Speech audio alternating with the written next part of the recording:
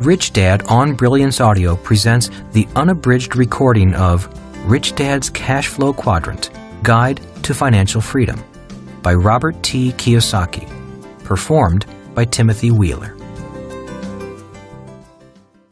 My rich dad used to say, "You can never have true freedom without financial freedom." He would go on to say, "Freedom may be free, but it has a price." This book is dedicated to those who are willing to pay the price. Editor's note: the times they are a-changin'. There have been many changes in our economy and the investing landscape since Rich Dad, Poor Dad was first published in 1997. 14 years ago, Robert Kiyosaki challenged conventional wisdom with his bold statement that your house is not an asset.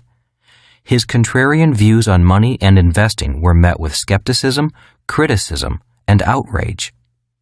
In 2002, Robert's book, Rich Dad's Prophecy, advised that we prepare for an upcoming financial market crash.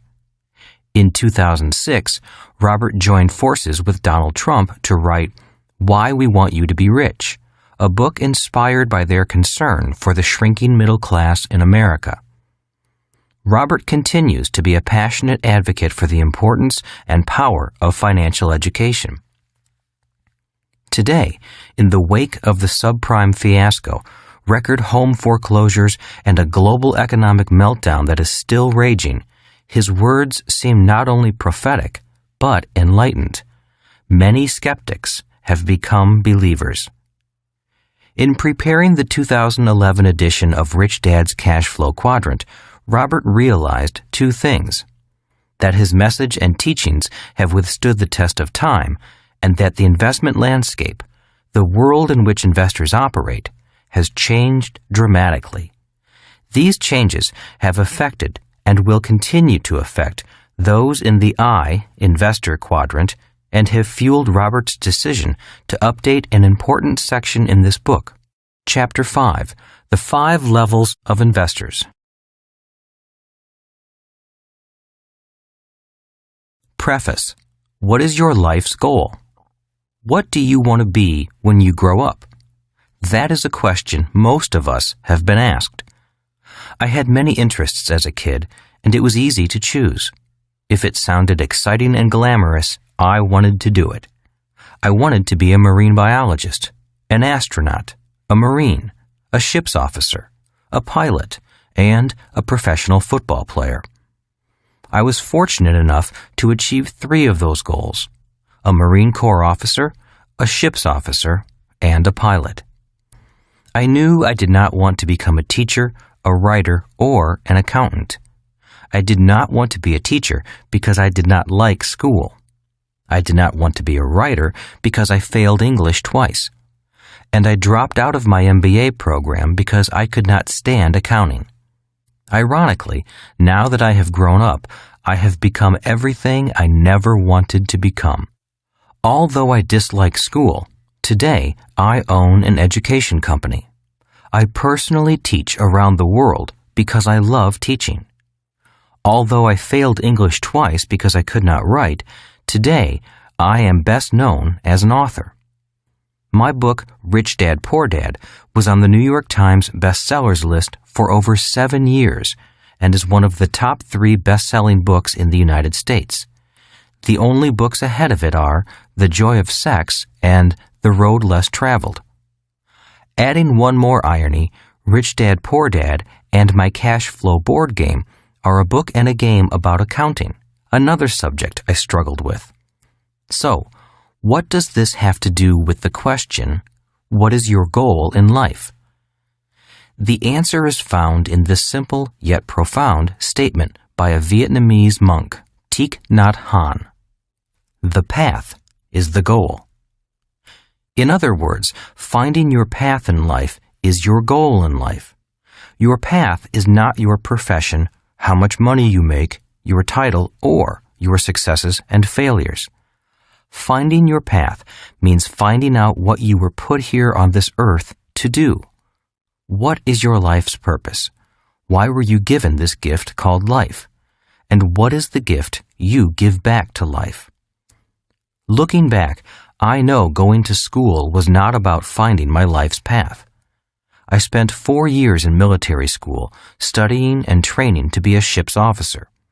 If I had made a career sailing for Standard Oil on their oil tankers, I would never have found my life's path. If I had stayed in the Marines or had gone to fly for the airlines, I would never have found my life's path. Had I continued on as a ship's officer or become an airline pilot, I would never have become an international best-selling author, been a guest on The Oprah Show, written a book with Donald Trump, or started an international education company that teaches entrepreneurship and investing throughout the world. Finding your path. This cash flow quadrant book is important because it is about finding your path in life. As you know, most people are programmed early in life to go to school and get a job. School is about finding a job in the E or S quadrant. It is not about finding your life's path. I realize there are people who know exactly what they are going to do early in life. They grow up knowing they are going to be a doctor, lawyer, musician, golfer, or actor. We have all heard about child prodigies, kids with exceptional talents. Yet you may notice these are professions, not necessarily a life's path. So how does one find their path in life? My answer is, I wish I knew. If I could wave my magic wand and your life's path would magically appear, I would. Since I do not have a magic wand, nor can I tell you what to do, the best thing I can do is tell you what I did. And what I did was trust my intuition, my heart, and my guts. For example, in 1973, returning from the war, when my poor dad suggested I go back to school, get my higher degrees, and work for the government, my brain went numb, my heart went heavy, and my gut said, no way.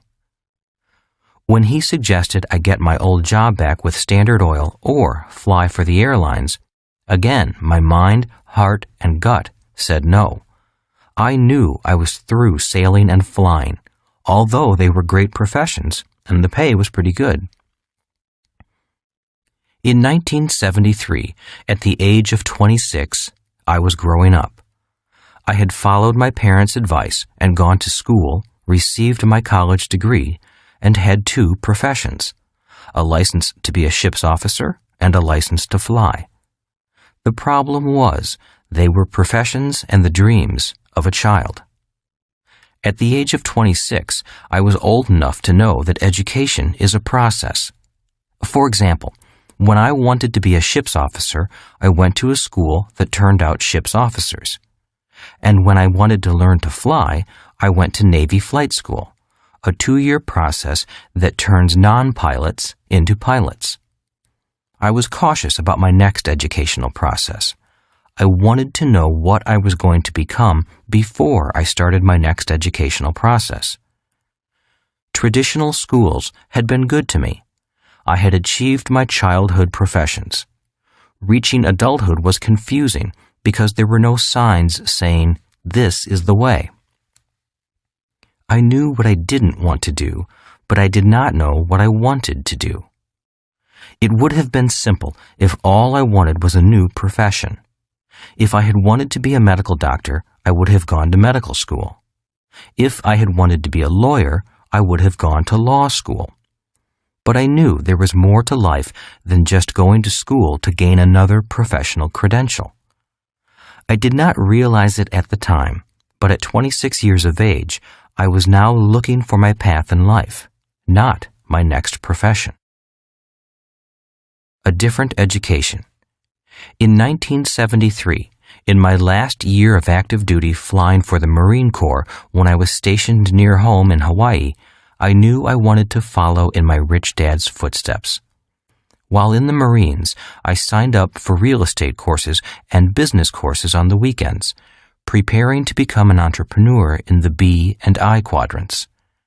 At the same time, upon a friend's recommendation of a friend, I signed up for a personal development course, hoping to find out who I really was. A personal development course is non-traditional education because I was not taking it for credits or grades. I did not know what I was going to learn, as I did when I signed up for real estate courses. All I knew was that it was time to take courses to find out about me. In my first weekend course, the instructor drew a simple diagram on the flip chart. With the diagram complete, the instructor turned and said, "To develop into a whole human being, we need mental, physical, emotional, and spiritual education." Listening to her explanation, it was clear to me that traditional schools were primarily about developing students mentally. That is why so many students who do well in school do not do well in real life, especially in the world of money. As the course progressed over the weekend, I discovered why I disliked school. I realized that I loved learning, but hated school. Traditional education was a great environment for the A students, but it was not the environment for me. Traditional education was crushing my spirit, trying to motivate me with the emotion of fear, the fear of making mistakes, the fear of failing, and the fear of not getting a job. They were programming me to be an employee in the E or S quadrant. I realized that traditional education is not the place for a person who wants to be an entrepreneur in the B and I quadrants. This may be why so many entrepreneurs never finish school. Entrepreneurs like Thomas Edison, founder of General Electric, Henry Ford, founder of Ford Motor Company, Steve Jobs, founder of Apple, Bill Gates, founder of Microsoft, Walt Disney, founder of Disneyland, and Mark Zuckerberg, founder of Facebook. As the day went on and the instructor went deeper and deeper into these 4 types of personal development, I realized I had spent most of my life in very harsh educational environments. After 4 years at an all-male military academy and 5 years as a Marine pilot, I was pretty strong mentally and physically. As a Marine pilot, I was strong emotionally and spiritually, but all on the macho male development side. I had no gentle side, no female energy. After all, I was trained to be a Marine Corps officer, emotionally calm under pressure, prepared to kill, and spiritually prepared to die for my country. If you ever saw the movie Top Gun starring Tom Cruise, you get a glimpse into the masculine world and bravado of military pilots. I loved that world. I was good in that world. It was a modern-day world of knights and warriors. It was not a world for wimps. In the seminar, I went into my emotions and briefly touched my spirit. I cried a lot because I had a lot to cry about. I had done and seen things no one should ever be asked to do. During the seminar, I hugged a man, something I had never done before, not even with my father. On Sunday night, it was difficult leaving this self-development workshop. The seminar had been a gentle, loving, honest environment. Monday morning was a shock to once again be surrounded by young, egotistical pilots dedicated to flying, killing, and dying for country. After that weekend seminar, I knew it was time to change. I knew developing myself emotionally and spiritually to become a kinder, gentler, and more compassionate person would be the hardest thing I could do. It went against all my years at the military academy and flight school. I never returned to traditional education again. I had no desire to study for grades, degrees, promotions, or credentials again. From then on, if I did attend a course or school, I went to learn, to become a better person. I was no longer in the paper chase of grades, degrees, and credentials. Growing up in a family of teachers, your grades, the high school and college you graduated from, and your advanced degrees were everything. Like the medals and ribbons on a Marine pilot's chest, advanced degrees and brand-name schools were the status and the stripes that educators wore on their sleeves. In their minds, people who did not finish high school were the unwashed, the lost souls of life. Those with master's degrees looked down on those with only bachelor degrees. Those with a PhD were held in reverence. At the age of 26, I knew I would never return to that world. Editor's note: in 2009, Robert received an honorary PhD in entrepreneurship from prestigious San Ignacio de Loyola in Lima, Peru. The few other recipients of this award are political leaders, such as the former president of Spain. Finding my path. I know some of you are now asking, why is he spending so much time talking about non-traditional education courses? The reason is, that first personal development seminar rekindled my love of learning, but not the type of learning that is taught in school. Once that seminar was over, I became a seminar junkie, going from seminar to seminar, finding out more about the connection between my body, my mind, my emotions, and my spirit. The more I studied, the more curious about traditional education I became. I began to ask questions such as, why do so many kids hate school? Why do so few kids like school? Why are many highly educated people not successful in the real world? Does school prepare you for the real world? Why did I hate school but love learning? Why are most school teachers poor? Why do schools teach us little about money? Those questions led me to become a student of education outside the hallowed walls of the school system. The more I studied, the more I understood why I did not like school and why schools failed to serve most of its students, even the A students. My curiosity touched my spirit, and I became an entrepreneur in education. If not for this curiosity, I might never have become an author and a developer of financial education games. My spiritual education led me to my path in life. It seems that our paths in life are not found in our minds. Our path in life is to find out what is in our hearts. This does not mean a person cannot find their path in traditional education. I am sure many do. I am just saying that I doubt I would have found my path in traditional school. Why is a path important? We all know people who make a lot of money but hate their work. We also know people who do not make a lot of money and hate their work. And we all know people who just work for money. A classmate of mine from the Merchant Marine Academy also realized he did not want to spend his life at sea. Rather than sail for the rest of his life, he went to law school after graduation, spending 3 more years becoming a lawyer and entering private practice in the S quadrant. He died in his early 50s. He had become a very successful, unhappy lawyer. Like me, he had 2 professions by the time he was 26. Although he hated being a lawyer, he continued being a lawyer because he had a family, kids, a mortgage, and bills to pay. A year before he died, I met him at a class reunion in New York. He was a bitter man. All I do is sweep up behind rich guys like you. They pay me nothing. I hate what I do and who I work for. Why don't you do something else? I asked. I can't afford to stop working. My first child is entering college. He died of a heart attack before she graduated.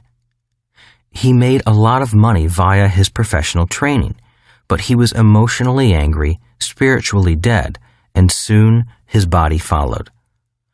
I realize this is an extreme example.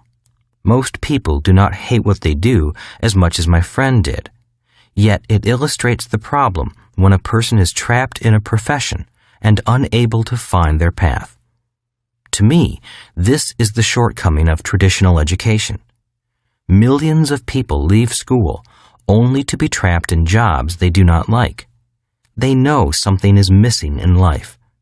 Many people are also trapped financially, earning just enough to survive, wanting to earn more but not knowing what to do. Without awareness of the other quadrants, many people go back to school and look for new professions or pay raises in the E or S quadrant, unaware of the world of the B and I quadrants. My reason for becoming a teacher. My primary reason for becoming a teacher in the B quadrant was a desire to provide financial education. I wanted to make this education available to anyone who wanted to learn, regardless of how much money they had or what their grade point averages were. That is why the Rich Dad Company started with the cash flow game. This game can teach in places I could never go. The beauty of the game is that it was designed to have people teach people. There is no need for an expensive teacher or classroom. The cash flow game is now translated into over 16 languages, reaching millions of people all over the world. Today, the Rich Dad Company offers financial education courses as well as the services of coaches and mentors to support a person's financial education. Our programs are especially important for anyone wanting to evolve out of the E and S quadrants into the B and I quadrants. There is no guarantee that everyone will make it to the B and I quadrants, yet they will know how to access those quadrants if they want to. Change is not easy. For me, changing quadrants was not easy. It was hard work mentally, but more so emotionally and spiritually. Growing up in a family of highly educated employees in the E quadrant, I carried their values of education, job security, benefits, and a government pension. In many ways, my family values made my transition difficult. I had to shut out their warnings, concerns, and criticisms about becoming an entrepreneur and investor. Some of their values I had to discount were, but you have to have a job. You are taking too many risks. What if you fail? Just go back to school and get your master's degree. Become a doctor. They make a lot of money. The rich are greedy. Why is money so important to you? Money won't make you happy. Just live below your means. Play it safe. Don't go for your dreams. Diet and exercise. I mention emotional and spiritual development because that is what it takes to make a permanent change in life. For example, it rarely works to tell an overweight person, just eat less and exercise more. Diet and exercise may make sense mentally, but most people who are overweight do not eat because they are hungry. They eat to feed an emptiness in their emotions and their soul. When a person goes on a diet and exercise program, they are only working on their mind and their body. Without emotional development and spiritual strength, the overweight person may go on a diet for 6 months and lose a ton of weight, only to put even more weight back on later. The same is true for changing quadrants. Saying to yourself, I'm going to become an entrepreneur in the B quadrant, is as futile as a chain smoker saying, tomorrow I'm going to quit smoking. Smoking is a physical addiction caused by emotional and spiritual challenges. Without emotional and spiritual support, the smoker will always be a smoker. The same is true for an alcoholic, a sex addict, or a chronic shopper. Most addictions are attempts to find happiness in people's souls. That is why my company offers courses for the mind and body, but also coaches and mentors to support the emotional and spiritual transitions. A few people are able to make the journey alone, but I was not one of them. If not for a coach like my rich dad and the support of my wife Kim, I would not have made it. There were so many times I wanted to quit and give up. If not for Kim and my rich dad, I would have quit. Why A students fail. It is easy to see why so many A students fail in the world of money.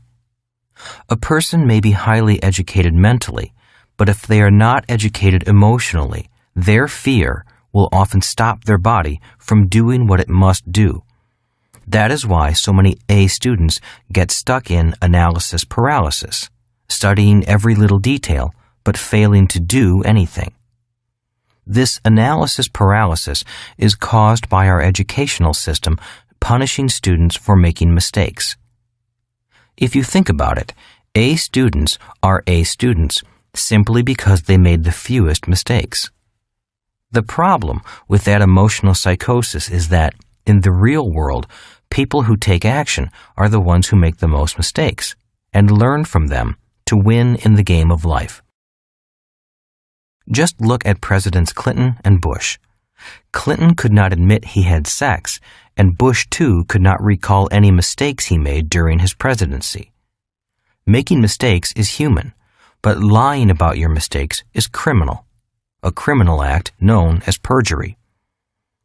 When criticized for making 1,014 mistakes before creating the electric light bulb, Thomas Edison said, "I did not fail 1,014 times.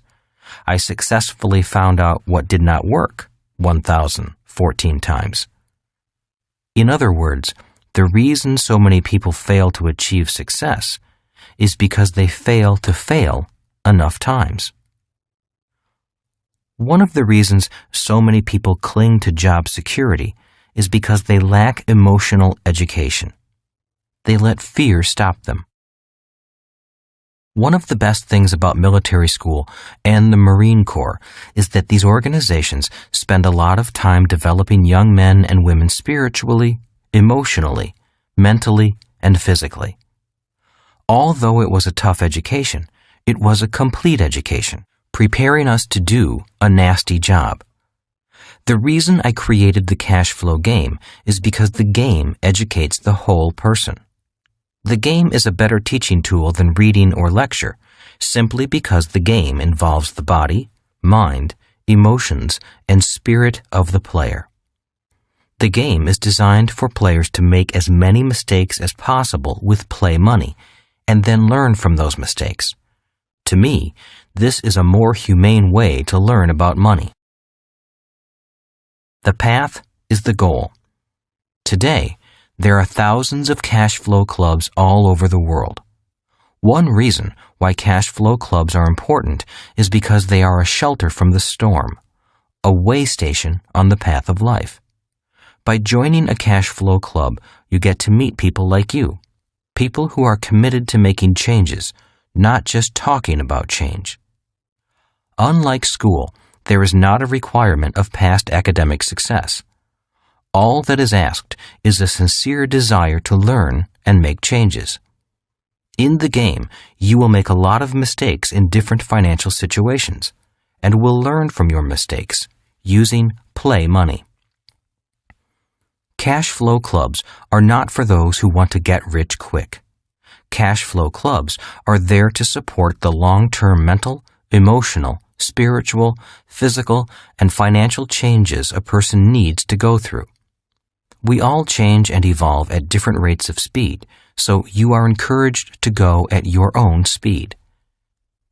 After playing the game with others a few times, you will have a better idea of what your next step should be and which of the 4 asset classes, business, real estate, paper assets, or commodities, is best for you.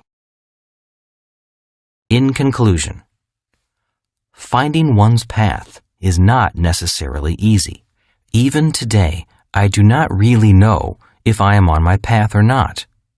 As you know, we all get lost at times, and it is not always easy to find our way back. If you feel you are not in the right quadrant for you, or you are not on your life's path, I encourage you to search your heart and find your path in life. You may know it is time to change if you are saying things like the following statements. I'm working with dead people. I love what I do, but I wish I could make more money. I can't wait for the weekend. I want to do my own thing. Is it quitting time yet? My sister is a Buddhist nun. Her path is to support the Dalai Lama, a path that pays nothing. Yet, although she earns little, it does not mean she has to be a poor nun. She has her own rental property and investments in gold and silver.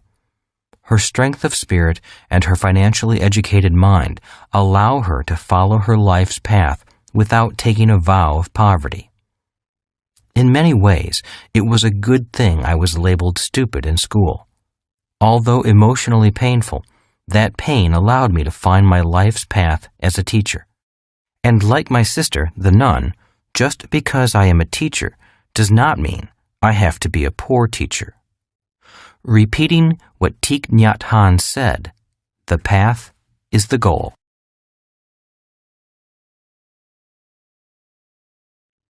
Introduction. Which quadrant are you in? The cash flow quadrant is a way to categorize people based on where their money comes from. Are you financially free? If your life has come to a financial fork in the road, Rich Dad's Cash Flow Quadrant was written for you. If you want to take control of what you do today in order to change your financial destiny, this book will help you chart your course. This is the Cash Flow Quadrant. The letters in each quadrant represent E for employee, S for small business or self-employed, B for big business, 500 employees, I for investor. Each of us resides in at least one of the 4 sections, quadrants, of the cash flow quadrant. Where we are is determined by where our cash comes from. Many of us are employees who rely on paychecks, while others are self-employed. Employees and self-employed individuals reside on the left side of the cash flow quadrant. The right side is for individuals who receive their cash from businesses they own or investments they own. The cash flow quadrant is an easy way to categorize people based on where their money comes from. Each quadrant within the cash flow quadrant is unique, and the people within each one share common characteristics. The quadrants will show you where you are today and will help you chart a course for where you want to be in the future as you choose your own path to financial freedom. While financial freedom can be found in all 4 of the quadrants, the skills of a B or I will help you reach your financial goals more quickly. Successful E's need to become successful I's to ensure their financial security during retirement. What do you want to be when you grow up? This book is, in many ways, part 2 of my book, Rich Dad, Poor Dad. For those of you who may not have read Rich Dad, Poor Dad, it is about the different lessons my 2 dads taught me about money and life choices. One was my real dad, and the other was my best friend's dad. One was highly educated, and the other was a high school dropout. One was poor, and the other was rich. Poor Dad's advice. Growing up, my highly educated but poor dad always said, go to school, get good grades, and find a safe, secure job. Poor Dad recommended that I become either a well-paid E employee or a well-paid S, self-employed professional, such as a medical doctor, lawyer, or accountant. My poor dad was very concerned about a steady paycheck, benefits, and job security. That's why he was a well-paid government official, the head of education for the state of Hawaii. Rich Dad's advice. My rich but uneducated dad offered very different advice. He said, go to school, graduate, build businesses, and become a successful investor. This book is about the mental, emotional, and educational process I went through in following my rich dad's advice. Who is this book for? This book is written for people who are ready to change quadrants, especially for individuals who are currently in the E and S categories and are contemplating moving to the B or I category. This book is for people who are ready to move beyond job security and begin to achieve financial security. It's not an easy life path, but the prize at the end of the road, financial freedom, is worth the journey. When I was 12 years old, Rich Dad told me a simple story that guided me to great wealth and financial freedom. It was his way of explaining the difference between the left side of the cash flow quadrant, the E and S quadrants, and the right side, or the B and I quadrants. The story goes like this. Once upon a time, there was this quaint little village. It was a great place to live, except for one problem. The village had no water unless it rained.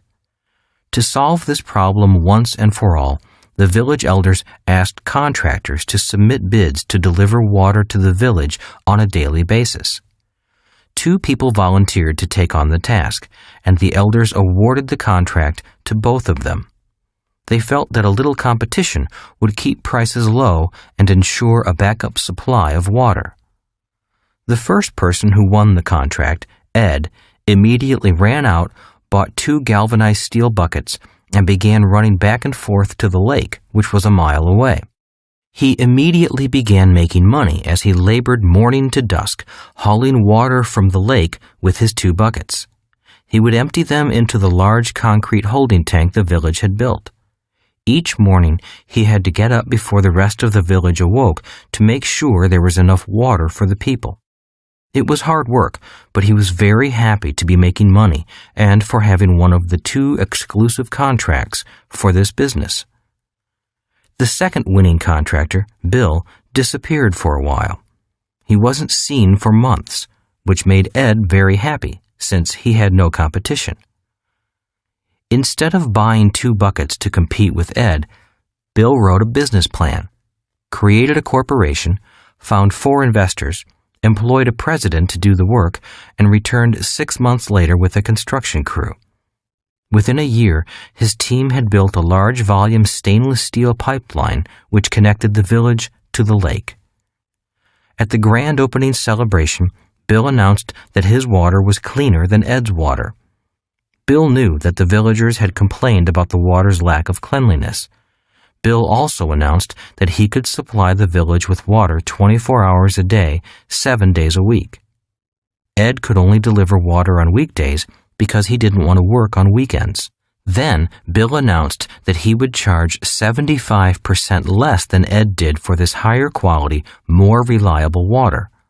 The villagers cheered and immediately ran for the faucet at the end of Bill's pipeline.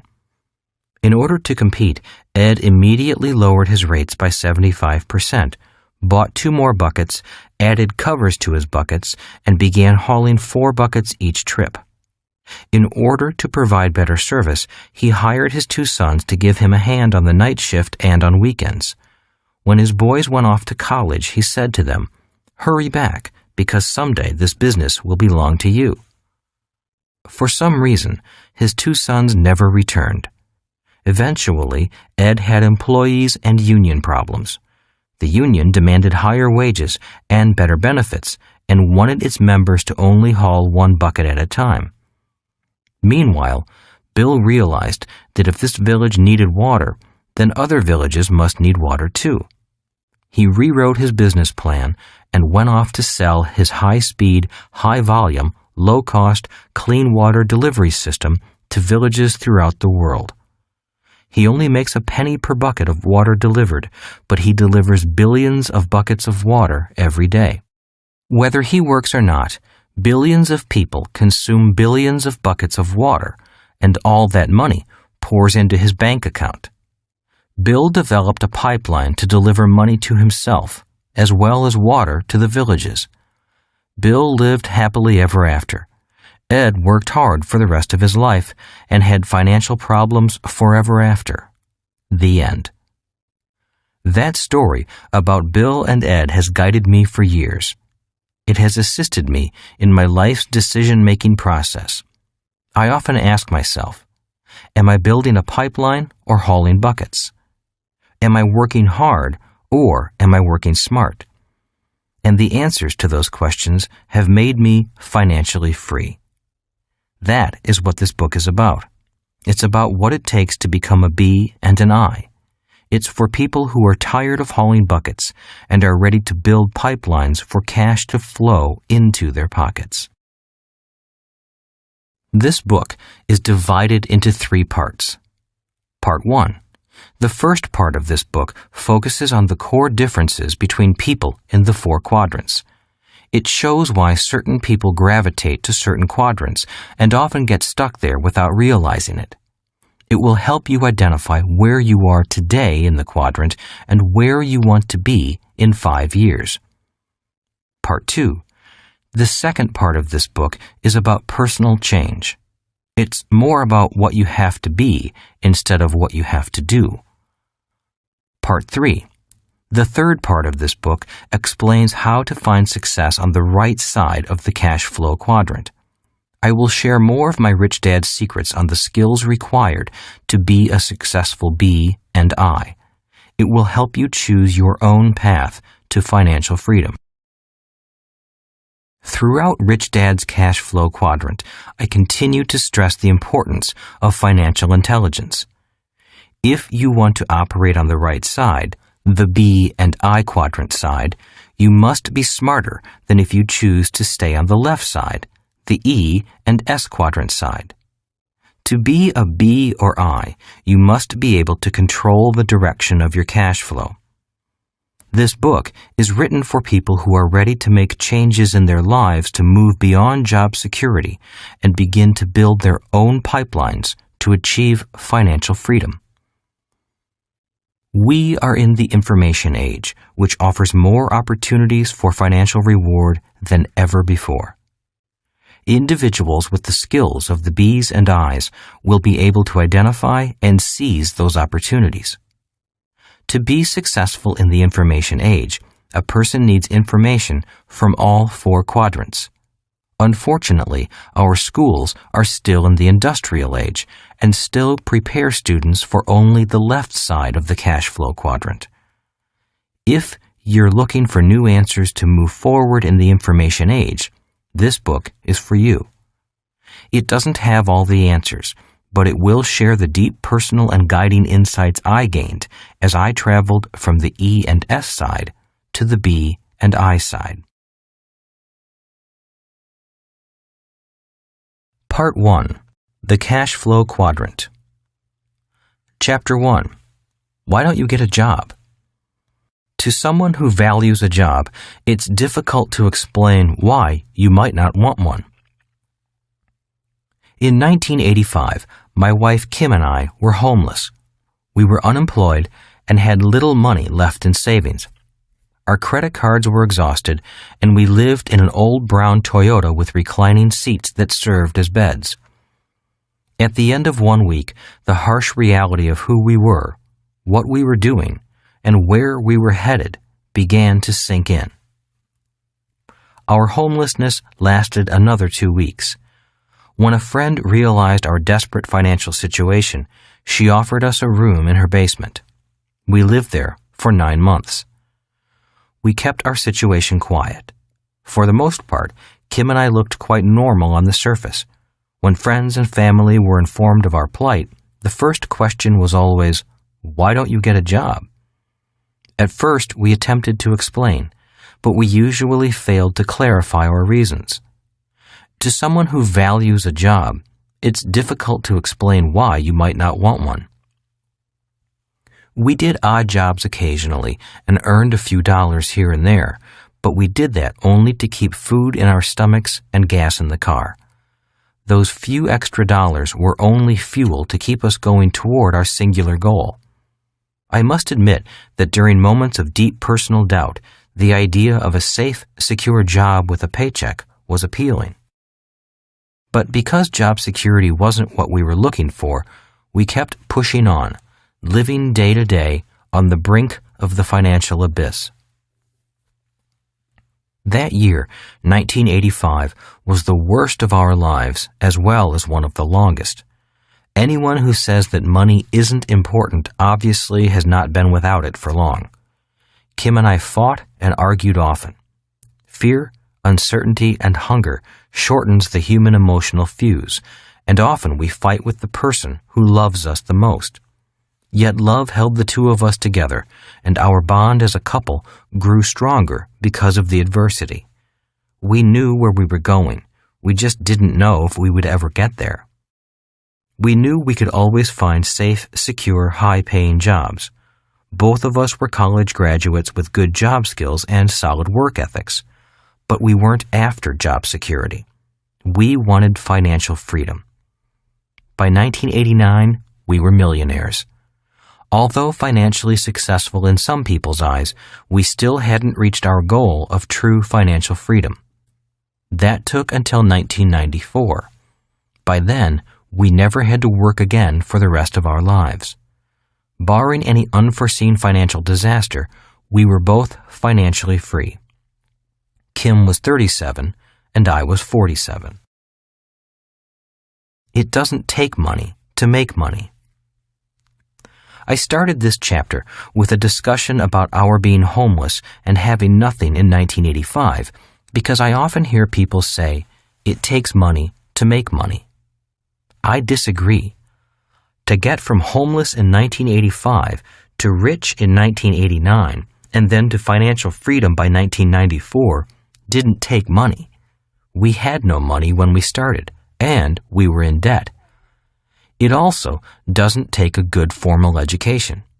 I have a college degree, and I can honestly say that achieving financial freedom had nothing to do with what I learned in college.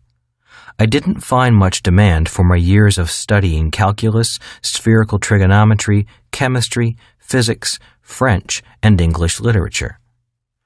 Many successful people have left school without receiving a college degree.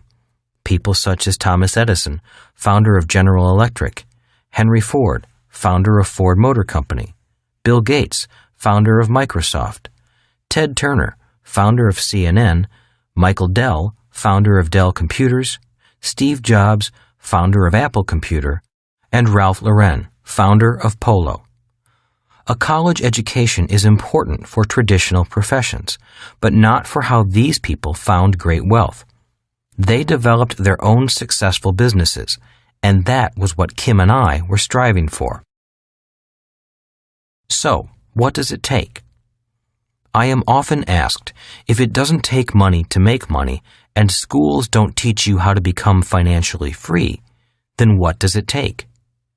My answer: it takes a dream, a lot of determination, a willingness to learn quickly, and the ability to use your God-given assets properly, and to know which quadrant in the cash flow quadrant is the right one for you to generate your income. What is the cash flow quadrant? The letters in each quadrant represent E for employee, S for small business or self-employed, B for big business, 500 employees, I for investor. From which quadrant do you generate your income?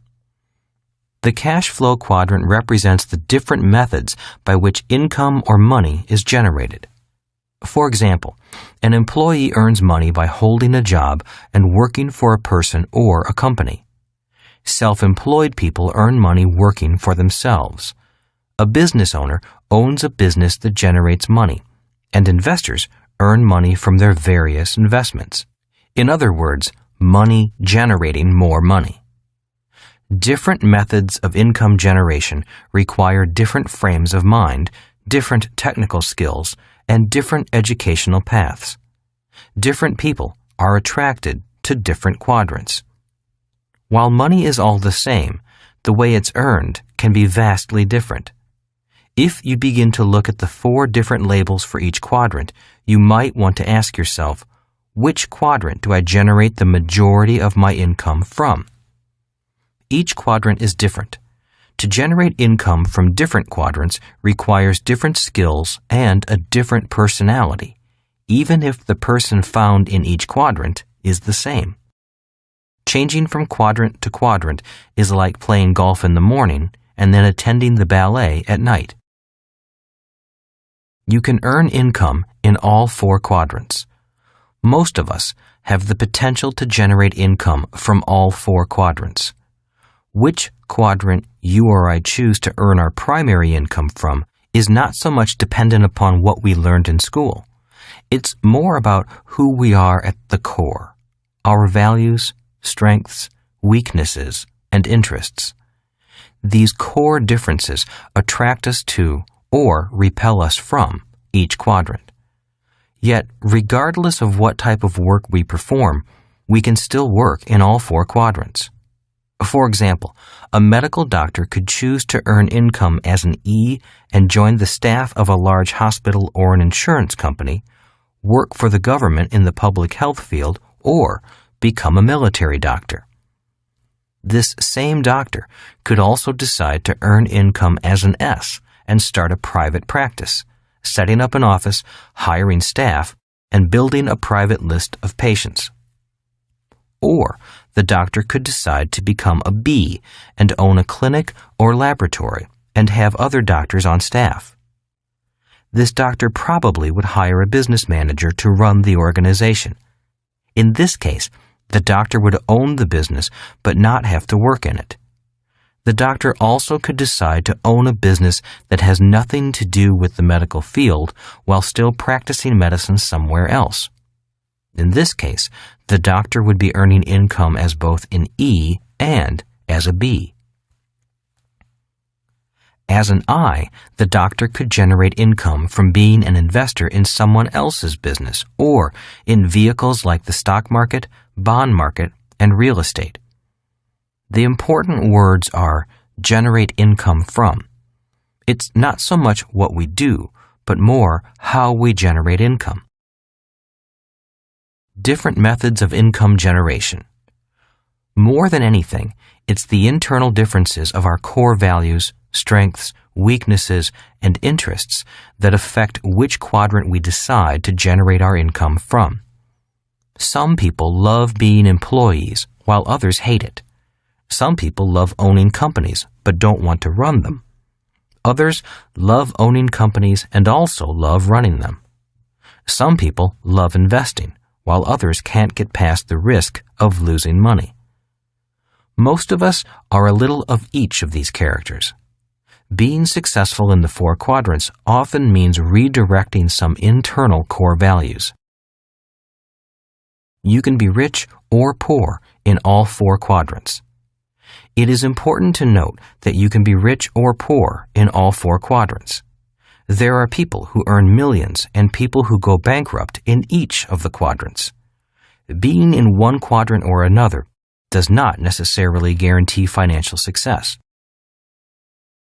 Not all quadrants are equal. By knowing the different features of each quadrant, you'll have a better idea as to which quadrant or quadrants might be best for you. For example, one of the many reasons I chose to work predominantly in the B and I quadrants is because of tax advantages. For most people working on the left side of the quadrant, there are few legal tax breaks available. Yet legal tax breaks abound on the right side of the quadrant.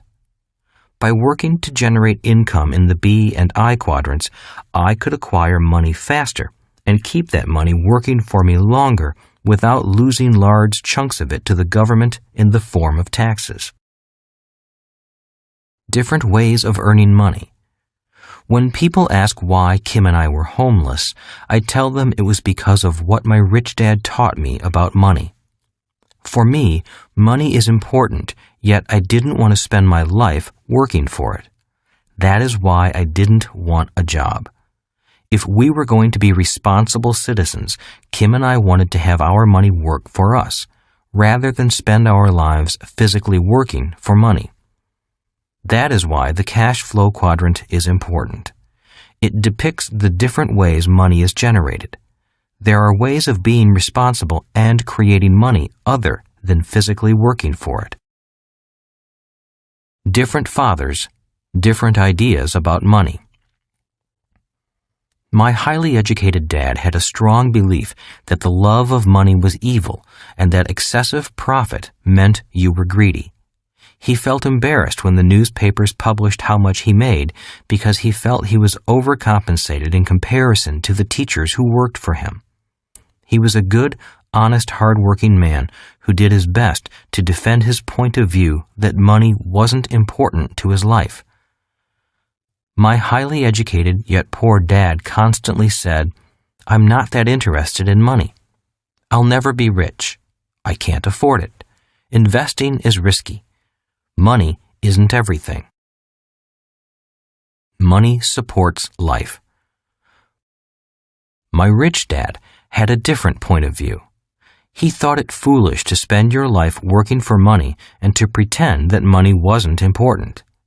Rich Dad believed that life was more important than money, but that money was important for supporting life. He often said, "You only have so many hours in a day, and you can only work so hard. So why work hard for money? Learn to have money and people work hard for you, and you can be free to do the things that are important." To my rich dad, what was important was having lots of time to raise his kids, having money to donate to charities and projects he supported, bringing jobs and financial stability to the community, having time and money to take care of his health, being able to travel the world with his family. "Those things take money," said Rich Dad. "That's why money is important to me. Money is important, but I don't want to spend my life working for it." Choosing quadrants. One reason Kim and I focused on the B and I quadrants while we were homeless was because I had more training and education in those quadrants. It was because of my rich dad's guidance that I knew the different financial and professional advantages of each quadrant. For me, the quadrants on the right side, the B and I quadrants, offered the best opportunity for long-term financial success and financial freedom. Also, at age 37, I had experienced successes and failures in all four quadrants, which allowed me some degree of understanding about my own personal temperament, likes, dislikes, strengths, and weaknesses. I knew which quadrants I did best in. Parents are teachers. When I was a young boy, my rich dad often referred to the cash flow quadrant. He would explain to me the difference between someone who was successful on the left side versus the right side. But being young, I really didn't pay much attention to what he said. I didn't understand the difference between an employee's mindset and a business owner's mindset. I was just trying to survive school. Yet I did hear his words, and soon they began to make sense. Having two dynamic and successful father figures around me gave meaning to what each was saying. But it was what they were doing that allowed me to begin to notice the differences between the ES side and the BI side. At first, the differences were subtle. Then they became glaring. For example, one painful lesson I learned as a young boy was simply how much time one dad had available to spend with me versus the other. As the success and prominence of both dads grew, it was obvious that one dad had less and less time to spend with his wife and 4 children. My real dad was always on the road, at meetings or dashing off to the airport for more meetings. The more successful he got, the fewer dinners we had together as a family. On weekends, he was at home in his crowded little office, buried under paperwork. On the other hand, my rich dad had more and more free time as his success grew. One of the reasons I learned so much about money, finance, business, and life was simply because my rich dad had more and more free time for his children and me. Another example is that both dads made more and more money as they became successful, but my real dad, the educated one, also got further into debt. So he'd work harder and suddenly find himself in a higher income tax bracket. His banker and accountant would then tell him to buy a bigger house for the so-called tax break. My dad would follow the advice and buy a bigger house, and soon he was working harder than ever so he could make more money to pay for it. Ultimately, this just took him even further away from his family. My rich dad was different. He made more and more money, but paid less in taxes. He also had bankers and accountants, but he wasn't getting the same advice my highly educated dad was getting. The main reason. The driving force, however, that wouldn't allow me to stay on the left side of the quadrant was what happened to my highly educated but poor dad at the peak of his career. In the early 1970s, I was already out of college and in Pensacola, Florida, going through pilot training for the Marine Corps before a tour in Vietnam. My educated dad was now the superintendent of education for the state of Hawaii and a member of the governor's staff. One evening, he phoned me with some interesting news. "Son," he said, "I'm going to resign from my job and run for lieutenant governor of Hawaii for the Republican Party." I gulped and then said, "You're going to run for office against your boss?" "That's right," he replied. "Why?" I asked. "Republicans don't have a chance in Hawaii. The Democratic Party and their labor unions are too strong." "I know, son. I know that we don't have a prayer of winning. Judge Samuel King will be the candidate for governor, and I will be his running mate." "Why?" I asked again. "Why go against your boss if you know you're going to lose?" "Because my conscience won't let me do anything else. The games these politicians are playing disturb me." "Are you saying they're corrupt?" I asked. "I don't want to say that," said my real dad. He was an honest and moral man who rarely spoke badly about anyone. Yet I could tell from his voice that he was angry and upset when he said, "I'll just say that my conscience bothers me when I see what goes on behind the scenes. I couldn't live with myself if I turned a blind eye and did nothing. My job and paycheck aren't as important as my conscience." After a long silence, I realized that my dad's mind was made up. "Good luck," I said quietly. "I'm proud of you for your courage, and I'm proud to be your son." My dad and the Republican ticket were crushed, as expected. The re-elected governor sent the word out that my dad was never to work again for the state of Hawaii, and he never did. At the age of 54, my dad went looking for a job, and I was on my way to Vietnam. When he was middle-aged, my dad was hunting for a job. He went from jobs with big titles and low pay to other jobs with big titles and low pay. He was a tall, brilliant, and dynamic man who was no longer welcome in the only world he knew, the world of government employees. He tried starting several small businesses. He was a consultant for a while and even bought a famous franchise, but all his efforts failed. As he grew older and his strength slipped away, so did his drive to start over again. His lack of will became even more pronounced after each business failure. He was a successful E trying to survive as an S, a quadrant in which he had no training or experience and for which he had no heart. He loved the world of public education, but he couldn't find a way to get back in. The ban on his employment in the state government was silently but firmly in place. If not for Social Security and Medicare, the last years of his life would have been a complete disaster. He died frustrated and a little angry, yet he died with a clear conscience. So, what kept me going in the darkest of hours? It was the haunting memory of my educated dad sitting at home, waiting for the phone to ring, trying to succeed in the world of business, a world he knew nothing about. That, and the joyous memory of seeing my rich dad grow happier and more successful as his years went on, inspired me. Instead of declining at age 54, rich dad blossomed. He had become rich years before that, but now he was becoming mega rich. He was constantly in the newspapers as the man who was buying up Waikiki and Maui. His years of methodically building businesses and investing were paying off, and he was on his way to becoming one of the richest men in the islands. Small differences become large differences. Because my rich dad had explained the quadrants to me, I was better able to see that small differences grow into large differences when measured over the years a person spends working. Because of the cash flow quadrant, I knew it was better to decide, not so much what I wanted to do, but more who I wanted to become as my working years progressed. In the darkest hours, It was this deep knowledge and the lessons from two powerful dads that kept me going. It is more than the quadrant. The cash flow quadrant is more than 2 lines and some letters.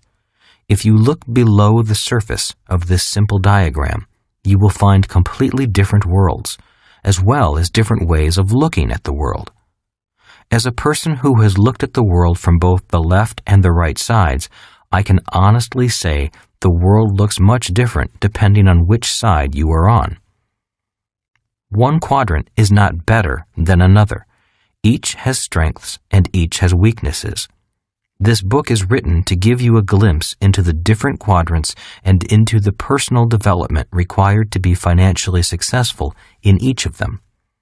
It's my belief that you'll gain further insights into choosing the financial life path that's best suited for you. Many of the skills essential to being successful on the right side of the quadrant aren't taught in school, which may explain how people like Bill Gates, Ted Turner, and Thomas Edison left school early and yet learned how to be successful B's and I's. This book will identify the skills as well as the personal core temperament that are necessary for finding success on the B and I side. First, I offer a broad overview of the 4 quadrants, and then an in-depth focus on the B and I side. After listening to this book, some of you might want to make a change in how you earn your income, and some of you will be happy to stay just where you are. You might choose to operate in more than one quadrant, maybe even in all 4 quadrants. We're all different, and one quadrant isn't more important or better than another.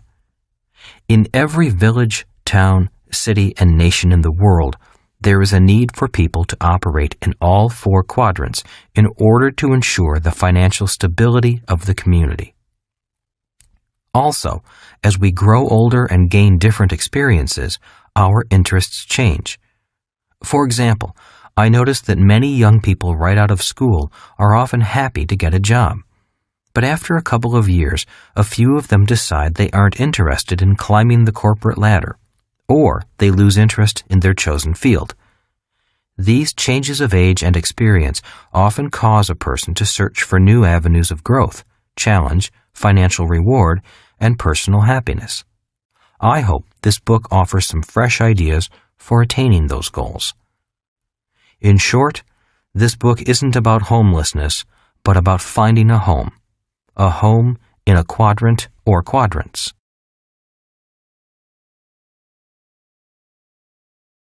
Chapter 2. Different quadrants, different people. Changing quadrants is often a change at the core of who you are. You can't teach an old dog new tricks, my highly educated dad always said. I had talked with him on several occasions, doing my best to explain the cash flow quadrant in an effort to give him some new financial direction. Nearing 60 years of age, he was realizing that many of his dreams weren't going to be fulfilled. His blacklisting seemed to go beyond the walls of state government. He was now blacklisting himself. I tried it, but it didn't work, he said. My dad was referring to his attempts to be successful in the S quadrant as a self-employed consultant, and as a B when he poured much of his life savings into a famous ice cream franchise that failed. Being bright, he conceptually understood the different technical skills required in each of the 4 quadrants. He knew he could learn them if he wanted to. But there was something else holding him back. One day over lunch, I talked to my rich dad about my educated dad. Your father and I aren't the same people at the core, said Rich Dad. While we both have fears, doubts, beliefs, strengths, and weaknesses, we respond or handle those core similarities quite differently. Can you tell me the differences? I asked. Not over one lunch, said Rich Dad, but how we respond to those differences is what causes us to remain in one quadrant or another. When your dad tried to cross over from the E quadrant to the B quadrant, intellectually he could understand the process, but he couldn't handle it emotionally. When things didn't go smoothly and he began to lose money, he didn't know what to do to solve the problems, so he went back to the quadrant he felt most comfortable in. The E and sometimes S quadrant, I said. Rich Dad nodded his head. When the fear of losing money and failing becomes too painful inside, a fear we both have, he chooses to seek security and I choose to seek freedom. And that is the core difference, I said, signaling the waiter for our check. Even though we're all human beings, said Rich Dad, when it comes to money and the emotions attached to money, we all respond differently. And it's how we respond to those emotions that often determines which quadrant we choose to generate our income from. Different quadrants for different people, I said. That's right, said Rich Dad as we stood and headed for the door. And if you're going to be successful in any quadrant, you need to have more than just technical skills. You also need to know the core differences that cause people to seek different quadrants. Know that, and life will be much easier. We were shaking hands and saying goodbye as the valet brought my Rich Dad's car around. Oh, one last thing, I said hurriedly. Can my dad change? Oh, sure, said Rich Dad. Anyone can change. But changing quadrants isn't like changing jobs or changing professions. Changing quadrants is often a change at the core of who you are, how you think, and how you look at the world. The change is easier for some people than for others, simply because some people welcome change and others fight it. And changing quadrants is most often a life-changing experience. It's a change as profound as the age-old story of the caterpillar becoming a butterfly. Not only will you change, but so will your friends. While you'll still be friends with your old friends, it's just harder for caterpillars to do the same thing butterflies do. So the changes are big changes, and not too many people choose to make them. The valet closed the door, and as my Rich Dad drove off, I was left thinking about the core differences. What are the core differences? How do I tell if people are an E, S, B, or I without knowing much about them? One of the ways is by listening to their words. One of my Rich Dad's greatest skills was being able to read people, but he also believed you could not judge a book by its cover. Rich Dad, like Henry Ford, didn't have an excellent education, but both men knew how to hire and work with people who did. Rich Dad always explained to me that the ability to bring smart people together and work as a team was one of his primary skills. When I was 9, my Rich Dad began to teach me the skills necessary to be successful in the B and I quadrants. One of those skills was to get beyond the surface of a person and gaze into their core. Rich Dad used to say, if I listen to a person's words, I begin to see and feel their souls. So, as a young boy, I began to sit in with my Rich Dad when he hired people. From these interviews, I learned to listen, not so much for words, but for core values, values that my Rich Dad said came from their souls. E quadrant words. A person who comes from the E, employee quadrant, might say, I am looking for a safe, secure job with good pay and excellent benefits. S quadrant words.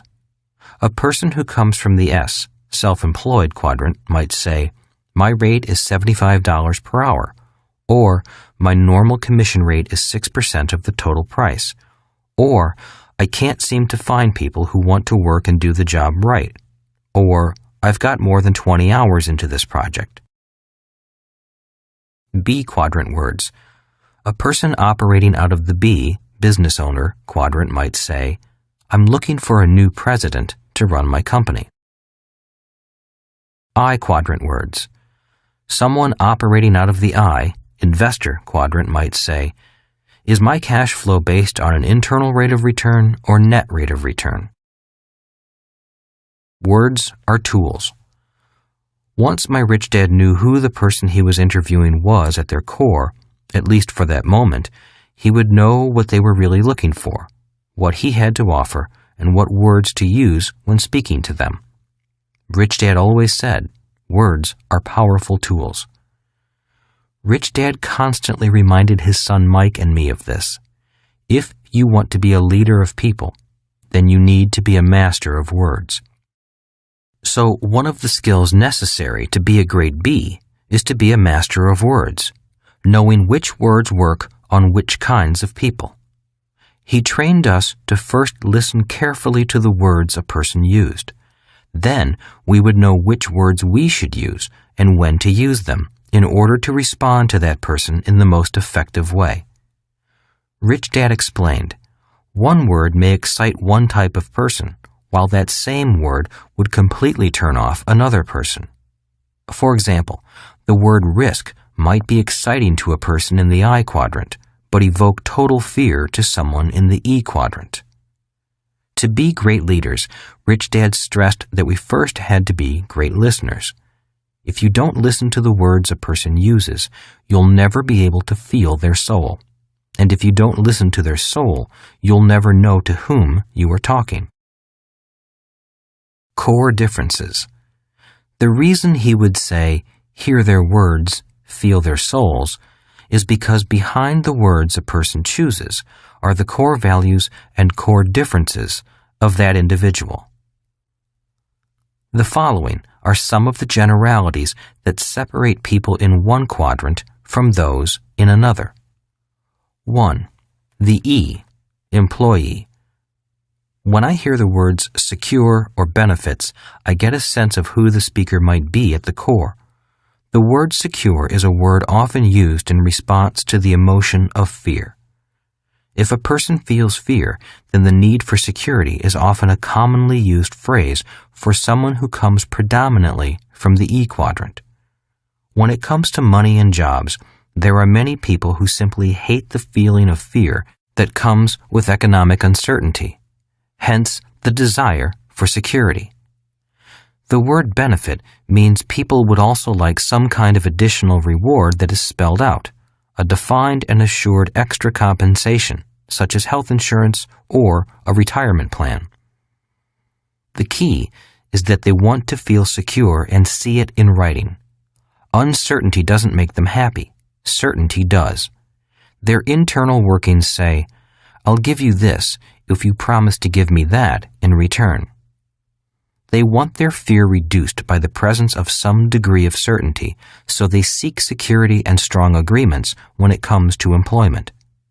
They're accurate when they say, I'm not that interested in money.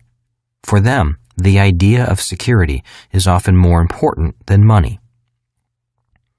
Employees can be presidents of companies or janitors. It's not so much what they do, but the contractual agreement they have with the person or organization that hires them. 2. The S, self-employed. These are people who want to be their own boss or like to do their own thing. I call this group the do-it-yourselfers. Often when it comes to the subject of money, a hardcore S doesn't like to have his or her income dependent on other people. In other words, if S's work hard, they expect to get paid for their work. S's don't like having the amount of money they earn dictated by someone else or by a group of people who might not work as hard as they do. If they work hard, they expect to be paid well. Conversely, they also understand that if they don't work hard, then they don't deserve to be paid much. When it comes to money, they have fiercely independent souls. The emotion of fear. So while the E often responds to the fear of not having money by seeking security, the S often responds differently.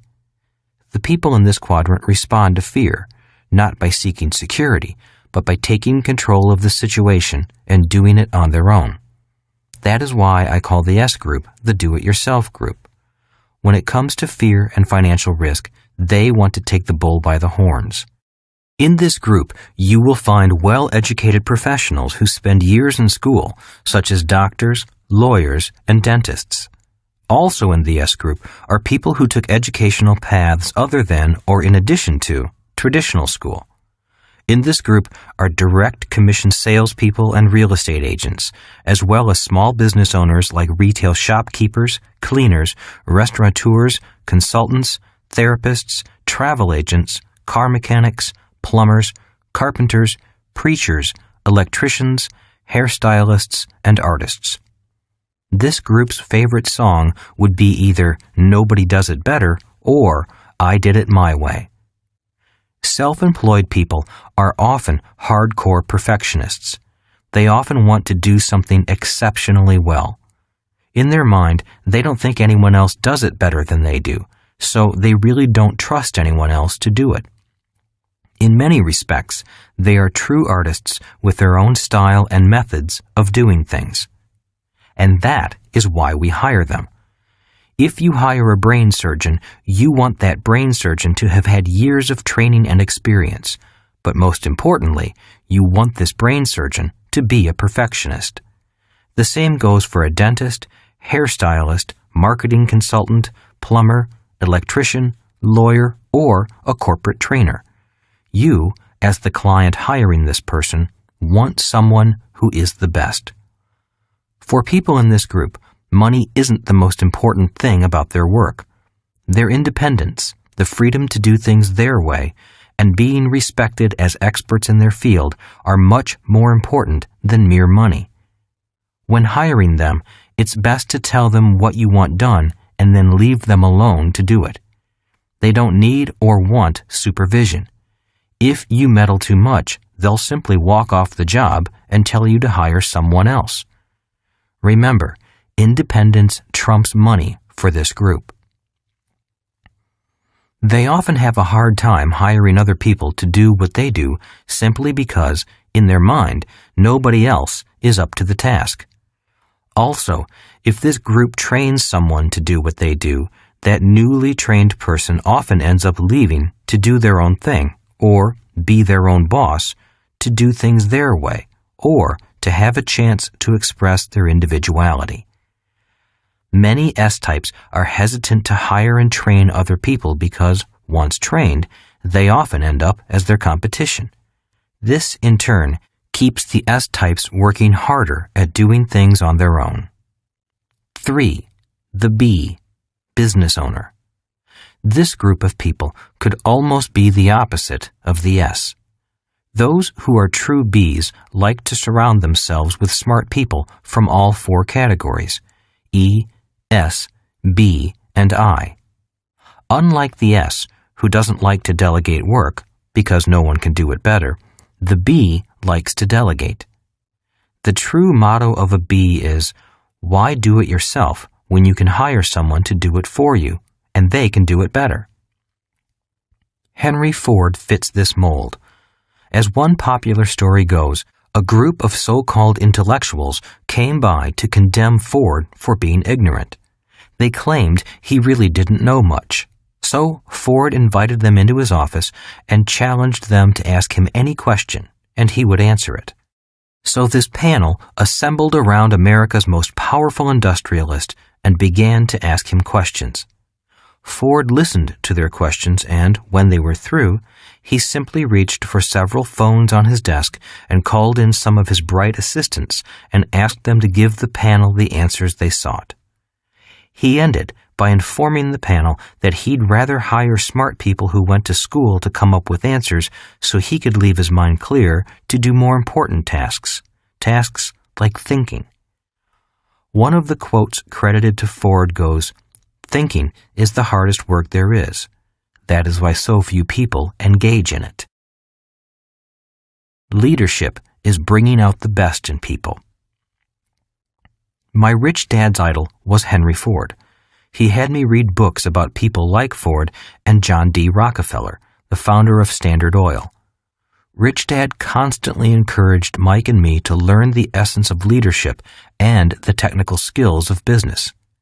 In retrospect, I understand now that many people may have one or the other, but to be a successful B, you really do need to have both. I also now realize that both skills can be learned. There is a science, as well as an art, to business and leadership. For me, both are lifelong studies. When I was a boy, my rich dad gave me the children's book Stone Soup, written in 1947 by Marcia Brown and still available today. He had me read this book to begin my training as a leader in business. Leadership, Rich Dad said, is the ability to bring out the best in people. So he trained his son and me in the technical skills necessary for becoming successful in business. Technical skills such as reading financial statements, marketing, sales, accounting, management, production, and negotiation. Throughout each lesson, he stressed that we needed to learn to work with and lead people. Rich Dad always said, the technical skills of business are easy. The hard part is working with people. As a reminder, I still read Stone Soup today because I personally have a tendency to be a tyrant instead of a leader when things don't go my way. Entrepreneurial development. I often hear the words, "I'm going to start my own business." Many people tend to believe that the way to financial security and happiness is to do your own thing or to develop a new product no one else has. So they rush out and start their own business. In many cases, this is the path they take. Many wind up starting an S type of business and not a B type of business. Again, one is not necessarily better than the other. Both have different strengths, weaknesses, risks, and rewards. But many people who want to start a B type of business wind up with an S type of business and become stalled in their quest to move to the right side. Many new entrepreneurs want to move from the E quadrant to the B quadrant, but they wind up instead moving from the E quadrant to the S quadrant and getting stuck there. Many then attempt to move from the S quadrant to the B quadrant. But only a few who attempt this actually make it. Why? Because the technical skills and human skills to be successful in each quadrant are different. You must learn the skills and mindset required by a quadrant in order to find true success there. The difference between an S type of business and a B type of business. Those who are true Bs can leave their business for a year or more and return to find their business more profitable and running better than when they left it. In a true S type of business, if the S left for a year or more, chances are there would be no business left to return to. So, what causes the difference? Saying it simply, an S owns a job, a B owns a system, and then hires competent people to operate the system. Or, put another way, in many cases, the S is the system. That is why they can't leave. For example, let's take a look at a typical dentist. A dentist spends years in school learning to become a self-contained system. You, the client, get a toothache. You go see your dentist. He fixes your tooth. You pay and go home. You're happy and you tell all of your friends about your great dentist. In most cases, the dentist can do the entire job by himself. The problem is that if the dentist goes on vacation, so does his income. B business owners can go on vacation forever because they own a system, not a job. If the B is on vacation, the money still comes in. To be successful as a B requires 1. Ownership or control of systems, and 2. The ability to lead people. For S's to evolve into B's, they need to convert who they are and what they know into a system, and many aren't able to do that. Or they're often too attached to the system to let go and let other people in. Can you make a better hamburger than McDonald's? Many people come to me for advice on how to start a company or how to raise money for a new product or idea. I listen, usually for about 10 minutes, and within that time I can tell where their focus is. Is it the product or the business system? In those 10 minutes, I most often hear words such as these. Remember the importance of being a good listener and allowing words to direct you to the core values of a person's soul. This is a far better product than company XYZ makes. I've looked everywhere, and nobody has this product. I'll give you the idea for this product. All I want is 25% of the profits. I've been working on this product, book, music score, invention for years. These are the words of a person generally operating from the left side, the ES side. It's important to be gentle at this time because I'm dealing with core values and ideas that have been entrenched for years, maybe handed down for generations. If I'm not gentle or patient, I could damage a fragile and sensitive launch of an idea and, more importantly, a human being ready to evolve into another quadrant. The hamburger and the business. Since I need to be gentle, at this point in the conversation, I often use the McDonald's hamburger example for clarification. After listening to their pitch, I slowly ask, can you personally make a better hamburger than McDonald's? So far, 100% of the people I've talked with about their new idea or product have said yes. They can all prepare, cook, and serve a better quality hamburger than McDonald's. Next, I ask them, can you personally build a better business system than McDonald's? Some people see the difference immediately, and some don't. And I would say the difference is whether the person is fixated on the left side of the quadrant, which is focused on the idea of the better burger, or on the right side of the quadrant, which is focused on the business system. I do my best to explain that there are a lot of entrepreneurs out there offering far superior products or services than are offered by the mega-rich multinational corporations, just as there are billions of people who can make a better burger than McDonald's. But only McDonald's has created the system that has served billions of burgers. See the other side. If people can begin to see this truth, I then suggest they go to McDonald's, buy a burger, and sit and look at the system that delivered that burger. Take note of the trucks that delivered the raw burger, the rancher that raised the beef, the buyer who bought the beef, and the TV ads that helped sell the beef. Notice the training of young, inexperienced people to say the same words, "Hello, welcome to McDonald's," as well as the decor of the franchise, the regional offices, the bakeries that bake the buns, and the millions of pounds of French fries that taste exactly the same all over the world. Then include the stockbrokers raising money for McDonald's on Wall Street. If they can begin to understand the whole picture, then they have a chance at moving to the BI side. The reality is that there are unlimited new ideas, billions of people with services or products to offer, millions of products, and only a few people who know how to build excellent business systems. Bill Gates didn't build a great product. He bought somebody else's product and built a powerful global system around it. 4. The I, investor. Investors make money with money. They don't have to work because their money is working for them. The I quadrant is the playground of the rich. Regardless of which quadrant people make their money in, if they hope someday to be rich, they ultimately must come to the I quadrant. It's in the I quadrant that money becomes converted to wealth. The cash flow quadrant.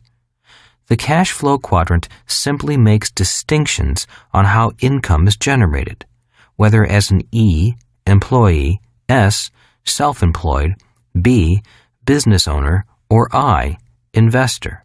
The differences are summarized below. E, you have a job. S, you own a job. B, you own a system and people work for you. I, money works for you. OPT and OPM. Most of us have heard that the secrets to great riches and wealth are OPT, other people's time, OPM, other people's money. OPT and OPM are found in the B and I quadrants. For the most part, people who work in the E and S quadrants are the OP, other people, whose time and money are being used.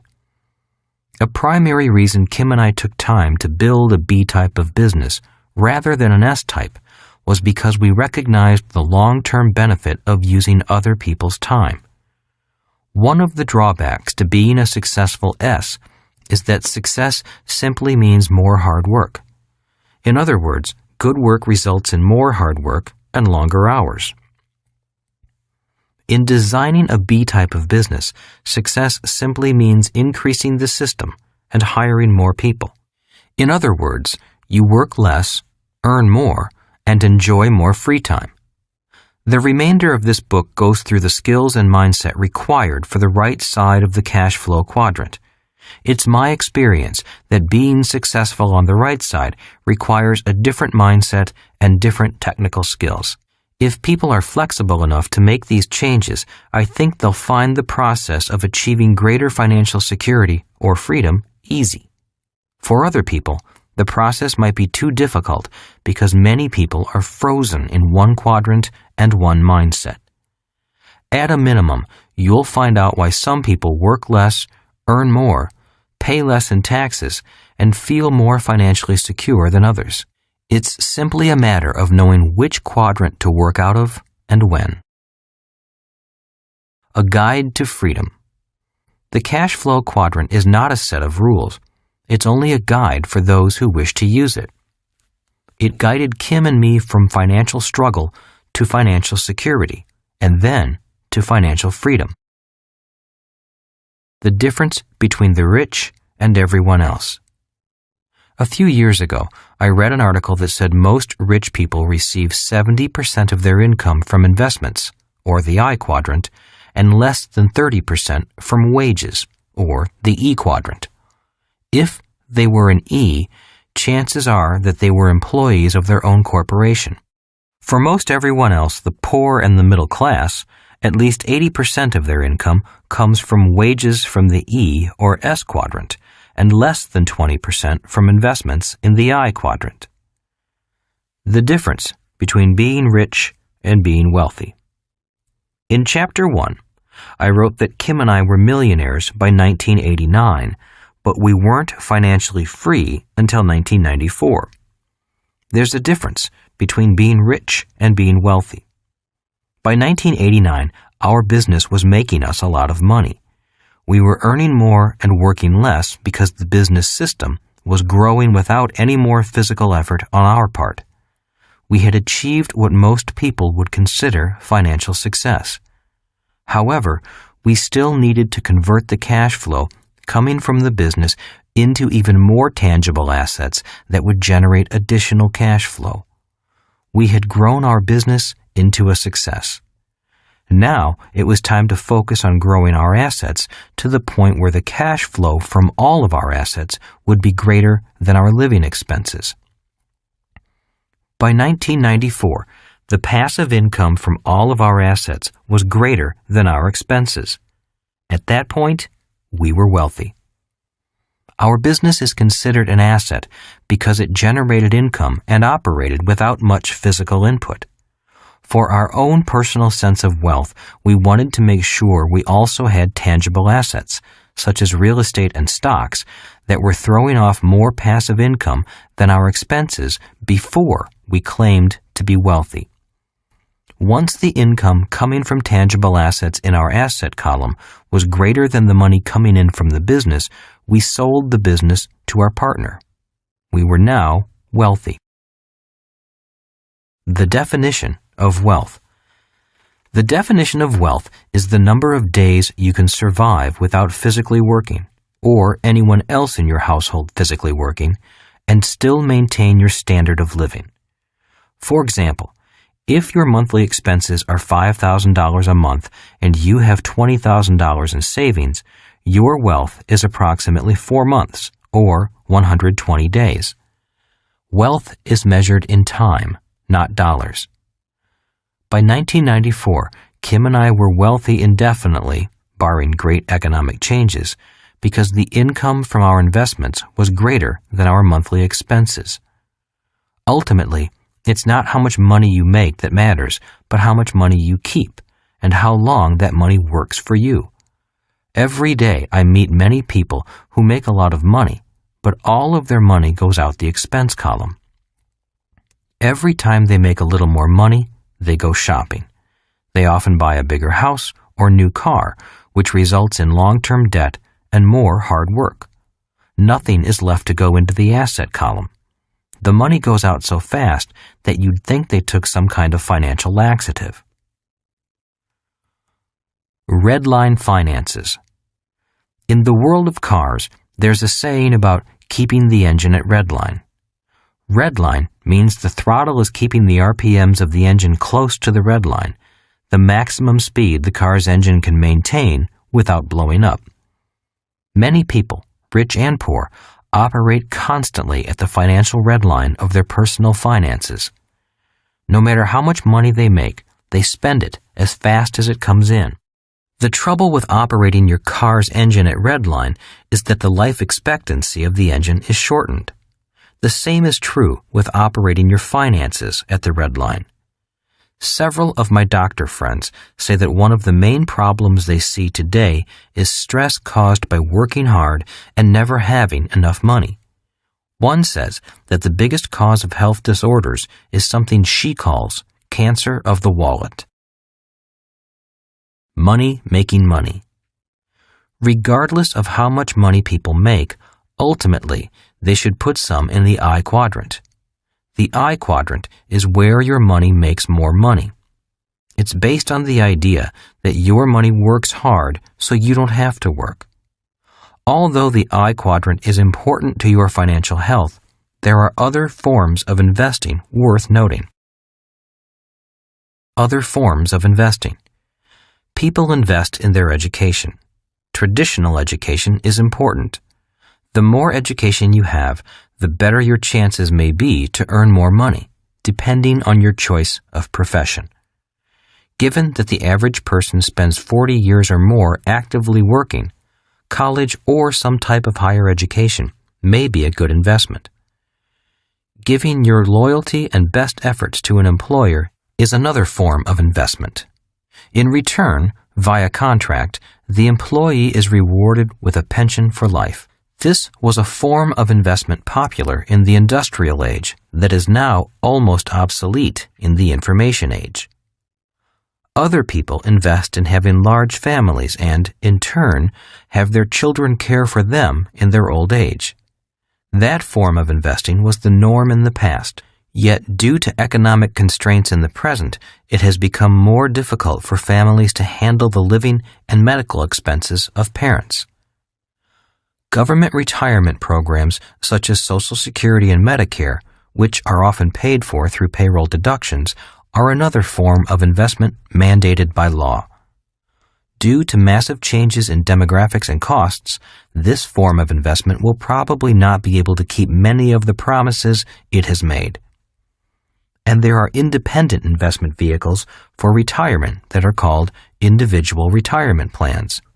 Often, the federal government will offer tax incentives to both the employer and employee to participate in such plans. In America, one popular plan is the 401k retirement plan.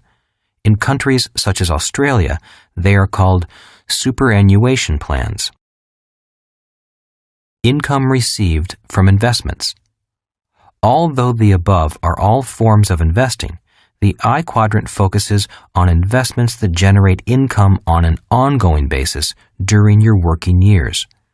So, to qualify as a person who operates as an I, use the same criteria used in all the other quadrants. Do you receive current income from the I quadrant? In other words, is your money working for you and generating current income for you?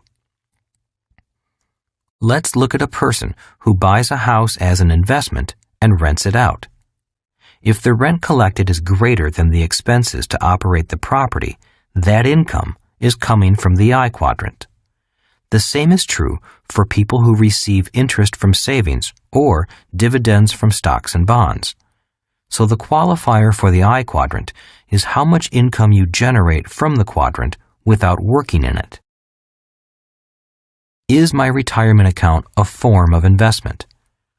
Regularly putting money into a retirement account is the form of investing people in the E quadrant are most encouraged to take. These retirement plans are not without risk, and even when they perform, the rate of return is never going to make you financially free. Most of us want to be investors when our working years are over, but for the sake of this book, the I quadrant represents a person whose income comes from investments during their working years. In reality, most people aren't investing in a retirement account. Instead, most are saving money in their retirement account, hoping that when they retire, there will be more money coming out than they put in. There's a difference between people who save money in their retirement accounts and people who, through investing, actively use their money to make more money as income. Are stockbrokers investors? Many financial advisors in the investment world are, by definition, not really people who generate their income from the I quadrant. For example, most stockbrokers, real estate agents, financial advisors, bankers, and accountants are predominantly E's or S's. In other words, their income comes from their professional work, not necessarily from assets they own. I have friends who are stock traders. They buy stocks low and hope to sell high.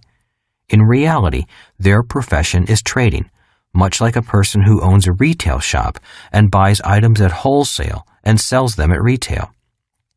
There's still something they physically must do to generate the money, so they would fit more into the S quadrant than the I quadrant. Can all of these people be investors? The answer is yes, but it is important to know the difference between someone who earns money from commissions, sells advice by the hour, or tries to buy low and sell high, compared to someone who earns money from spotting or creating good investments. There's one way to find out how good your advisors are. Ask them what percentage of their income comes from commissions or fees versus the percentage that comes from passive income from their investments or other businesses they own. I have several CPA friends who tell me, without violating client confidentiality, that many professional investment advisors have little in the way of income from investments. In other words, they don't practice what they preach.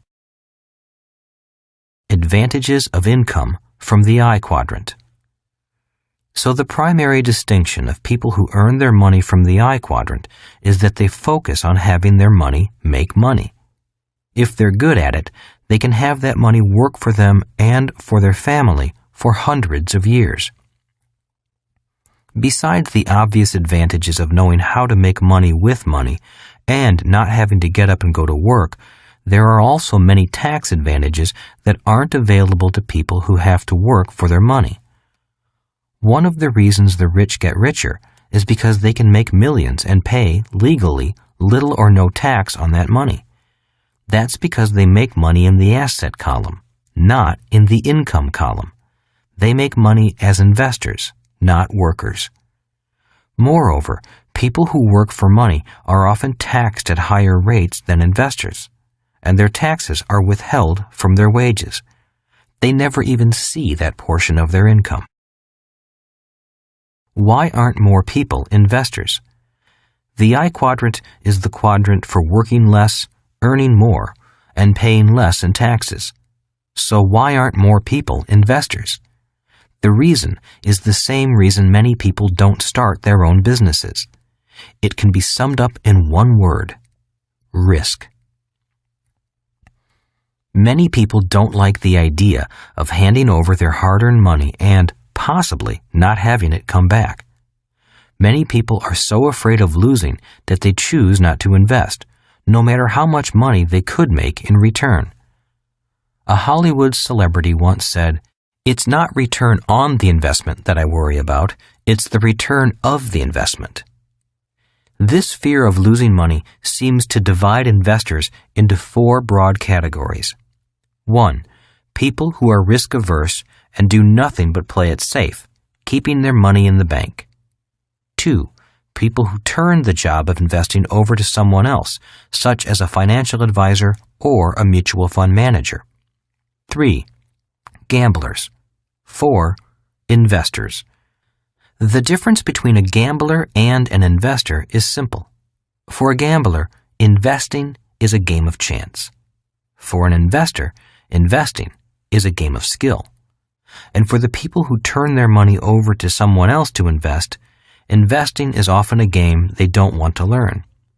The important thing for these individuals is to choose a financial advisor carefully. Later in this book, I'll go into the 5 levels of investors which should shed more light on this subject. Risk can be virtually eliminated. The good news about investing is that risk can be greatly minimized or even eliminated, and you can still receive high yields on your money if you know the game. A true investor wants to recoup his or her money quickly. People who have a retirement account have to wait years to find out if they'll ever get their money back. This is the most extreme difference between a professional investor and someone who sets money aside for retirement. It's the fear of losing money that causes most people to seek security. Yet the I quadrant is not as treacherous as many people think. The I quadrant is like any other quadrant.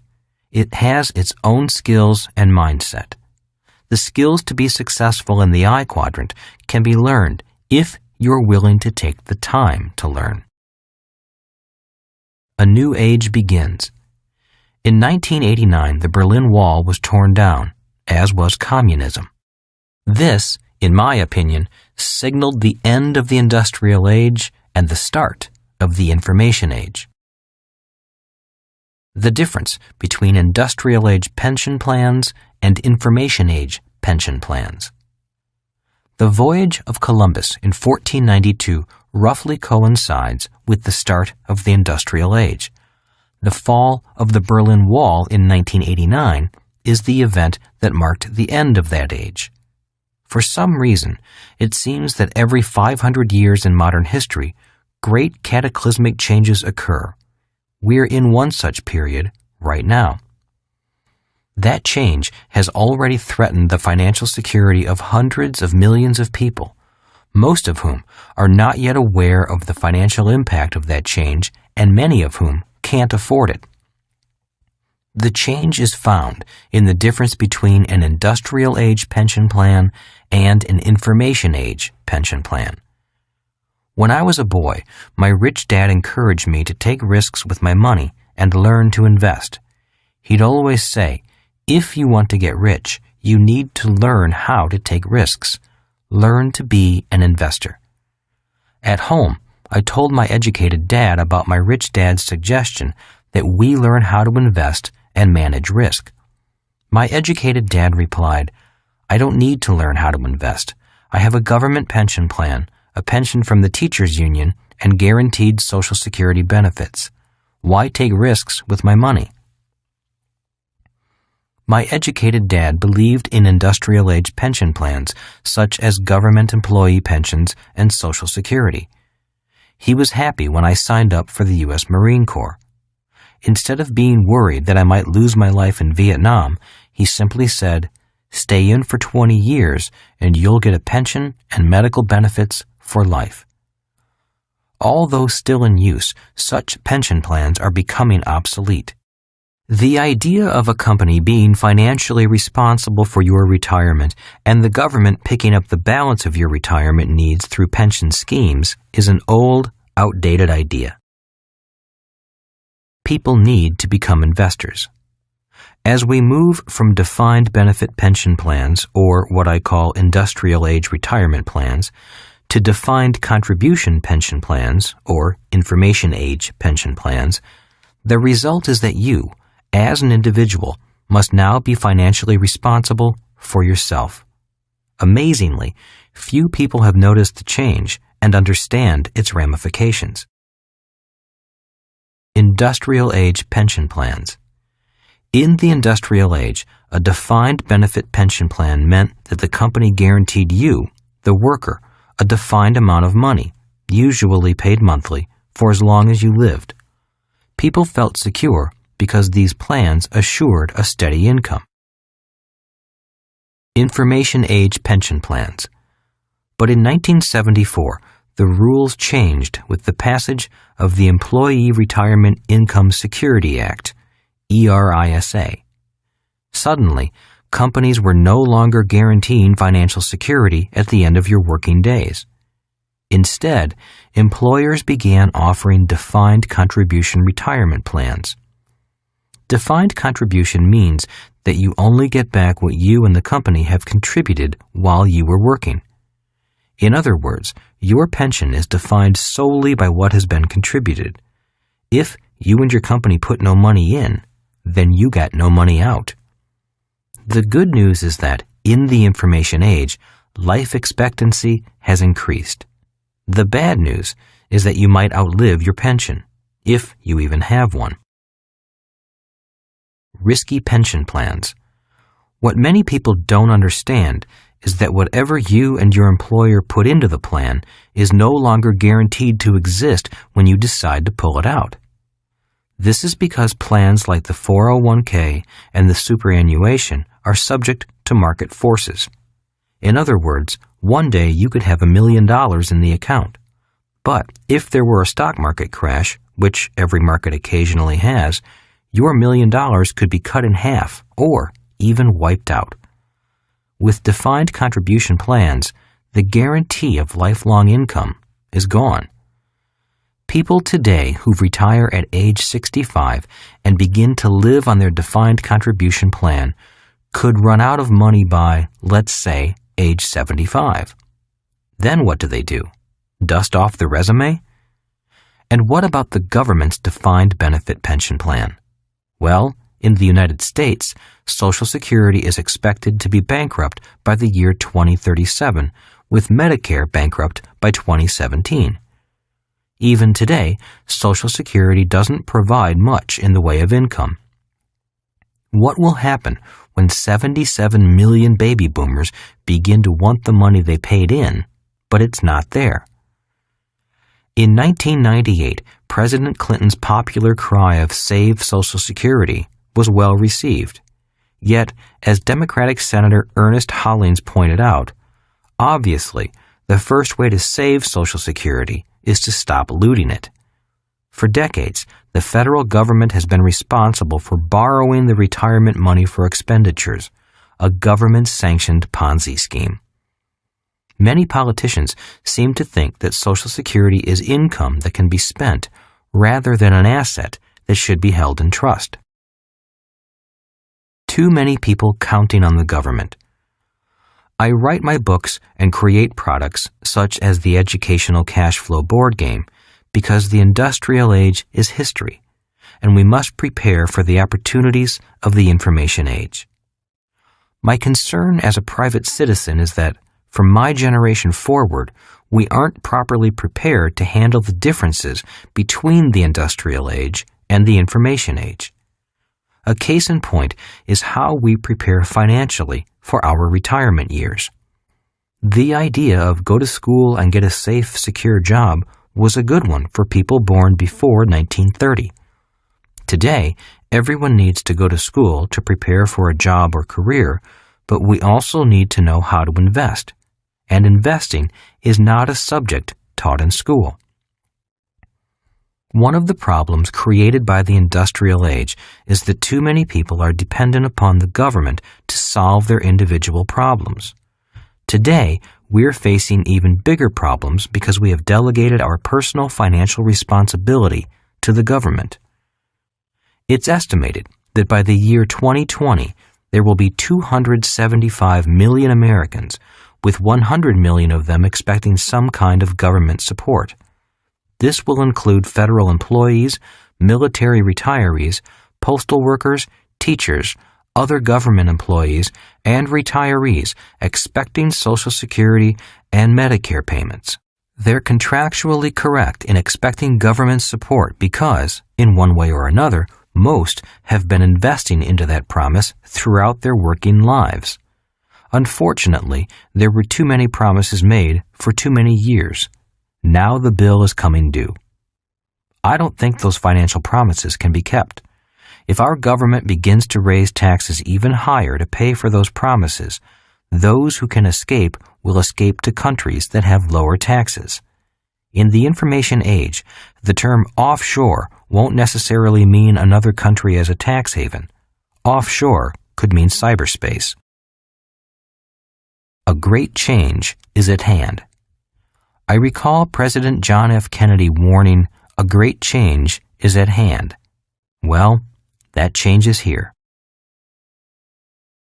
Investing without being investors.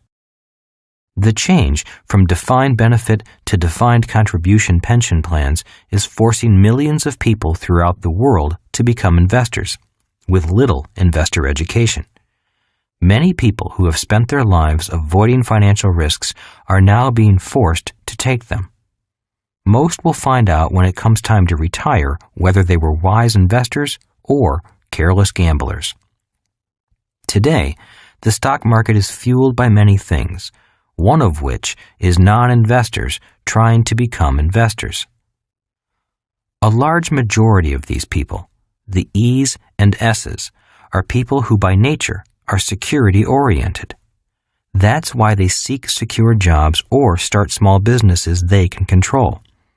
Because of the defined contribution retirement plans, they're migrating today to the I quadrant, where they hope they'll find security when their working years are over. Unfortunately, the I quadrant is not known for its security.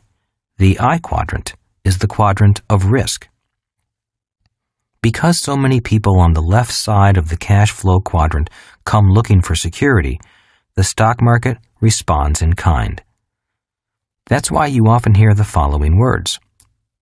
1. Diversification.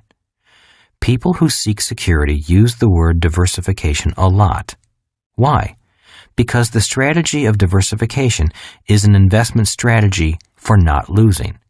It's not an investment strategy for winning. Successful or rich investors don't diversify. They focus their efforts. Warren Buffett, possibly the world's greatest investor, says this about diversification. The strategy we've adopted precludes our following standard diversification dogma. Many pundits would therefore say the strategy must be riskier than that employed by more conventional investors. We disagree. We believe that a policy of portfolio concentration may well decrease risk if it raises, as it should, both the intensity with which an investor thinks about a business and the comfort level he must feel with its economic characteristics before buying into it. In other words, Warren Buffett is saying that portfolio concentration, or focusing on a few investments rather than diversifying, is a better strategy. In his mind, concentration rather than diversification requires you to become smarter and more intense in your thoughts and actions. His article goes on to say that average investors avoid volatility because they think volatility is risky. Warren Buffett says instead, in fact, the true investor welcomes volatility. When Kim and I were escaping from financial struggle to financial freedom, we didn't diversify. We concentrated our investments. 2. Blue chip stocks. Security-minded investors usually buy blue chip companies. Why? Because in their mind, they're safer. While the company might be safer, the stock market is not. These stocks won't protect your money in a market freefall. 3. Mutual funds. People who know little about investing feel more secure turning their money over to a fund manager who they hope will do a better job than they can. This is a smart strategy for people who have no intention of becoming professional investors. But the problem is that, as smart as this strategy is, it doesn't mean that mutual funds are less risky. Today, the market is filled with millions of people who, by nature, are security-minded. But due to the changing economy, they are being forced to cross from the left side of the cash flow quadrant into the right side, where their brand of security doesn't really exist. That causes me concern. Great economic upheavals coming. The stage is set for a great economic upheaval. Such upheavals have always marked the end of an old era and the birth of a new one. At the end of every age, there are people who move forward and other people who cling to ideas of the past. I'm afraid that people who still believe their financial security is the responsibility of a big company or big government will be disappointed in the coming years. Those are the ideas of the industrial age, not the information age. No one has a crystal ball. I subscribe to many investment news services, and each one says something different. Some say the near future is bright. Some say a market crash and major depression are right around the corner. To remain objective, I listen to both sides, because both have points worth listening to. I do not play fortune teller, trying to predict the future. Instead, I work at staying educated in both the B and I quadrants and being prepared for whatever happens. A person who is prepared will prosper no matter which direction the economy goes, whenever it goes. If history is any indicator, a person who lives to the age of 75 should anticipate going through one depression and 2 major recessions during his or her lifetime. My parents went through their depression, but the baby boomers have not. Yet. Today, we all need to be concerned with more than just job security. I think we must also focus on our own long-term financial security and not leave that responsibility to a company or the government. The times officially changed when companies said that they were no longer responsible for your retirement years. Once they switched to the defined contribution retirement plan, the message was that you were now responsible for investing in your own retirement. Today, we all need to become wiser investors, always aware of the ups and downs of the financial markets. I recommend learning to be an investor rather than giving your money to somebody else to invest for you. If you simply turn your money over to a mutual fund or to an advisor, you may have to wait until you're 65 to find out if that person did a good job. If they did a lousy job, you may have to work for the rest of your life. Millions of people will have to do just that because it will be too late for them to invest or learn about investing. Learn to manage risk. It is possible to invest for high returns with low risk. All you have to do is learn how it's done. It is not hard. In fact, it's much like learning how to ride a bike. In the early stages, you may fall down, but after a while, the falling stops and investing becomes second nature, just as riding a bicycle is for most of us. The problem with the left side of the cash flow quadrant is that most people go there to avoid financial risk. Instead of avoiding risk, I recommend learning how to manage financial risk. Take a risk. People who take risks change the world. Few people ever get rich without taking risks. Too many people have come to depend on government to eliminate the risks of life. The beginning of the information age should have ushered in an era of smaller government because big government is frankly too expensive to maintain. But rather than becoming savvy, educated investors, millions of people around the world have bought into the archaic idea of entitlements and pensions for life. This simply isn't feasible. The information age means we all need to become more self-sufficient, grow up, and take personal responsibility for our retirement. The idea of study hard and find a safe, secure job is an idea born in the industrial age. We're not in that age anymore. The times are changing. The problem is that many people's ideas have not changed. They still think they're entitled to something. Many still think that the I quadrant is not their responsibility. They continue to think that the government, big business, a labor union, their mutual funds, or their family will take care of them when their working days are over. For their sake, I hope they're right. These individuals have no need to read further. Rich Dad's Cash Flow Quadrant was written to help individuals who want to make the move from the left side to the right side, but don't know where to start. Anyone can make the move with the right skills and determination. If you've already found your own financial freedom, I say congratulations. Please tell others about your path and guide them if they want to be guided. Teach them, but let them find their own path, for there are many paths to financial freedom. Regardless of what you decide, please remember this. Financial freedom might be free, but it doesn't come cheap. Freedom has a price, and to me, it's worth that price. The big secret is this. It takes neither money to be financially free nor a good formal education. It also doesn't have to be risky. Instead, freedom's price is measured in dreams, desire, and the ability to overcome disappointments that occur along the way. Are you willing to pay the price? One of my fathers paid the price. The other didn't, but he paid a different kind of price. The B Quadrant Quiz. Are you a true business owner? You are if you can answer yes to the following question. Can you leave your business for a year or more and return to find it more profitable and running better than when you left it?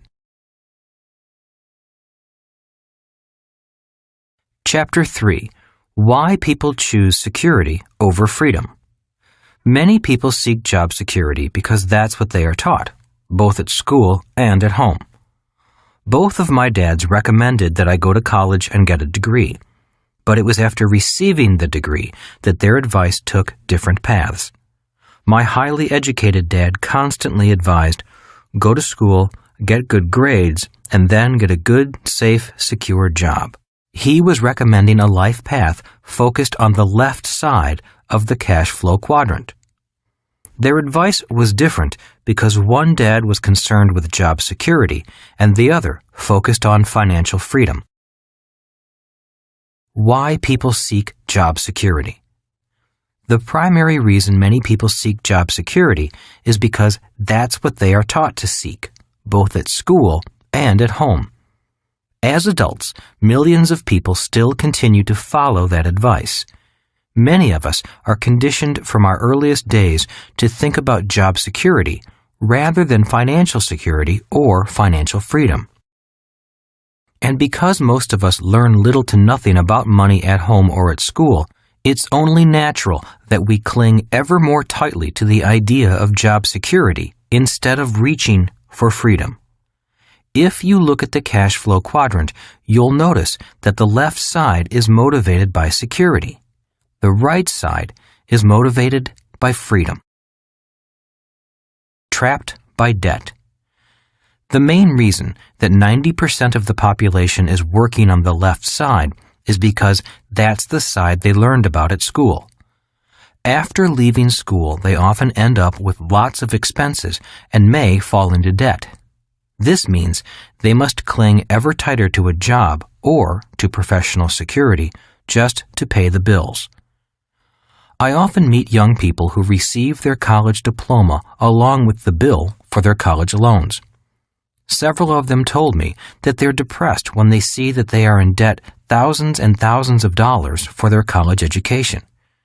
If their parents paid the bill, then the parents are strapped financially for years. Most Americans today will receive a credit card while still in school and will be in debt for the rest of their lives. That's because they're often following a script that became popular in the industrial age. Following the script. If we track the life of an average educated person, the financial script often goes like this. The child goes to school, graduates, finds a job, and soon has some money to spend. The young adult now can afford to rent an apartment, buy electronics, new clothes, some furniture, and, of course, a car. Soon, the bills begin to come in. One day, the adult meets someone special and sparks fly. They fall in love and get married. For a while, life is blissful because two can live as cheaply as one. With only one rent to pay, they can afford to set a few dollars aside to buy the dream of all young couples, their own home. They find a house, pull their money out of savings, and use it for a down payment. Now they have a mortgage. Because they have a new house, they need new furnishings. So they find a furniture store that advertises those magic words, no money down, easy monthly payments. Life is wonderful, and they throw a party to have all their friends over to see their new house, new car, new furniture, and new toys. They're already deeply in debt. Then the first child arrives. After dropping the child off at nursery school, this average couple must now put their nose to the grindstone and go to work. They become trapped by the need for job security simply because, on average, they're less than 3 months away from financial bankruptcy. These people will often say, "I can't afford to quit. I have bills to pay." The success trap. One of the reasons I learned so much from my rich dad was because he had the free time to teach me. As he grew more successful, he had more free time and money. His business got better, but he didn't have to work harder. He simply had his president expand the system and hire more people to do the work. If his investments did well, he reinvested the money and made more money. Instead of working, he spent hours with his son and me, explaining to us everything he was doing in business and investing. I was learning more from him than I was learning at school. That's what happens when you work hard on the right side of the cash flow quadrant, the B and I side. My highly educated dad worked hard too, but he worked hard on the left side. By working hard, getting promoted, and taking on more responsibility, he had less and less free time to spend with his kids. He would leave for work at 7 a.m., and many times we wouldn't see him because we had to go to bed before he got home. That's what happens when you work hard and become successful in the E and S quadrants. Success brings you less and less time, even if it does bring more money. The money trap. Success on the B and I side requires a particular kind of knowledge about money called financial intelligence. Rich Dad said that financial intelligence determined not so much how much money you make, but how much money you keep, how hard that money works for you, and how many generations you can keep it. Success on the right side requires financial intelligence. If people lack basic financial intelligence, they'll find it hard to survive on the right side of the cash flow quadrant. My rich dad was good with money and with people at work. He had to be. He was responsible for creating money, managing as few people as possible, keeping costs low, and keeping profits high. Those are the skills necessary for success on the right side. It was my rich dad who stressed that your home is not an asset, but a liability. He could prove it simply by looking at the numbers. My educated dad didn't manage money and people at work, although he thought he did. As the state superintendent of education, he was a government official with a multi-million-dollar budget and thousands of employees. But it was not money he created. It was the taxpayers' money, and his job was to spend all of it. If he didn't spend it, the government would give him less money the next year. So, at the end of each fiscal year, his goal was to deplete his budget, which meant he often hired more people to justify the next year's budget.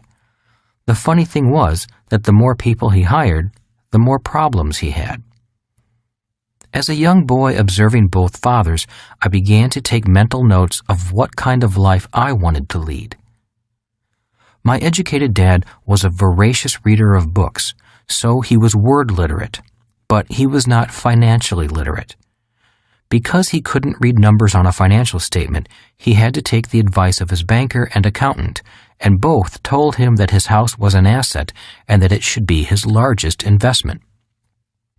Because of this financial advice, not only did my highly educated dad work harder, he also got further into debt. Every time he received a promotion for his hard work, he also got a pay raise, and with each pay raise, he went into a higher tax bracket. Because he was in a high tax bracket, and taxes for high-income workers in the 1960s and 1970s were extremely high, his accountant and banker would tell him to buy a bigger house so he could write off the interest payments. He made more money, but all that happened was that his taxes increased and his debt increased. The more successful he got, the harder he had to work, and the less time he had with the people he loved. Soon, all the children were gone, and he was still working hard just to keep up with the bills. He always thought that the next promotion and pay raise would solve his problem, but the more money he made, the more the same things happened. He got deeper into debt and paid more in taxes. The more frazzled he got, both at home and at work, the more he seemed to depend on job security. The more emotionally attached he got to his job and to a paycheck to pay the bills, the more he encouraged his kids to get a safe, secure job. The more insecure he felt, the more he sought security. Your two biggest expenses. Because my dad couldn't read financial statements, he failed to see the money trap he was getting sucked into as he grew more successful. It's the same money trap I see millions of other successful, hard-working people fall into. The reason so many people struggle financially is because every time they make more money, they also increase their two biggest expenses, taxes and interest on debt. To top it all off, the government often offers you tax breaks to get you deeper into debt. Doesn't that make you a little suspicious? At the end of my hard-working, educated dad's life, the little money he did have left to pass on was taken by the government in probate taxes. The search for freedom. I know that many people search for freedom and happiness. The problem is that most people haven't been trained to work from the B and I quadrants. They have been trained instead to search for job security. Because of this training and their increasing debt, most people limit their search for financial freedom to the left side of the cash flow quadrant. Unfortunately, financial security and financial freedom are seldom found in the E or the S quadrant. True security and freedom are only found on the right side. Going from job to job in search of freedom. One thing the cash flow quadrant is useful for is to track or observe a person's life pattern. Many people spend their life in search of security or freedom, but wind up instead going from job to job. For example, I have a friend from high school who I hear from about every 5 years. He is always excited because he has found the perfect job and the company of his dreams. He loves the company. It's doing exciting things. He loves his work. He has an important title. The pay is great, the people are great, the benefits are great, and his chances for promotion are great. About 4.5 years later, I hear from him again. Only this time, he's dissatisfied. The company he works for is now corrupt and dishonest, and, in his opinion, it doesn't treat its workers with respect. He hates his boss. He was passed over for a promotion, and they don't pay him enough. 6 months go by, and he's happy again because he's found a new job. And the cycle starts anew. His life path looks something like a dog chasing its tail. His life pattern is going from job to job. So far, he lives well because he's smart, attractive, and personable. But the years are catching up with him, and younger people are now getting the jobs he used to get. He has a few $1,000s in savings, nothing set aside for retirement, a house he'll never own, child support payments, and college yet to pay for. His youngest child, 8, lives with his ex-wife, and his oldest child, 14, lives with him. He used to always say to me, "I don't have to worry. I'm still young. I have time." I wonder if he's saying that now. In my opinion, he needs to make a serious effort to begin moving to either the B or the I quadrant quickly. A new attitude and a new educational process need to begin. Unless he gets lucky and wins the lottery or finds a rich woman to marry, he's on a course of working hard for the rest of his life. Doing your own thing. Another common pattern is someone going from E to S. During periods of massive downsizing and unemployment, some people get the message. Instead of looking for another job, they decide to start their own businesses. There's been a boom in so-called home-based businesses. Many people make the decision to start their own business, do their own thing, and be their own boss. Of all the life paths, this is the one I feel for the most. In my opinion, being an S can be extremely rewarding and the most risky. I think the S quadrant is the hardest quadrant there is. The failure rates are high, and if you make it, being successful can be worse than failing. That's because if you're successful as an S, you'll work harder than if you were in any of the other quadrants, and you'll work harder for a long time. The reason S's work the hardest is because they typically are the proverbial chief cook and bottle washer. They have to do, or be responsible for, all the jobs that are done by many managers and employees in a bigger company. An S just starting out often answers the phone, pays the bills, makes sales calls, tries to advertise on a small budget, handles customers, hires employees, fires employees, fills in when employees don't show up, talks to the tax man, fights off the government inspectors, and on and on. Personally, I cringe whenever I hear someone say they're going to start their own business. I wish them well, yet I feel great concern for them. I've seen so many E's take their life savings or borrow money from friends and family to start their own business. After 3 or so years of struggle and hard work, the business folds and, instead of life savings, they have debt to pay off. Nationally, 9 out of 10 of these types of businesses fail in 5 years. Of the one that is remaining, 9 out of 10 of them fail in the next 5 years.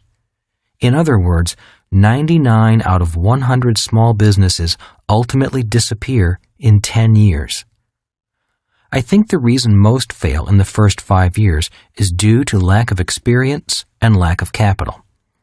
The reason the one survivor often fails in the second 5 years isn't due to lack of capital, but lack of energy. The hours of long, hard work finally get to the person. Many S's just burn out. Those who do survive seem to have become used to the idea of getting up, going to work, and working hard forever. That seems to be all they know and all they do. I have a friend whose parents have spent the last 45 years working long hours in their liquor store. As crime increased in their neighborhood, they had to put steel bars up on the doors and all the windows. Today, money is passed through a slot, much like in a bank. I go by occasionally to see them. They're wonderful, sweet people, but it saddens me to see them as virtual prisoners in their own business, from 10 in the morning until 2 the next morning, staring out from behind bars. Many wise S's sell their businesses at their peak, before they run out of steam, to someone with energy and money. They take some time off and then start something new. They keep doing their own thing and love it. The key is to know when to get out. The worst advice to give your children. If you were born prior to 1930, then go to school, get good grades, and find a safe, secure job was good advice. But for most of you, it's bad advice. Why? The answer is found in taxes and debt. For people who earn their income from the E quadrant, there are virtually no tax breaks left. Today in America, being an employee means you are a 50-50 partner with the government. That means the government ultimately will take 50% or more of an employee's earnings, and much of that before the employee even sees the paycheck. When you consider that the government offers you tax breaks for going further into debt, The path to financial freedom is virtually impossible for most people in the E and S quadrants. I often hear accountants tell clients who begin earning more income from the E quadrant to buy a bigger house so they can receive a bigger tax break. While that may make sense to someone on the left side of the cash flow quadrant, it makes no sense to someone on the right side. Who pays the most taxes? The rich do not pay a lot in income taxes. Why? Simply because they don't earn their money as employees. The ultra-rich know that the best way to avoid taxes legally is by generating income out of the B and I quadrants. If people earn money in the E quadrant, the only tax break they're offered is to buy a bigger house and go into greater debt.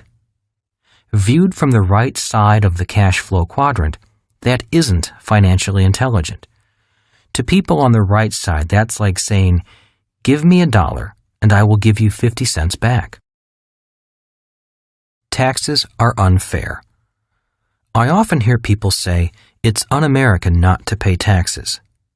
Americans who say this seem to have forgotten their history. America was founded out of tax protest. Have they forgotten the famous Boston Tea Party of 1773? This rebellion sparked the Revolutionary War and was all about taxation. Taxation without representation. This rebellion was followed by Shays' Rebellion, the Whiskey Rebellion, Freeze's Rebellion, the Tariff Wars, and many others throughout the history of the United States. There are two other famous tax revolts that weren't staged by Americans, but do demonstrate the passion with which people object to taxation. The story of William Tell is a story of tax protest. That's why he was forced to shoot the apple off his son's head. He was angry about taxes and refused to bow to the tax collector. His punishment was to put his son's life at risk with a target on his head. And then there was Lady Godiva. She pleaded with her husband, the Earl of Mercia, to lower taxes in her town. Her husband said he would lower the taxes if she would ride naked through the town. She took him up on his offer. Tax advantages. Taxes may be a necessity of modern civilization, but problems arise when taxes become abusive and mismanaged. As millions of baby boomers begin to retire, they will shift from the role of taxpayers to retirees and Social Security recipients. There will be a need to collect more taxes to support this shift. America and other great nations will decline financially. Individuals with money will leave in search of countries that welcome their money instead of penalizing them for having it. A big mistake. A newspaper reporter once asked me how much money I made during the prior year. I replied, "Approximately $1 million. "And how much did you pay in taxes?" he asked. "Nothing," I said. "That money was made in capital gains and I was able to indefinitely defer paying those taxes. I sold 3 pieces of real estate and put them through a Section 1031 exchange under the U.S. Internal Revenue Code. I never touched the money. I just reinvested it into a much larger property." A few days later, the newspaper ran this story. "Rich man makes $1 million and admits to paying nothing in taxes." I did say something like that, but a few choice words were missing, which distorted the message. I don't know if the reporter was being malicious or if he simply didn't understand what a 1031 exchange is. Whatever the reason, it's a perfect example of different points of view coming from different quadrants. As I said, not all income is equal. Some income is much less taxed than others. Most people focus on income, not assets. Today, I still hear people say, "I'm going back to school so I can get a raise," or "I'm working hard so I can get a promotion." Those are words or ideas of a person who is focusing on the income column of the financial statement or the E quadrant. Those are the words of a person who will give half of that raise to the government and work harder and longer to do it. In an upcoming chapter, I'll explain how people on the right side of the cash flow quadrant utilize taxes as an asset instead of the liability it is for most people on the left side. It's not a matter of being unpatriotic. It's about fighting back legally to defend the right to keep as much money as possible. Countries where people don't protest their taxes often have depressed economies. Get rich quickly. For Kim and me to go from homeless to financially free quickly meant earning our money in the B and I quadrants. In these quadrants, you can get rich quickly because you can avoid paying taxes legally. And by being able to keep more money and have that money work for us, we found freedom quickly. How to get free. Debt and taxes are the main reasons most people never feel financially secure or achieve financial freedom. The path to security or freedom is found on the right side of the cash flow quadrant. You need to go beyond job security and know the difference between financial security and financial freedom. As you know, my highly educated dad was fixated on job security, as are most people of his generation. He assumed that job security meant financial security, until, that is, he lost his job and couldn't find another. My rich dad never talked about job security. He talked instead about financial freedom. The answer to finding the kind of security or freedom you desire can be found in observing the patterns found in the cash flow quadrant. The pattern for job security. People who follow this pattern are often good at performing their job. Many spent years in school and years on the job gaining experience. The problem is that they know little about the B quadrant or the I quadrant, even if they have a retirement plan. They feel financially insecure because they've been trained only for job security. Knowledge is power. To become more financially secure, I suggest that, in addition to performing their jobs in the E or S quadrants, individuals become educated in the B or I quadrants. By having confidence in their abilities on both sides of the cash flow quadrant, they'll naturally feel more secure, even if they have only a little money. Knowledge is power, and when an opportunity presents itself, they will be prepared to act with confidence. That is why our Maker gave us two legs. If we had only one leg, we would always feel wobbly and insecure. By having knowledge in two quadrants, one on the left and one on the right, we tend to feel more secure. People who know about their job or their profession only have one leg. Every time the economic winds blow, they tend to wobble more than people with two legs. The pattern for financial security. This is the pattern for financial security for an E, looping back and forth between the E and I quadrants. Instead of just putting money into a retirement account and hoping for the best, this loop signifies that people feel confident in their education as both an investor and an employee. Just as we study at school to learn a job, I suggest you study to become a professional investor. The reporter who was upset about my making $1 million in my asset column and not paying taxes never asked me the question, "How did you make the $1 million?" To me, that's the real question. Legally avoiding the taxes is easy.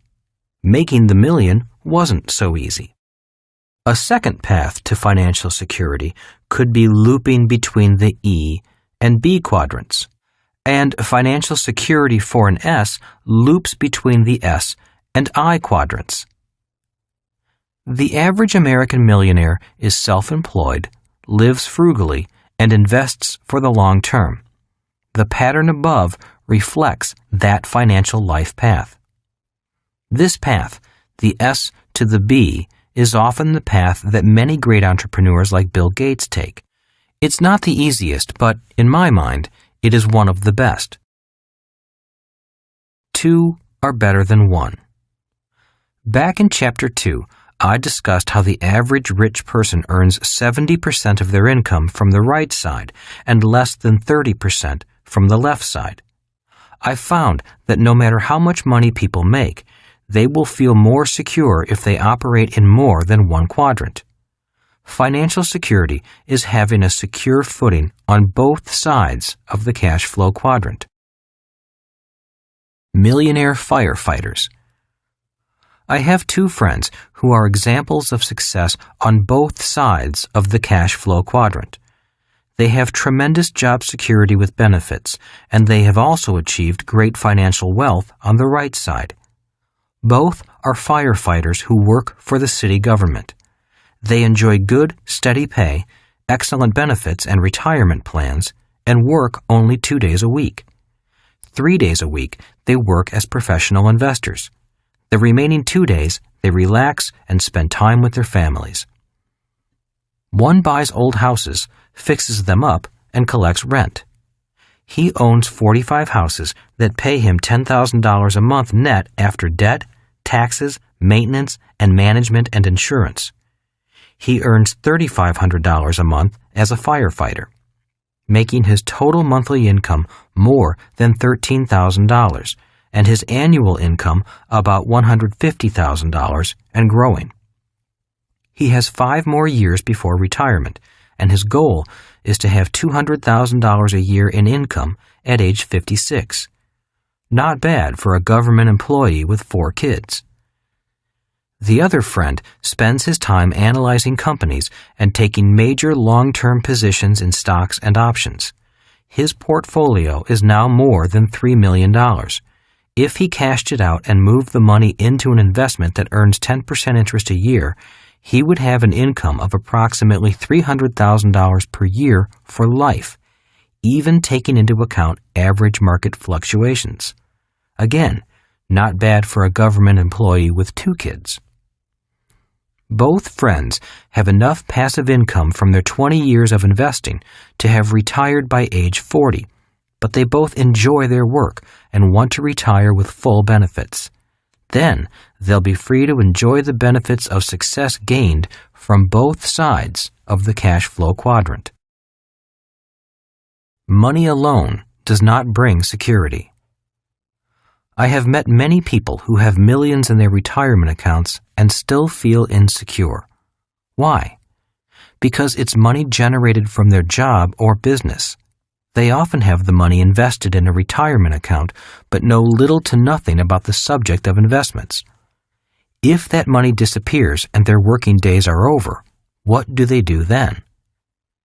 In times of great economic change, there are always great transfers of wealth.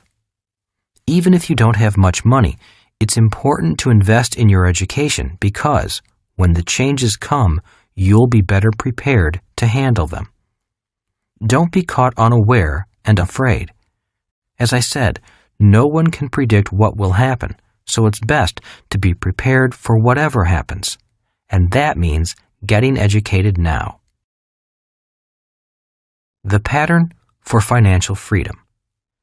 This is the pattern my rich dad recommended. It is the path to financial freedom. This is true financial freedom because in the B quadrant, people are working for you, and in the I quadrant, your money is working for you. You are free to work or not to work. Your knowledge in these 2 quadrants has brought you complete physical freedom from work. If you look at the ultra-rich, this is their pattern. The loop around the B and the I signifies the income pattern of people like Bill Gates, Rupert Murdoch, and Warren Buffett. A quick word of caution. The B quadrant is much different from the I quadrant. I've seen many successful Bs sell their businesses for millions, and their newfound wealth goes to their head. They tend to think that their dollars are a measure of their IQ, so they swagger on down to the I quadrant and lose it all. The game and rules are different in all of the quadrants, which is why I recommend education over an ego trip. Just as in the case of financial security, having 2 quadrants gives you greater stability in the world of financial freedom. A choice of paths. The preceding patterns are the different financial paths people can choose. Unfortunately, most people choose the path of job security. When the economy starts wobbling, they cling ever more desperately to job security and wind up spending their lives pursuing it. At a minimum, I recommend becoming educated in financial security, which is feeling confident about your job and feeling confident about your ability to invest in good and bad times. A big secret is that true investors make more money in bad markets. They make their money because the non-investors are panicking and selling when they should be buying. I'm not afraid of the possible coming economic changes because change means wealth is being transferred. Your boss cannot make you rich. A friend of mine sold his company and, on the day of the sale, put more than $15 million into his bank account. On the other hand, his employees had to look for new jobs. At the farewell party, which was filled with tears, there were also undercurrents of extreme anger and resentment. Although he'd paid them well for years, most were financially no better off on their last day of work than they were on their first day of work. Many people realized that the owner of the company had become rich while they spent all those years collecting their paychecks and paying bills. The reality is that your boss's job is not to make you rich. Your boss's job is to make sure you get your paycheck. It's your job to become rich if you want to. And that job begins the moment you receive your paycheck. If you have poor money management skills, then all the money in the world won't save you. If you budget your money wisely and learn about either the B or I quadrant, then you're on your own path to great personal fortune and, most importantly, freedom. My rich dad used to say to his son and me that the only difference between a rich person and a poor person is what they do in their spare time. I agree with that statement. I realize that people are busier than ever before, and free time is more and more precious. Yet I believe that if you are going to be busy anyway, be busy on both sides of the cash flow quadrant. If you do that, you'll have a better chance of eventually finding more free time and more financial freedom. When at work, work hard. But remember that what you do after work with your paycheck and your spare time will determine your future. If you work hard on the left side, you'll work hard forever. If you work hard on the right side, you have a chance of finding freedom. The path I recommend. I am often asked by people in the E and S quadrants, what would you recommend? I recommend the same path my rich dad recommended to me, the same path that people like Ross Perot and Bill Gates took, the path from the S quadrant to the B quadrant. Occasionally, people reply, but I'd rather be an investor. To which I say, then go to the I quadrant. If you have plenty of money and lots of free time, go straight to the I quadrant. But if you don't have an abundance of time and money, the path my rich dad recommended is safer. I's invest in B's. In most cases, people do not have an abundance of time and money, so they then ask another question. Why do you recommend the B quadrant first? This discussion usually takes an hour or so, but I'll just summarize my reasons in the next few lines. 1. Experience and education. If you are first successful as a B, you'll have a better chance of developing into a powerful I. If you first develop a solid business sense, you can become a better investor. You'll be better able to identify other good Bs. True investors invest in successful Bs with stable business systems. It's risky to invest in an E or an S who doesn't know the difference between a system and a product, or who lacks excellent leadership skills. 2. Cash flow. If you have a business that is up and running, then you should have the free time and the cash flow to support the ups and downs of the I quadrant. Many times I meet people from the E and S quadrants who are so tight on cash that they can't afford to take any kind of financial loss. One market swing and they're wiped out because they operate financially at the red line.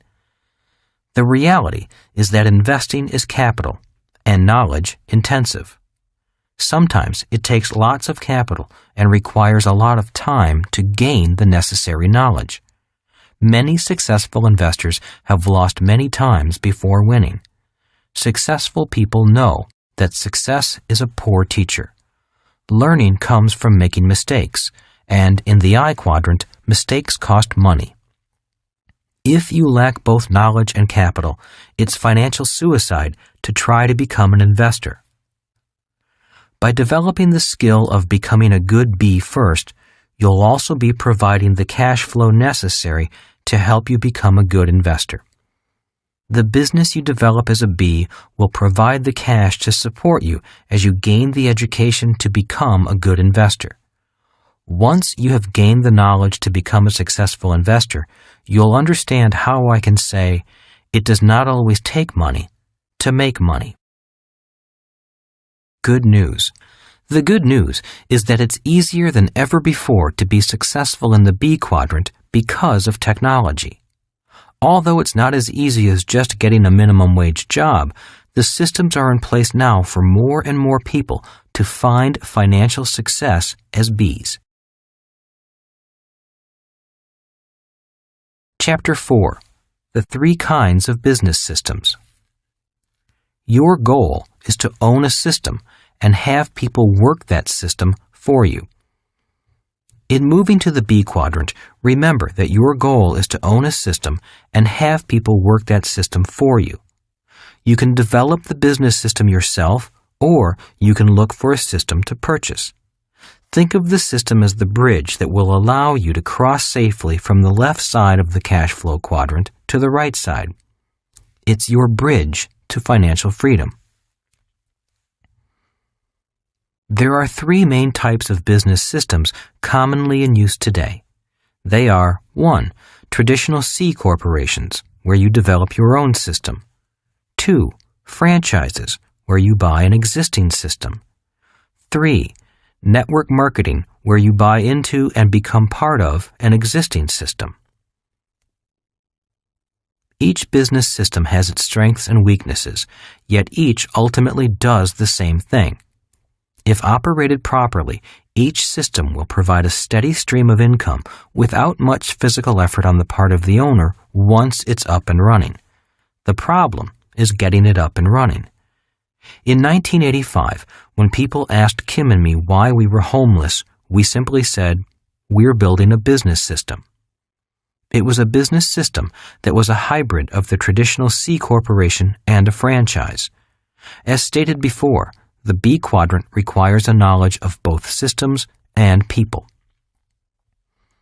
Our decision to develop our own system meant a lot of hard work. I'd taken this route before, and my company had failed. Although it was successful for years, it suddenly went broke in its 5th year.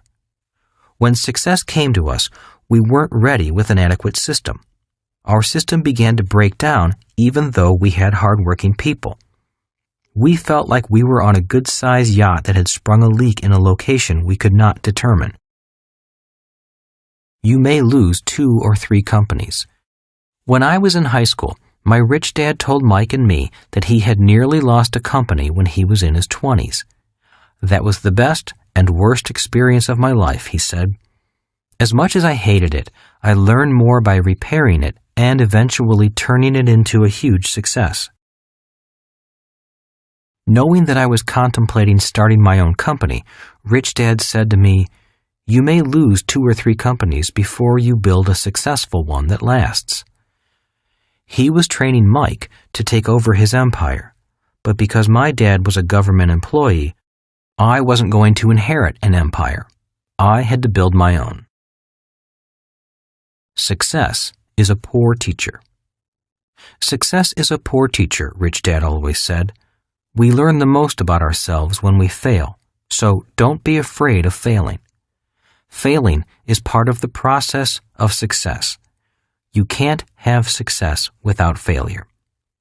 Maybe it was a self-fulfilling prophecy, but in 1984, my third company went down. I had made millions and lost millions and was starting all over again when I met Kim. The reason I know she didn't marry me for my money is because I didn't have any money. When I told her what I was going to do, build company number 4, she didn't back away. "I'll build it with you," was her reply, and she was true to her word. Along with another partner, we built a business system with 11 offices worldwide that generated income regardless of whether we worked or not. Building it from nothing to 11 offices took 5 years of blood, sweat, and tears, but it worked. Both dads were happy for me and sincerely congratulated me. The hard part. Mike often said to me, "I'll never know if I can do what you or my dad did. The system was handed to me. All I had to do was learn how to run it." I'm certain he could have developed his own successful system because he learned well from his dad, but I understand his doubt. The hard thing about building a company from scratch is that you have 2 big variables: the system and the people building the system. If both the people and the system are leaky, the chances for failure are great. Sometimes it's hard to know whether the problem is the person or the system that is failing. Before franchises. When my rich dad began teaching me about becoming a B, there was only one kind of business: big business, a major corporation that usually dominated the town. In our town in Hawaii, it was the sugar plantation that controlled virtually everything, including other big businesses. So there were big businesses and mom-and-pop S-type businesses, with little in between. Working at the top levels of those big sugar companies wasn't a realistic goal for people like Rich Dad and me. Minorities, such as the Japanese, Chinese, and Hawaiians, worked in the fields, but were never allowed in the boardroom. So Rich Dad learned everything he knew, simply by trial and error. As I started high school, we began to hear about a thing called franchises, but none had come to our little town. We hadn't yet heard about McDonald's, Kentucky Fried Chicken, or Taco Bell. They weren't part of our vocabulary while I was studying with Rich Dad. When we did hear rumors about them, we heard they were illegal, fraudulent scams and dangerous. Rather than believe the rumors, Rich Dad flew to California to check out franchising for himself. When he returned, all he said was, "Franchises are the wave of the future," and he bought the rights to 2 of them. His wealth skyrocketed as the idea of franchises caught on, and he began selling his rights to other people so they could have a chance at building their own businesses. When I asked him if I should buy one from him, he simply said, "No, you've come this far in learning how to build your own business system. Don't stop now. Franchises are for people who don't want to build or don't know how to build their own systems. Besides, you don't have the $250,000 it takes to buy a franchise from me." It's hard to imagine today a city without a McDonald's or Burger King or Pizza Hut on every corner. Yet there was a time, not too long ago, when they didn't even exist. How to learn to become a B. The way I learned to become a B was by being an apprentice to my rich dad. His son and I were both E's learning to be B's. And that is the way many people learn.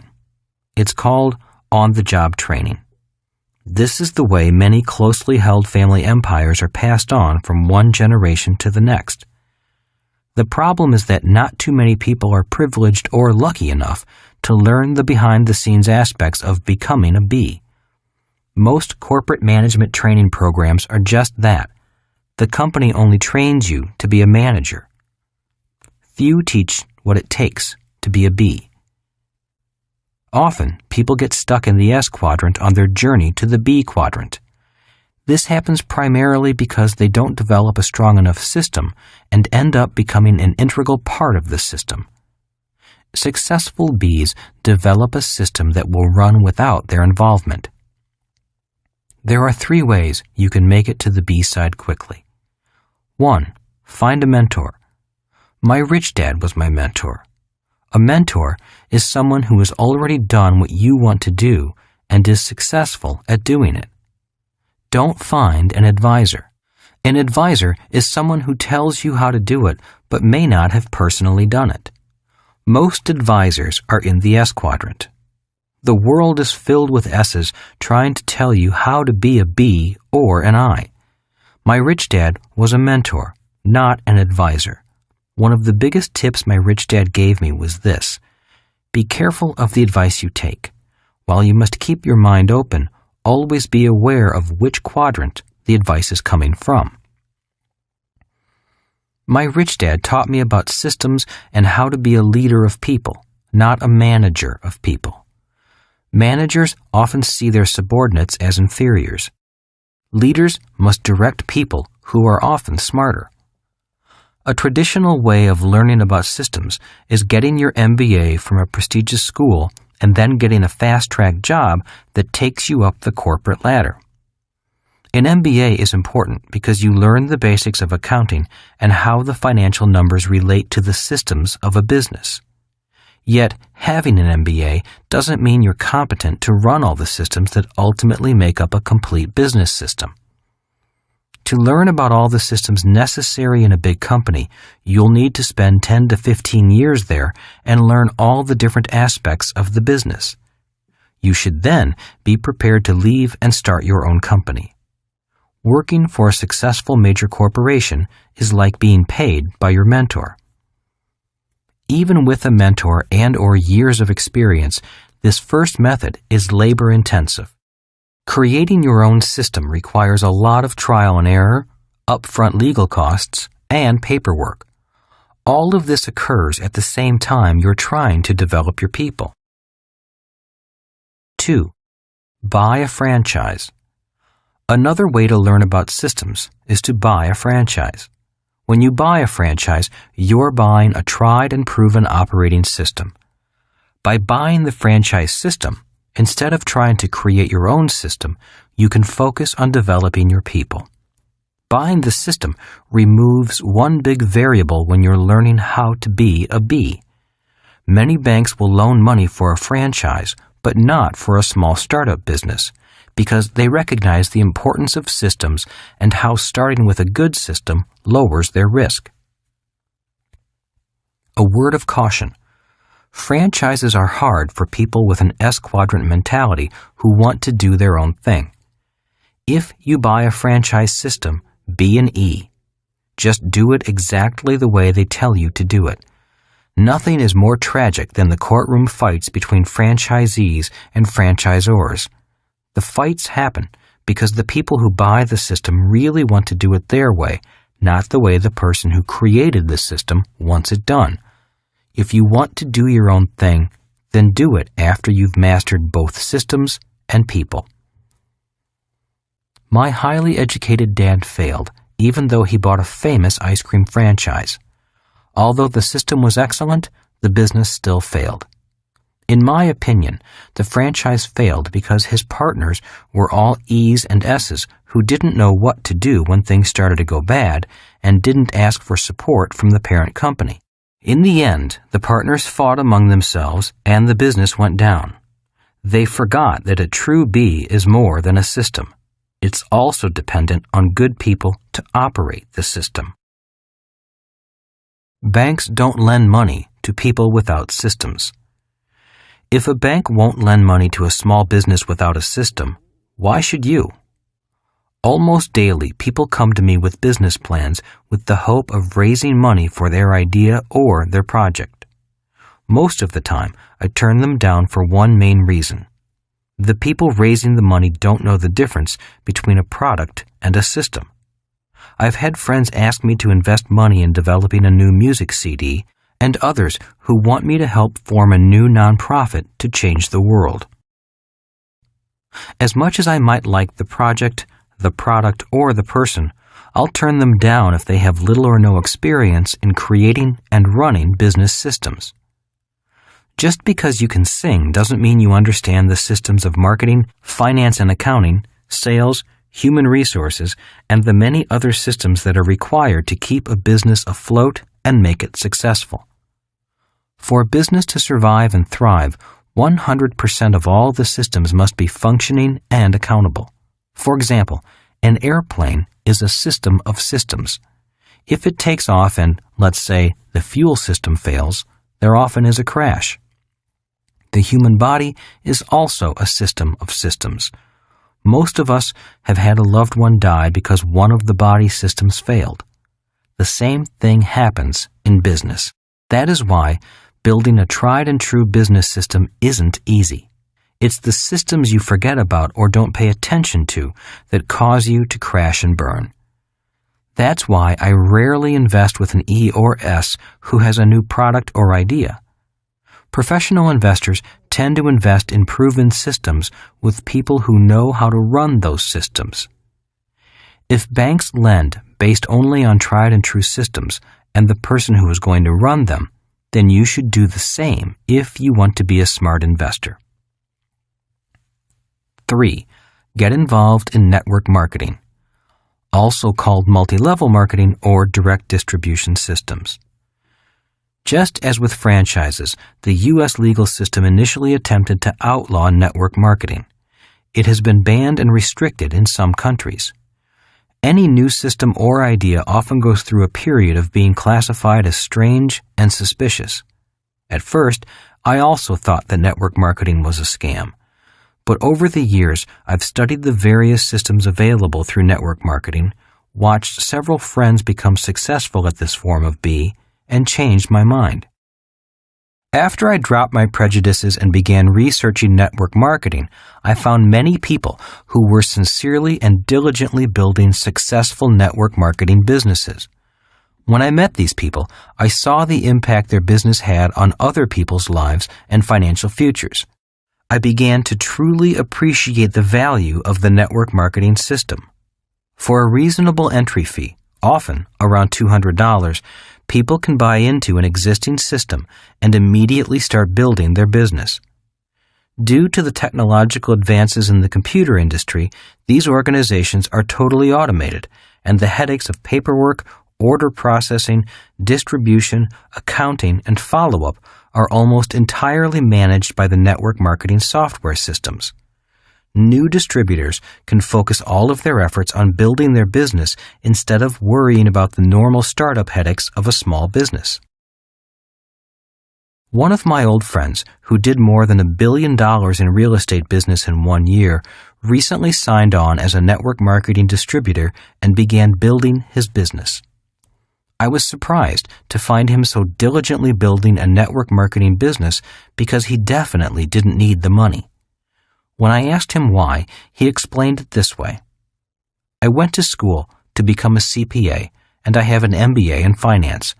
When people ask me how I became so rich, I tell them about the multi-million-dollar real estate transactions I do and the hundreds of thousands of dollars in passive income I receive each year from it. I then notice that some of them withdraw or shy away. We both know that their chances of doing multi-million-dollar real estate investments like I do are slim to none. So I began to look for a way I could help them achieve the same level of passive income I developed from real estate without going back to school for 6 years and spending 12 years investing in real estate. I believe network marketing gives people the opportunity to build up the passive income they need for support while they learn to become professional investors. That is why I recommend network marketing to them. Even if they have little money, they can still invest sweat equity for 5 years and begin to generate more than enough passive income to begin investing. By developing their own business, they have the free time to learn and the capital to invest with me in my bigger deals.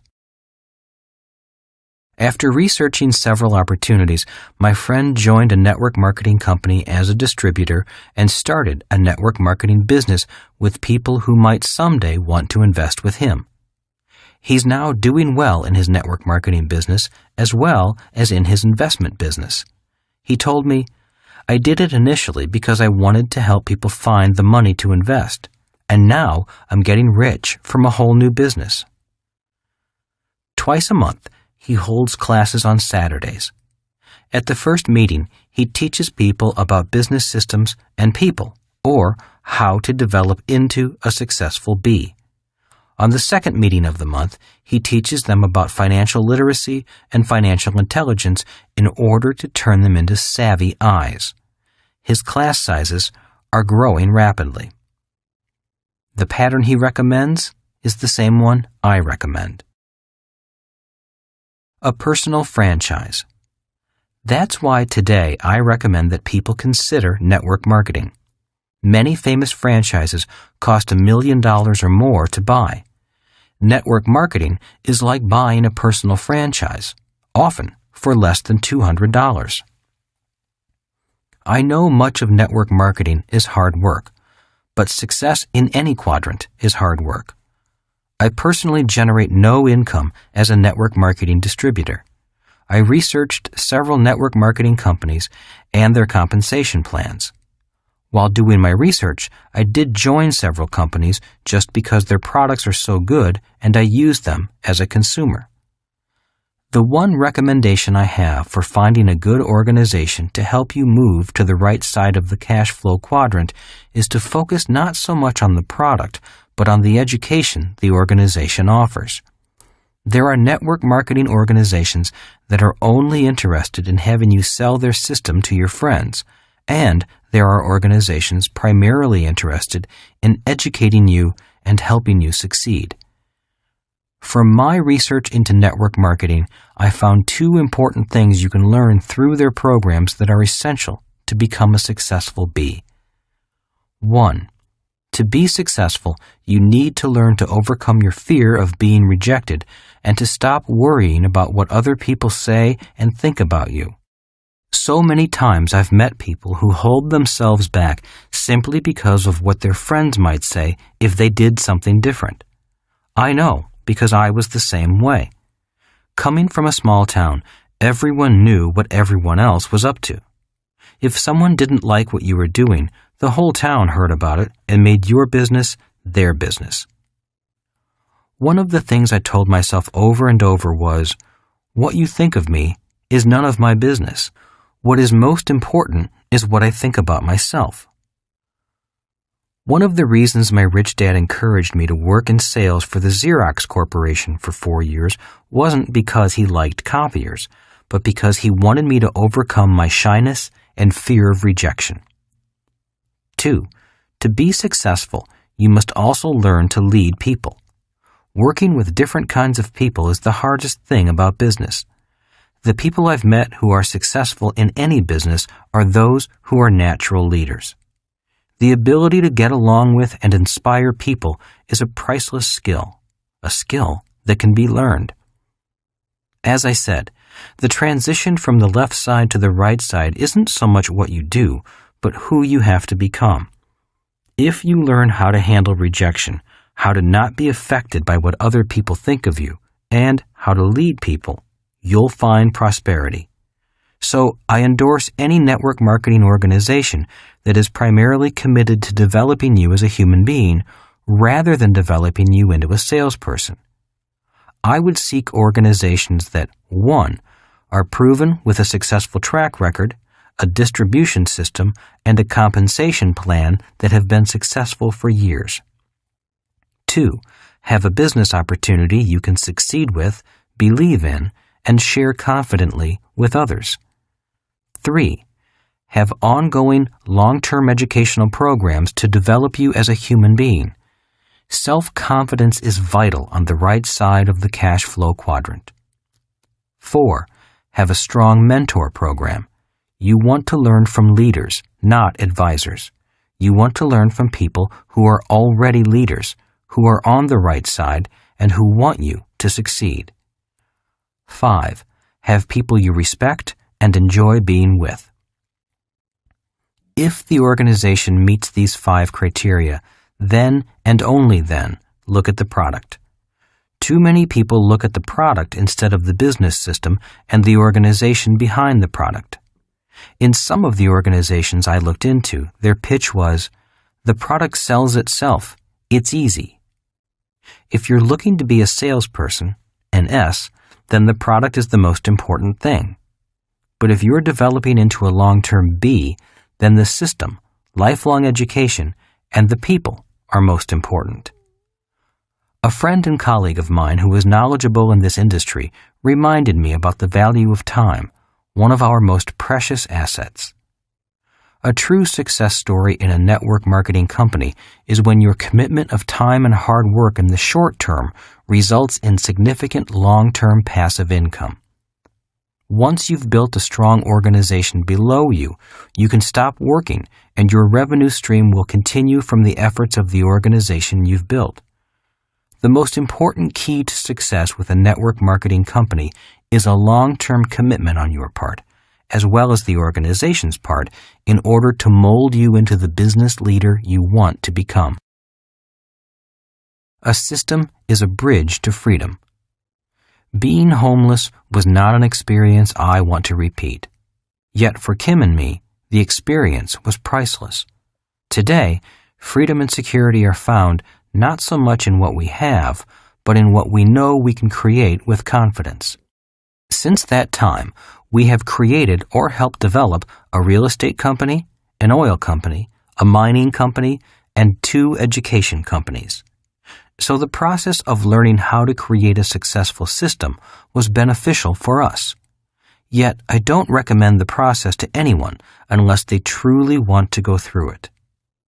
Until only a few years ago, the possibility of a person becoming successful in the B quadrant was only available to those who were brave or rich. Kim and I must have been brave because we certainly weren't rich. Many people stay stuck on the left side because they feel the risks involved in developing their own system are too great. For them, it's smarter to remain safe and secure in a job. Today, primarily due to changes in technology, the risk in becoming a successful business owner is greatly reduced, and the opportunity to build your own or leverage an existing business system is available to virtually everyone. Franchises and network marketing took away the hard part of developing your own system. You acquire the rights to a proven system, and then your only job is to develop your people. Think of business systems as bridges that provide a path for you to cross safely from the left side to the right side of the cash flow quadrant. Chapter 5. The 5 Levels of Investors. Investing is the key to financial freedom. My poor dad often said, investing is risky. My rich dad often said, being financially uneducated is risky. Today, most people know they should invest. The problem is that most people, like my poor dad, believe investing is risky. And investing is risky if you lack financial education, experience, and guidance. Learning to invest is important because investing is the key to financial freedom. 5 things happen to people who do not invest or who invest poorly. 1. They work hard all their lives. 2. They worry about money all their lives. 3. They depend on others, such as family, a company pension, or the government, to take care of them. 4. The boundaries of their lives are defined by money. 5. They will not know what true freedom is. Rich Dad often said, "You will never know true freedom until you achieve financial freedom." By this, he meant that learning to invest is more important than learning a profession. He said, when you learn a profession, let's say to be a doctor, you learn how to work for money. Learning to invest is learning how to have money work for you. The moment you have money working for you, you have your ticket to freedom. He also said, the more money you have working for you, the less you pay in taxes, if you are a true investor. Learning to invest. My rich dad began preparing me for the I quadrant at the age of 9 using the game of Monopoly as a teaching tool. Over and over again, he would say, one of the great formulas for wealth is found in the game of Monopoly. Always remember the formula: 4 green houses, 1 red hotel. The game of Monopoly is a game of cash flow. For example, if you had one greenhouse on a property you owned and you received $10, that was $10 a month in cash flow. 2 houses, $20. 3 houses, $30. And the Red Hotel, $50. More greenhouses and more red hotels mean more cash flow, less work, less taxes, and more freedom. A simple game, but an important lesson. Rich Dad played Monopoly in real life. He would often take his son and me to visit his greenhouses that would one day become a big red hotel right on Waikiki Beach.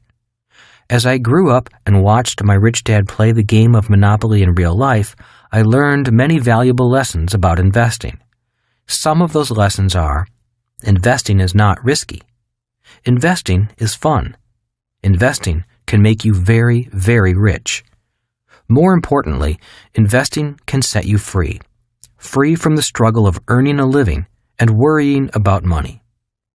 In other words, if you were smart, you could build a pipeline of cash flow for life, a pipeline that would produce cash in good times and bad, in market booms and market crashes. Your cash flow would increase automatically with inflation and, at the same time, allow you to pay less in taxes. I am not saying real estate is the only way to invest. I use the game of Monopoly simply as an example of how the rich get richer. A person can earn income from stock via dividends, from bonds via interest, or from oil, books, and patents via royalties. In other words, there are many ways to financial freedom. Financial experts. Unfortunately, due to a lack of financial education in schools, most people blindly turn their money over to people they believe are financial experts, people such as bankers, financial planners, and stockbrokers. Unfortunately, most of these experts are not really investors in the I quadrant. Most are employees in the E quadrant working for a paycheck, or self-employed financial advisors in the S quadrant working for fees and commissions. Most experts cannot afford to stop working simply because they don't have investments working for them. Warren Buffett said, "Wall Street is the only place that people ride to in a Rolls-Royce to get advice from those who take the subway." If people do not have sound financial education, they cannot tell if a financial advisor is a salesman or a con man, a fool or a genius. Remember, all con men are nice people. If they were not being nice by telling you what you want to hear, you would not listen to them. There is nothing wrong with being a salesperson. We all have something to sell. Yet, as Warren Buffett says, never ask an insurance salesman if you need insurance. When it comes to money, there are many people desperate enough to tell and sell you anything, just to get your money. Interestingly, the vast majority of investors never meet the person taking their money. In most of the Western world, employees simply have their money automatically deducted from their paycheck, the same way the tax department collects taxes. Many workers in America simply allow their employer to deduct their money and put it into their 401k retirement plan, possibly the worst way to invest for retirement. 401k plans go by different names in different countries. In Australia, they are called superannuation plans. In Japan, they are also called 401ks, and in Canada, they are known as RRSPs. I say the 401k may possibly be the worst way to invest for retirement for the following reasons. 1. Time magazine is on my side. Time magazine has run a number of articles over the years questioning the wisdom of putting so many people's retirement at risk. Time has been predicting that millions will not have enough money to retire after a lifetime of turning their money over to strangers. A typical 401k plan takes 80% of the profits. The investor may receive 20% if they are lucky. The investor puts up 100% of the money and takes 100% of the risk. The 401k plan puts up 0% of the money and takes 0% of the risk. The 401k company makes money, even if you lose money. 2. Taxes work against you with a 401k. Long-term capital gains are taxed at a lower rate of around 15%, but the 401k gains are taxed at the ordinary earned income tax rate of around 35%, the highest of the three types of income, which are ordinary earned, portfolio, passive. If you want to take the money out of your 401k early, you'll have to pay an additional 10% penalty tax. 3. You have no insurance if there is a stock market crash. To drive a car, I must have insurance in case there is a crash. When I invest in real estate, I have insurance in case of fire or other losses. Yet the 401k investor has no insurance to prevent losses from market crashes. 4. The 401k is for people who are planning to be poor when they retire. That is why financial planners often say, when you retire, you'll be taxed at a lower tax rate. They assume your income will go down in retirement into a lower tax bracket. If, on the other hand, you are rich when you retire and you have a 401k, you could pay even higher taxes at retirement. Smart investors understand taxes before investing. The sad truth about most financial advisors and pension fund managers is that they are not investors. Most are employees in the E quadrant. One reason why so many government pensions and union pensions are in trouble is because these employees are not trained to be investors. Most do not have any real-life financial education. To make matters worse, most financial experts advise uneducated investors to invest for the long term in a well-diversified portfolio of stocks, bonds, and mutual funds. Why do these financial experts, employees in the E quadrant, or salespeople in the S quadrant masquerading as investors in the I quadrant, advise you to do that? It's because they get paid not by how much money they make for you, but by how much money you turn over to them for the long term. The longer your money is parked with them, the more they get paid. The reality is that real investors do not park their money. They move their money. It is a strategy known as the velocity of money. A true investor's money is always moving, acquiring new assets, and then moving on to acquire even more assets. Only amateurs park their money. I am not saying 401k type plans are bad, although I would never have one. For me, they are too expensive, too risky, too tax inefficient, and unfair to the investor. I am saying there are better ways to invest, but they require financial education. What is the best investment? The average investor does not know the difference between investing for cash flow and investing for capital gains. Most investors invest for capital gains, hoping and praying the price of their stock or home goes up. As long as you have more cash flowing in than flowing out, your investment is a good investment. Keep in mind that it's not the asset class that makes a person rich or poor. For example, when a person asks, "Is real estate a good investment?" I reply, "I don't know. Are you a good investor?" Or if they ask, "Are stocks a good investment?" Again, my answer is the same. I don't know. Are you a good investor? My point is that it is never the investment or asset class that is important.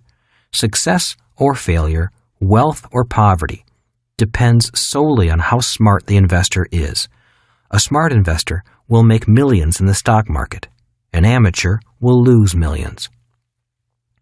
Tragically, most people do not think learning to invest is important. That is why most people believe investing is risky and turn their money over to experts, most of whom are not really investors, but salespeople who make money whether the investor makes money or loses money. 5 different levels of investors.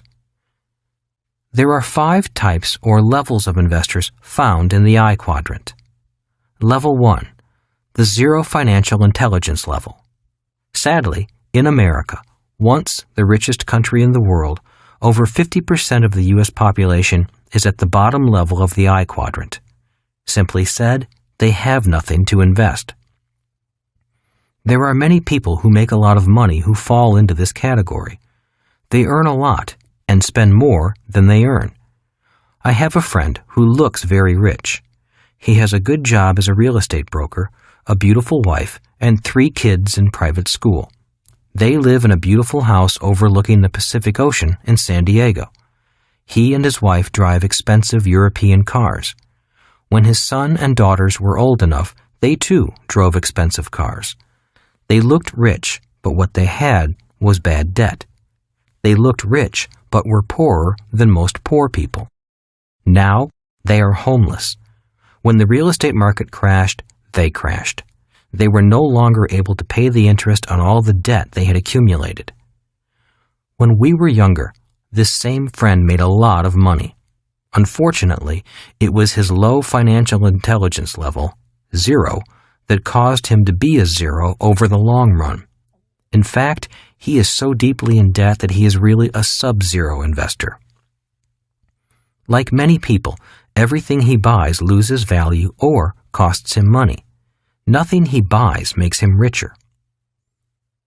2. The savers are losers level.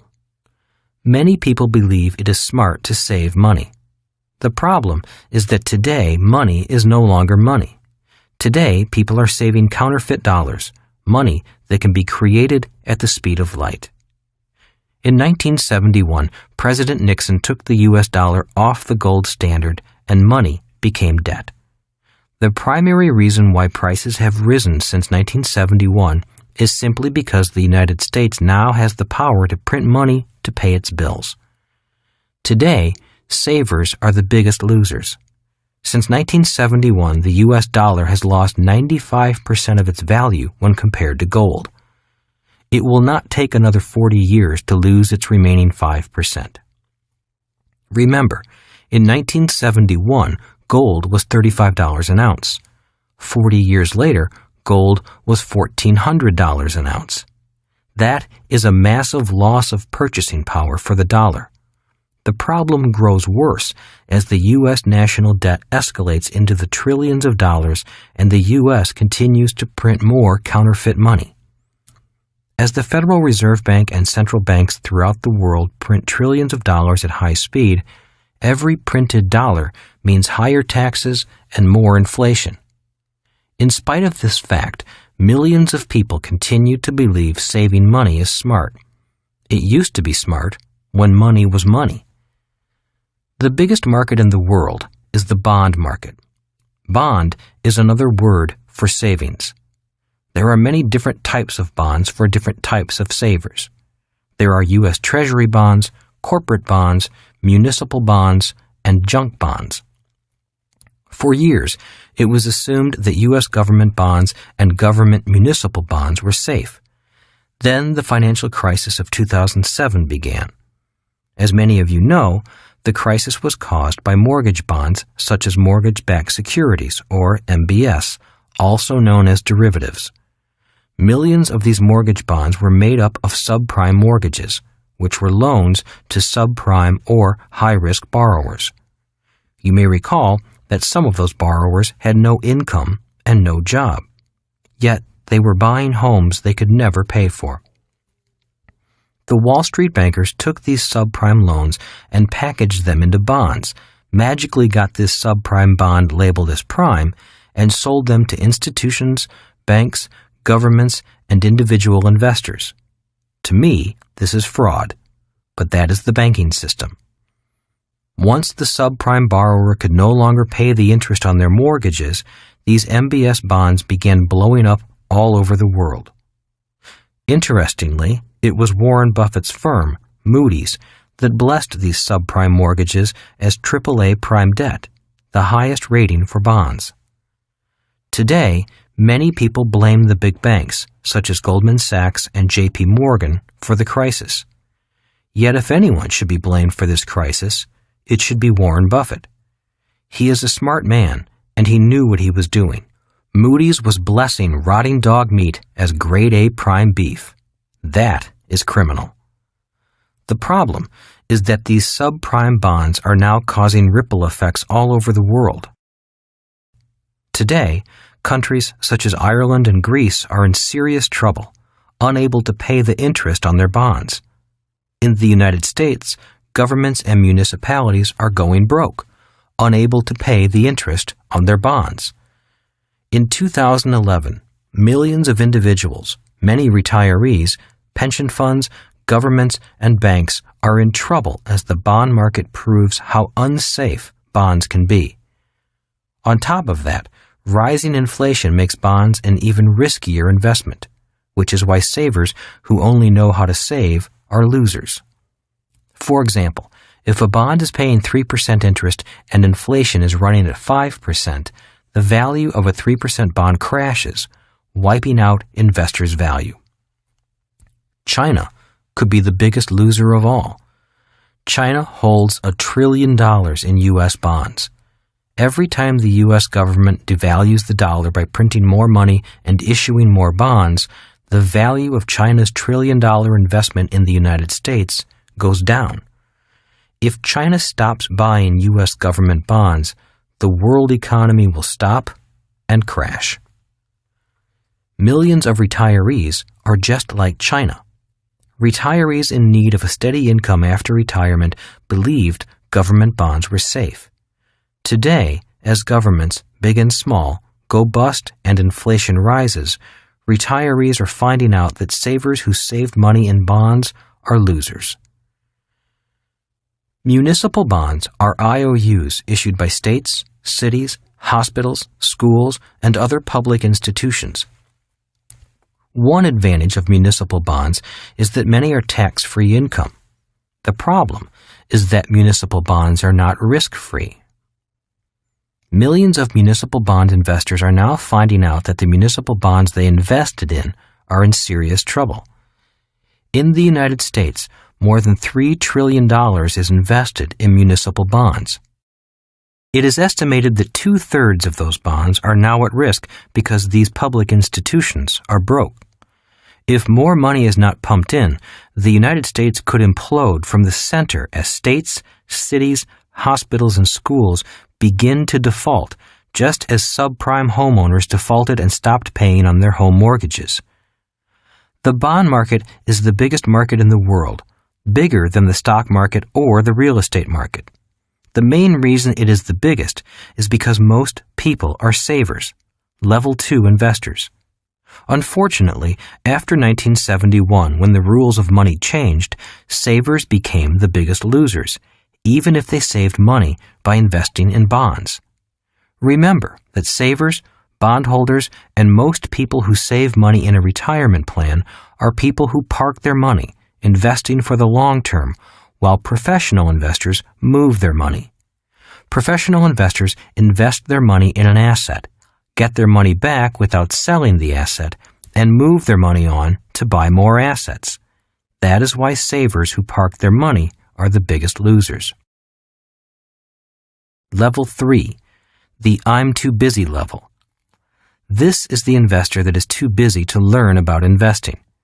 Many investors at this level are highly educated people who are simply too busy with their careers, family, other interests, and vacations. Hence, they prefer to remain financially naive and turn their money over to someone else to manage for them. This is the level that most 401k, IRA, and even very rich investors are at. They simply turn their money over to an expert, and then hope and pray their expert is really an expert. Soon after the financial crisis broke in 2007, many affluent people found out that their trusted expert was not an expert at all, and even worse, could not be trusted. In a matter of months, trillions of dollars of wealth vaporized as real estate and stock markets began to crash. Panicking, these investors called their trusted advisors and begged for salvation. A few rich investors found out that their trusted advisors were extremely sophisticated con men running elaborate Ponzi schemes. A Ponzi scheme is an investment scheme where investors are paid off with new investors' money.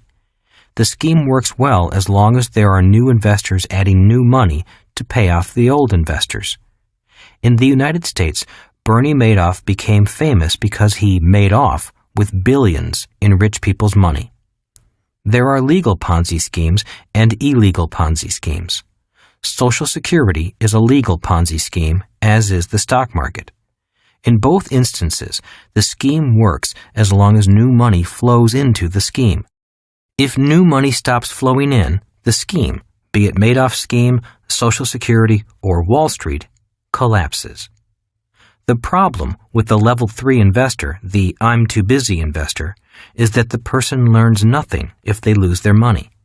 They have no experience except a bad experience. All they can do is blame their advisor, the market, or the government.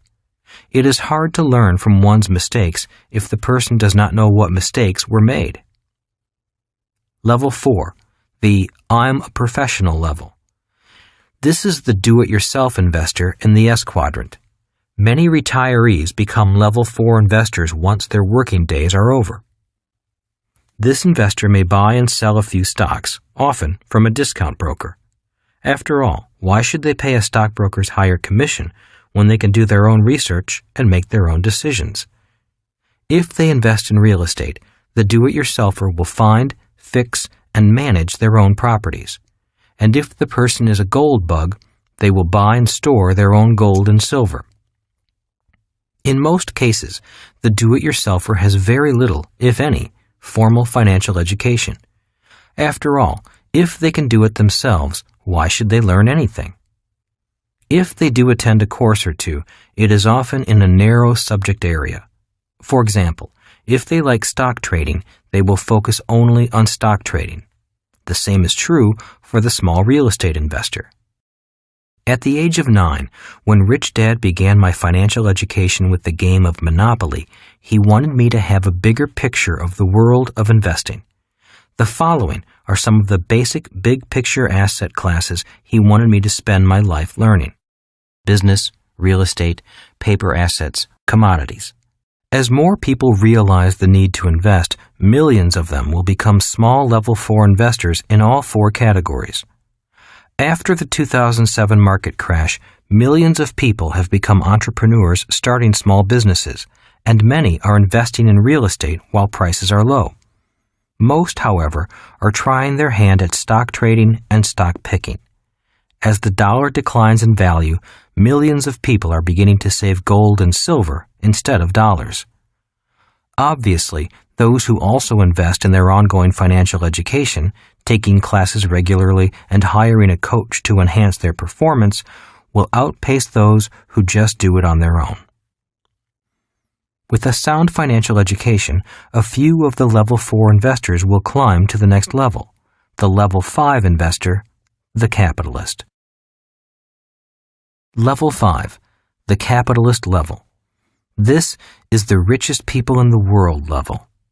The level 5 investor, a capitalist, is a business owner from the B quadrant investing in the I quadrant. As stated earlier, the level 4 investor is the do-it-yourselfer from the S quadrant investing in the I quadrant. The following are a few examples of the differences between a level 4 investor and a level 5 capitalist investor. 1. The S quadrant investor generally uses his or her own money to invest. The B quadrant investor generally uses OPM, other people's money, to invest. This difference is one of the major differences between the level 4 and level 5 investor. 2. The S quadrant investor is often a solo investor. The S also stands for smartest. The B quadrant investor invests with a team. B quadrant investors do not have to be the smartest. They just have to have the smartest team. Most people know that 2 minds are better than 1, yet many S quadrant investors believe they are the smartest people in the world. 3. The S quadrant investor earns less than the B quadrant investor. 4. The S quadrant investor often pays higher taxes than the B quadrant investor. 5. The S quadrant also stands for selfish. The more selfish they are, the more money they make. The B quadrant investor must be generous. The more generous they are, the more money they make. 6. It is difficult to raise money as an S quadrant investor. It is easy for a B quadrant investor to raise capital. Once a person knows how to build a business in the B quadrant, success attracts money. It becomes easy to raise money in the I quadrant if you are successful in the B quadrant. That is the big if. The ease of raising capital is one of the biggest differences between being successful in the S quadrant versus being successful in the B quadrant. Once a person is successful in the B quadrant, life is easy. The challenge is becoming successful. The problem with success in the S quadrant is that raising capital is always difficult. For example, it is easy to take a B quadrant business public via selling shares of the business on the stock market. The story of Facebook is a modern example of how easy it is to raise capital for a B quadrant business. If Facebook had remained just a small web consulting firm, it would have been very difficult to raise investor capital. Another example is McDonald's. If McDonald's had remained just a single hamburger store, an S quadrant operation, no one would have invested in it. Once McDonald's began expanding into the B quadrant via a franchise system and was listed on the stock exchange, money poured in. The reason a business sells shares is because the more they share, the richer the entrepreneur becomes. An S quadrant business has a tough time selling shares because the business is too small to share. In real estate, the same is true. When I was a small real estate investor investing in single-family homes, condos, and small 4 to 30 unit apartment buildings, it was difficult getting loans. The moment Kim and I began investing in apartment buildings with over 100 units, banks were more than willing to lend us much more money. The reason? On 100-unit-plus properties priced in the millions, banks do not finance the investor. They finance the investment. In other words, on properties with over 100 units, banks look more closely at the investment than the investor. On top of that, bankers would rather lend $10 million than $10,000 since it takes just as much time to lend thousands as it does millions. Remember, bankers love debtors because debtors make the bank rich. Once bankers are satisfied with our ability to own and manage large apartment houses profitably, banks often line up to offer us money, even during a crisis. So the question is, who do level 5 investors get their money from? The answer is, they get their money from level 2 and level 3 investors who save their money in banks and pension plans. Starting with nothing. The reason I started this book with the story of Kim and me being homeless is to let listeners know that not having any money is not an excuse for not growing smarter, thinking bigger, and becoming richer. For most of my life, I have never had enough money. If I had let not having money be an excuse, I would never have become a capitalist. This is important because a true capitalist never has money. That is why they must know how to raise capital and use other people's money to make a lot of money for a lot of people. How to become a capitalist. My mom and dad wanted me to be successful in the E and S quadrants. My dad suggested I go to school, get my PhD, which he did himself, and work for the government or climb a corporate ladder in the E quadrant. My mom, a registered nurse, wanted me to become a medical doctor in the S quadrant. My rich dad suggested I become a capitalist. That meant I had to study the skills required for success in the B and I quadrants. My mom and dad believed in traditional schools such as colleges, law schools, and medical schools.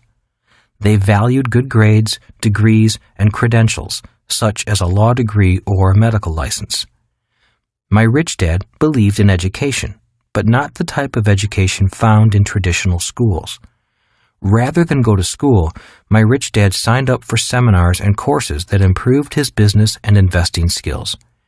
He also took personal development courses. He was not interested in grades or credentials. He wanted real-life skills that gave him strengths and operational skills in the B and I quadrants. When I was in high school, my rich dad often flew to Honolulu to attend seminars on entrepreneurship and investing. One day, when I told my poor dad that rich dad was going to a class on sales, my poor dad laughed. He could not understand why anyone would want to learn how to sell, especially if the class hours were not applied as credit to an advanced college degree. My poor dad also looked down upon my rich dad because my rich dad never finished high school. Because I had two dads with differing attitudes on education, I became aware that there is more than one type of education. Traditional schools are for those who want to be successful in the E and S quadrants. Another type of education is for those who want to be successful in the B and I quadrants. In 1973, I returned from Vietnam. It was time for me to make up my mind about which dad I was going to follow. Was I going to follow in my poor dad's footsteps and go back to school to become an E or an S, or take my rich dad's path and become a B or an I, eventually to become a capitalist? In 1973, my rich dad suggested I take classes on real estate investing. He said, if you want to be a successful capitalist, you must know how to raise capital and how to use debt to make money. That year, I took a 3-day workshop on real estate investing. It was the start of my education into the world of the capitalist. A few months later, after looking at over 100 properties, I purchased my first rental property on the island of Maui, using 100% debt financing and still putting $25 cash flow in my pocket each month. My real-life education had begun. I was learning to use other people's money to make money, a skill a true capitalist must know. In 1974, my contract with the Marine Corps was up, and I took a job with the Xerox Corporation in Hawaii, not because I wanted to climb the corporate ladder, but because Xerox had the best sales training program. Again, this was all part of my rich dad's educational program to train me to become a capitalist. By 1994, Kim and I were financially free, never needing a job or a company or a government retirement plan. Rich Dad was correct.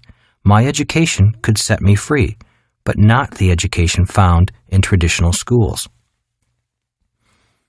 When the markets began to crash in 2007, rather than crash with the rest of the economy, our wealth skyrocketed. As the stock market and real estate markets crashed, great deals floated to the surface, and banks were more than eager to lend us millions of dollars to buy and take over their investments gone bad. In 2010 alone, Kim and I acquired over $87 million in real estate, using loans from banks and pension funds. That year was our best year so far. As Rich Dad often said, if you are a true investor, it does not matter if the markets are going up or coming down. A true investor does well in any market condition. Where are you? Take a moment and assess where you are today.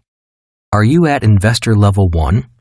If there is nothing in your asset column with no income coming in from your investments and you have too many liabilities, then you are starting at the bottom level, ground zero. If you are deeply in bad debt, your best investment might be to get out of debt. There is nothing wrong with being deeply in debt, unless you do nothing. After I lost my first business, I was nearly $1 million in debt. It took me almost 5 years to reach zero. In many ways, learning from my mistakes and taking responsibility for my mistakes was the best education I could have asked for. If I had not learned from my mistakes, I would not be where I am today. Kim and I put together a simple program and workbook, How We Got Out of Bad Debt, explaining the process we used to get out of hundreds of thousands of dollars of bad debt. It is a simple, almost painless process. All it takes is some discipline and a willingness to learn. Are you at investor level 2? If you are a saver, be very careful, especially if you are saving money in a bank or in a retirement plan. In general, savers are losers. Saving is often a strategy for people who do not want to learn anything. You see, it takes no financial intelligence to save. You can train a monkey to save money. The risk in saving is that you learn little. And if your savings are wiped out, either by market decline or devaluation of the money supply, you wind up without money and without education. Remember that the US dollar has lost 95% of its value since 1971. It will not take long to lose the rest of its value. As stated before, a person can even lose money saving gold if they buy gold at the wrong price. I suggest taking a few courses on investing, either in stocks or real estate, and see if anything interests you. If nothing interests you, then keep saving. Remember that the bond market is the biggest market in the world simply because most people and businesses are savers, not investors. This may sound strange to savers, but the bond market and banks need borrowers. Are you at investor level 3? This level is similar to level 2, except that this level invests in riskier instruments such as stocks, bonds, mutual funds, insurance, and exchange-traded funds. Again, the risk with this level is that if everything is lost, the investor loses everything and learns nothing. If you are ready to move out of level 3 by investing in your financial education and taking control of your money, then level 4 is a good level for you.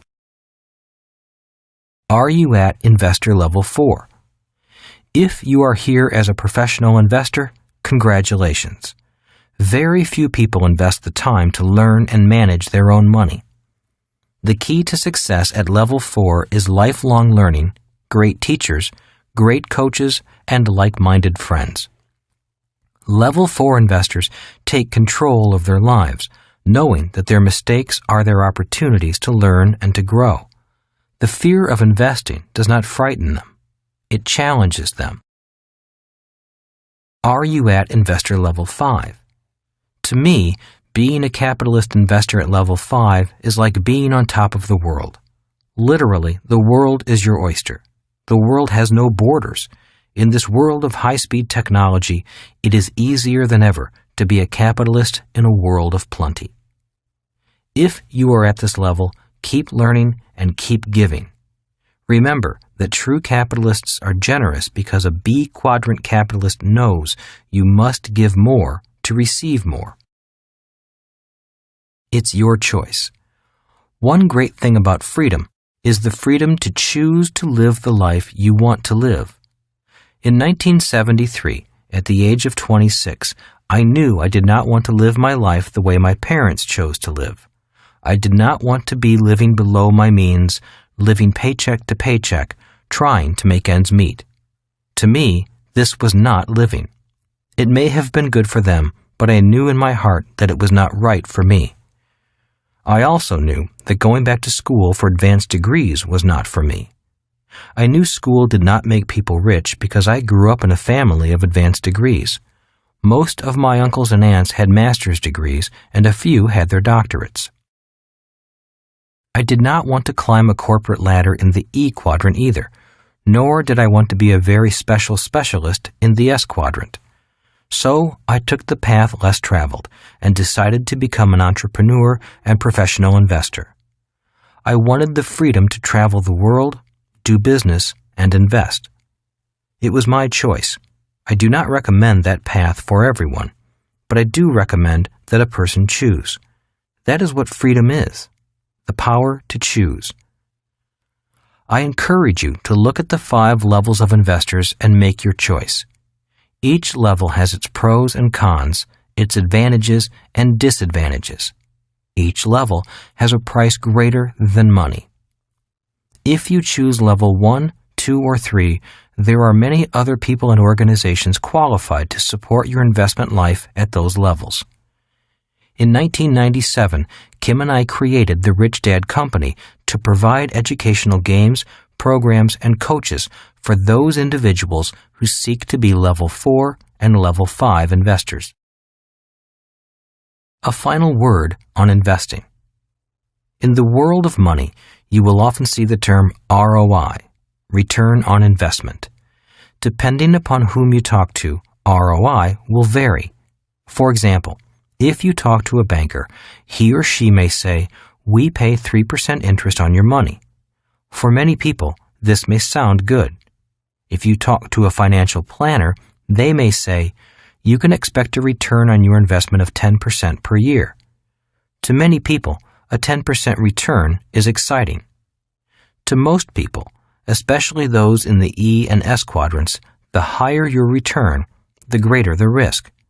So the person accepting a 10% return already assumes there is more risk in that investment than the 3% return from the bank. And there is. Ironically, both the 3% return from the bank and the 10% return from the stock market are extremely high risk. The money in the bank is at risk due to inflation and higher taxes caused by banks printing money. The 10% in the stock market is at risk due to volatility caused by HFT, high-frequency trading, and due to the novice investor investing without insurance. In my world, ROI stands for a return on information. This means that the more information I have, the higher my returns, and the lower my risk. I caution you, because what I am about to say may sound insane or too good to be true. Yet I assure you, it is true. In my world, the world of a level 4 and level 5 investor, an infinite return is expected, and with low risk. An infinite return means money for nothing. In other words, investors receive income without having any of their own money in the investment. In the earlier section, I wrote that I took a real estate course in 1973. After looking at over 100 investments, I purchased a condo on Maui using 100% financing, which means I used none of my own money. I put $25 each month into my pocket. That $25 was an infinite return on my investment, since I had zero invested. And I quote from that section, "My real-life education had begun. I was learning to use other people's money to make money, a skill a true capitalist must know." I know $25 a month is not a lot of money, yet it was not the money that was important to me. It was learning a way of thinking, a way of processing information and producing a result. One of the reasons that I have so much money today is simply because I was educated and trained to think differently. If you have read Rich Dad, Poor Dad, you may recall that the title of the first chapter is "The Rich Don't Work for Money." One of the reasons why those in the E and S quadrants have problems with that statement is because most went to school to learn to work for money. They did not go to school to learn how to have other people's money work for them. When Kim and I started the Rich Dad Company, we borrowed $250,000 from investors. We paid the money back once the company was up and running.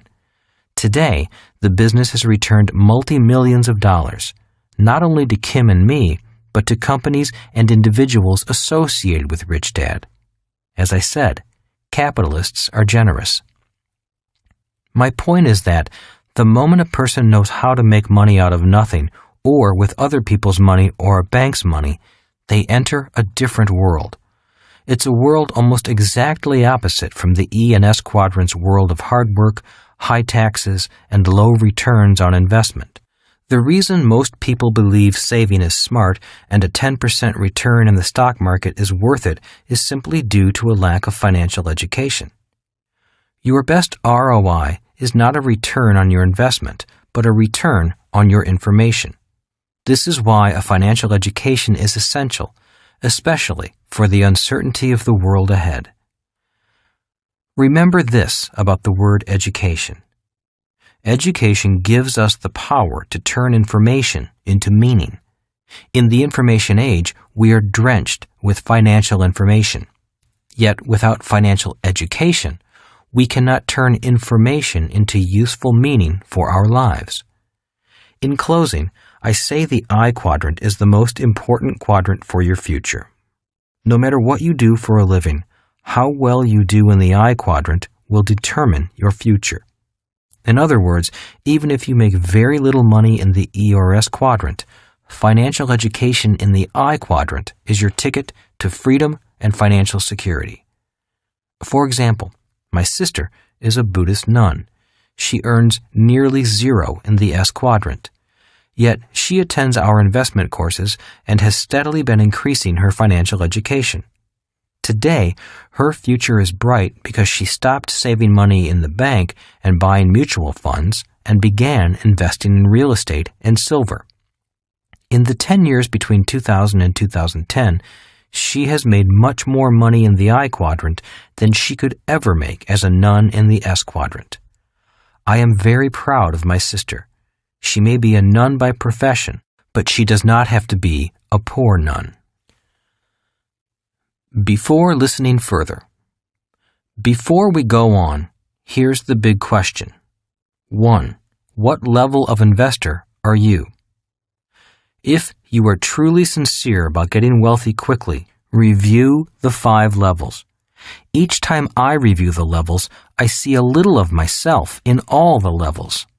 I recognize not only strengths, but also character flaws that hold me back. The way to great financial wealth is to strengthen your strengths and address your character flaws. And the way to do that is by first recognizing them rather than pretending that you're perfect. We all want to think the best of ourselves. I've dreamed of being a level 5 capitalist for most of my life. I knew this was what I wanted to become from the moment my rich dad explained the similarities between a stock picker and a person who bets on horses. But after studying the different levels of this list, I could see the character flaws that held me back. I found character flaws in myself from level 4 that would often rear their ugly heads in times of pressure. The gambler in me was good, but it was also not so good. So with the guidance of Kim, my friends, and additional schooling, I began addressing my own character flaws and turning them into strengths. My effectiveness as a level 5 investor improved immediately. Although I do operate today as a level 5 investor, I continue to review the 5 levels and work on improving myself. Here's another question for you. 2. What level of investor do you want or need to be in the near future? Warning: anyone with the goal of becoming a level 5 investor must develop their skills first as a level 4 investor. Level 4 cannot be skipped on your path to level 5. Anyone who tries to do this is really a level 3 investor, a gambler. If your answer to question 2 is the same as that in question 1, then you are where you want to be. If you are happy where you are as an investor, then there's not much need to listen any further to this book. One of life's greatest joys is to be happy where you are. Congratulations. However, if you still want and need to know more financially and continue to be interested in pursuing your financial freedom, continue listening. The remaining chapters will focus primarily on the characteristics of someone in the B and I quadrants. In these chapters, you will learn how to move from the left side of the cash flow quadrant to the right side easily and with low risk. The shift from the left side to the right will continue to focus on intangible assets that make possible the tangible assets on the right side. Before going on, I have one last question. 3. To go from homeless to millionaires in less than 10 years, what level of investor do you think Kim and I had to be? The answer is found in the next chapter, where I share some learning experiences from our personal journey to financial freedom. Chapter 6. You cannot see money with your eyes. Money is an idea that is more clearly seen with your mind. In late 1974, I purchased a small condominium on the fringes of Waikiki as one of my first investment properties. The price was $56,000 for a cute 2-bedroom, 1-bath unit in an average building. It was a perfect rental unit, and I knew it would rent quickly. I drove to my rich dad's office, all excited about showing him the deal. He glanced at the documents, and in less than a minute, he looked up and asked, "How much money are you losing a month?" "About $100 a month," I said. "Don't be foolish," Rich Dad said. "I haven't gone over the numbers, but I can already tell from the written documents that you're losing much more than that. And besides, why in the world would you knowingly invest in something that loses money?" "Well, the unit looked nice and I thought it was a good deal. A little paint and the place would be as good as new," I said. "That doesn't justify knowingly losing money," smirked Rich Dad. "Well, my real estate agent said not to worry about losing money every month. He said that in a few years, the price of this unit will double. In addition, the government gives me a tax break on the money I lose. Besides, it was such a good deal that I was afraid someone else would buy it if I didn't." Rich Dad stood and closed his office door. When he did that, I knew I was about to be chewed out as well as be taught an important lesson. I'd been through these types of educational sessions before. "So, how much money are you losing a month?" Rich Dad asked again. "About $100, I repeated nervously. Rich Dad shook his head as he scanned the documents. The lesson was about to begin. On that day, I learned more about money and investing than I had in all my previous 27 years of life. Rich Dad was happy that I took the initiative and invested in a property, but I'd made some grave mistakes that could have been a financial disaster. However, the lessons I learned from that one investment have made me millions over the years. Money is seen with your mind. "It's not what your eyes see," said Rich Dad. "A piece of real estate is a piece of real estate. A company's stock certificate is a company's stock certificate. You can see those things, but it's what you can't see that's important. It's the deal, the financial agreement, the market, the management, the risk factors, the cash flow, the corporate structuring, the tax laws, and 1,000 other things that make something a good investment or not." He then proceeded to tear the deal apart with questions. "Why would you pay such a high interest rate? What do you figure your return on investment to be?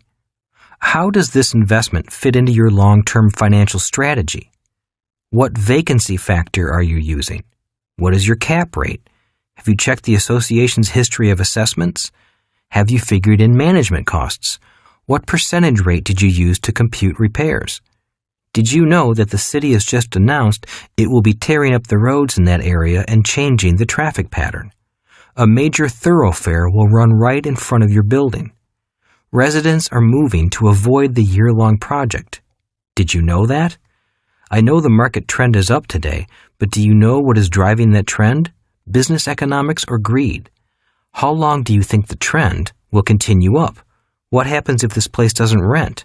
And if it doesn't, how long can you keep this place and yourself afloat?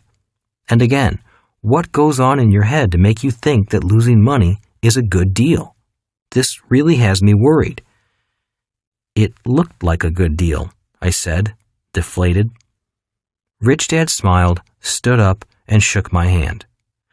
"I'm glad you took action," he said. "Most people think, but never do. If you do something, you make mistakes, and it's from our mistakes that we learn the most. Remember that anything important can't really be learned in the classroom. It must be learned by taking action, making mistakes, and then correcting them. That's when wisdom sets in." I felt a little better and was ready to learn. Rich Dad went on to explain that people look at a piece of real estate or the name of a stock and often make their decision based on what their eyes see, what a broker tells them, or on a hot tip from a fellow worker. They often buy emotionally instead of rationally. "That's why 9 out of 10 investors don't make money," said Rich Dad. "While they might not lose money, they don't make any either. They just sort of break even, making some and losing some. That's because they invest with their eyes and emotions rather than with their minds.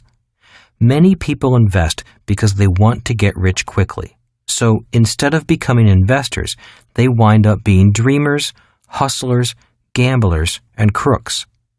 The world is filled with them. So let's sit down, go back over this losing deal you just bought, and I'll teach you how to turn it into a winning deal.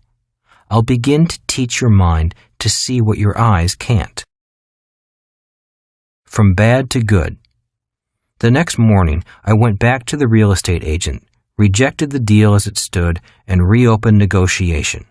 It wasn't a pleasant process, but I learned a lot. 3 days later, I returned to see Rich Dad.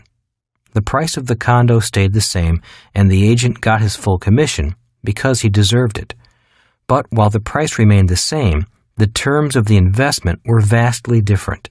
By renegotiating the interest rate, payment terms, and the amortization period, instead of losing money, I was now certain of making a net profit of $80 per month, even after the management fee and an allowance for vacancy was factored in.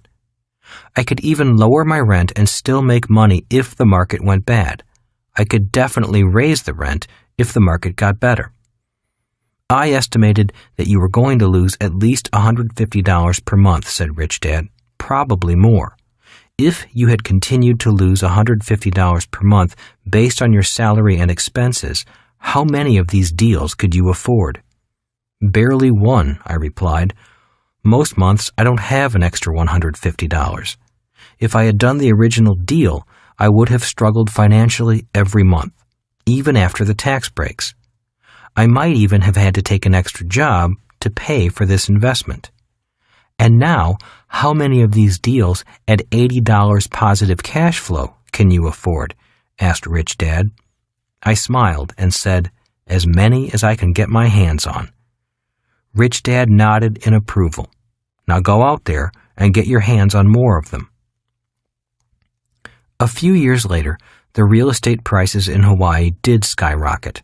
But instead of having only one property go up in value, I had 7 double in value. That is the power of a little financial intelligence. You can't do that. When I took my new offer back to the real estate agent, all he said to me was, "You can't do that." What took the longest time was convincing the agent to start thinking about how we could do what I wanted done. In any event, there were many lessons I learned from this one investment, and one of those lessons was to realize that when someone says to you, "You can't do that," they may have one finger pointing forward at you, but 3 fingers are pointing backward at them. Rich Dad taught me that "you can't do that" doesn't necessarily mean you can't. It more often means they can't. A classic example took place many years ago when people told the Wright brothers, "You can't do that." Thank goodness the Wright brothers didn't listen. $1.4 trillion looking for a home. Every day, trillions of dollars are moved around the planet electronically. There is more money being created and available today than ever before. The problem is that money is invisible. Today, the bulk of it is electronic. So when people look for money with their eyes, they fail to see anything. Most people struggle to live paycheck to paycheck, and yet $1.4 trillion flies around the world every day looking for someone who wants it. It's looking for someone who knows how to take care of it, nurture it, and grow it. If you know how to take care of money, money will flock to you and be thrown at you. People will beg you to take it. But if you don't know how to care for money, money will stay away from you. Remember Rich Dad's definition of financial intelligence. It's not how much money you make, but how much money you keep, how hard it works for you, and how many generations you keep it for. The blind leading the blind. The average person is 95% eyes and only 5% mind when they invest, said Rich Dad. If you want to become a professional in the B and I quadrants, you need to train your eyes to be only 5% and train your mind to see the other 95%. Rich Dad went on to explain that people who train their minds to see money have tremendous power over people who don't. He was adamant about whom I took financial advice from. The reason most people struggle financially is because they take advice from people who are also mentally blind to money. It's the classic tale of the blind leading the blind. If you want money to come to you, you must know how to take care of it.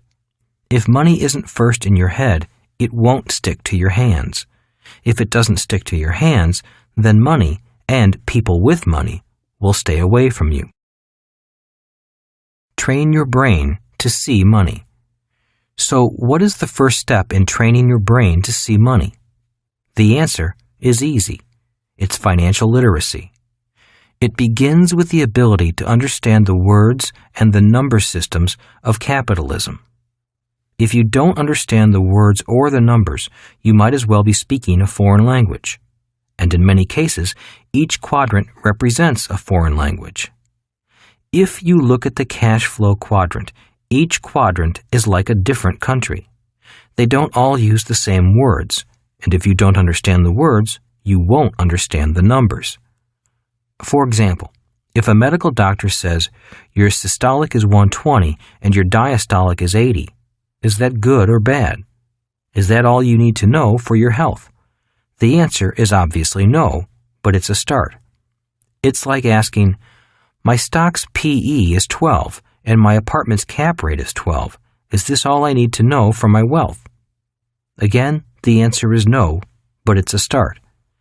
At least we're beginning to speak the same words and use the same numbers. And that is the beginning of financial literacy, which is the basis of financial intelligence. It starts with knowing the words and numbers. The doctor is speaking from the S quadrant, and the investor is speaking with the words and numbers of the I quadrant. They might as well be speaking different languages.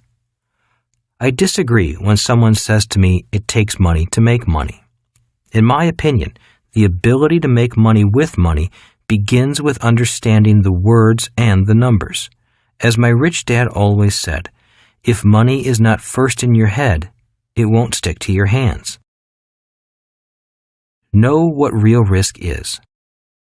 The second step in training your brain to see money is to learn to recognize what real risk is. When people say to me that investing is risky, I simply say, investing is not risky. Being uneducated is risky. Investing is much like flying. If you've been to flight school and spent a number of years gaining experience, then flying is fun and exciting. But if you've never been to flight school, I'd leave the flying to someone else. Bad advice is risky. Rich Dad firmly believed that any financial advice was better than no financial advice. He was a man with an open mind.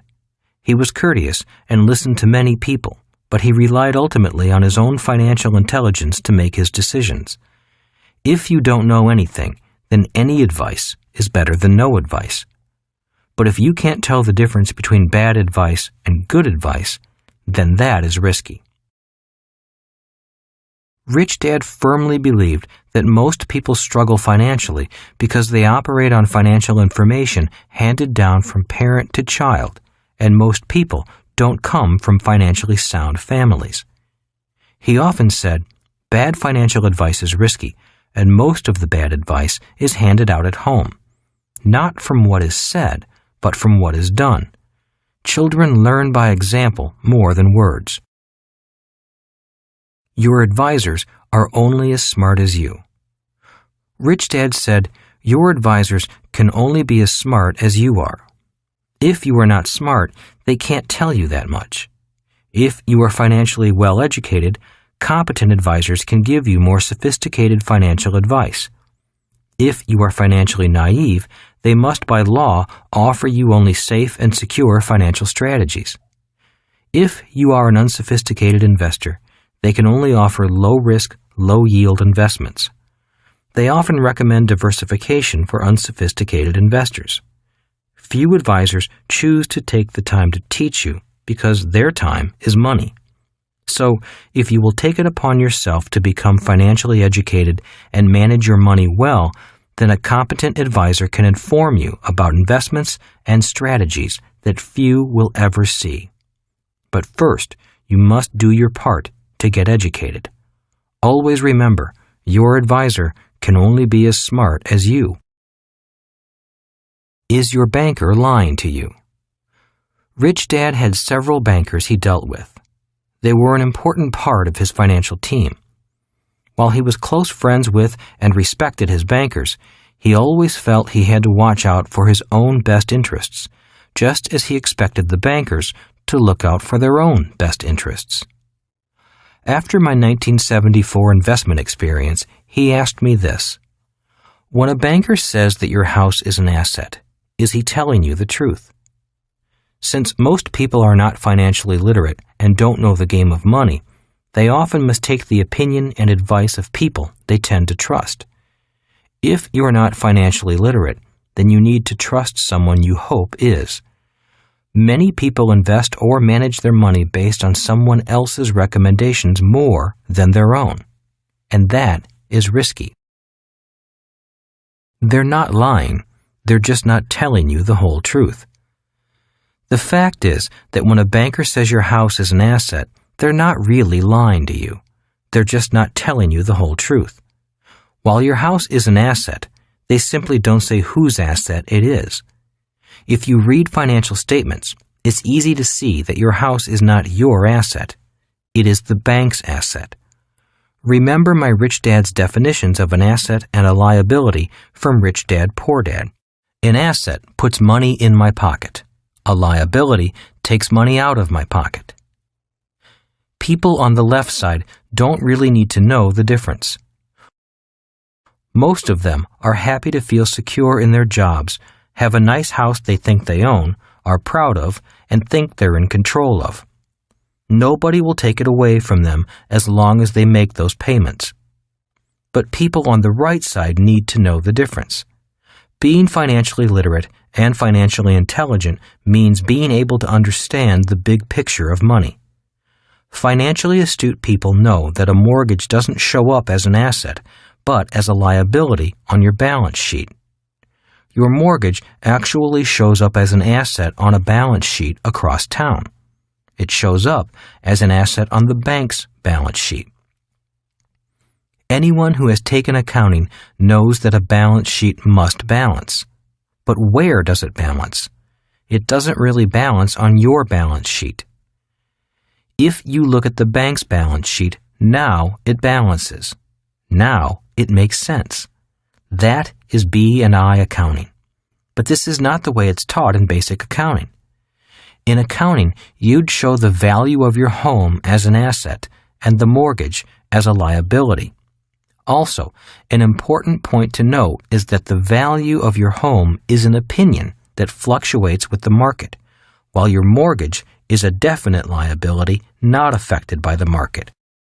For a B&I, the value of your home is not considered an asset because it does not generate cash flow. What happens if you pay off your mortgage? Many people ask me, what happens if I pay off my mortgage? Is my house an asset then? And my reply is, in most cases, the answer is still no. It's still a liability. There are several reasons why this is true. One is maintenance and general upkeep. Property is like a car. Even if you own it free and clear, it still costs money to operate, and once things start to break, everything begins to break. In most cases, people pay for repairs on their house and their car with after-tax dollars. A person in the B and I quadrants only includes property as an asset if it generates income through positive cash flow. But the main reason a house, even without a mortgage, is still a liability is because you still don't own it. The government still taxes you even if you own it. Just stop paying your property taxes and you'll find out who really owns your property. That is where tax lien certificates come from, which I wrote about in Rich Dad, Poor Dad. Tax lien certificates are an excellent way to receive up to 16% interest on your money.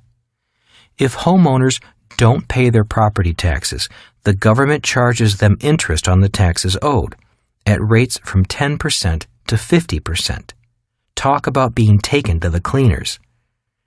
If you don't pay the property taxes and someone like me pays them for you, then in many states you owe me the taxes plus the interest. If you don't pay me within a certain amount of time, I get to take your house just for the money I put up.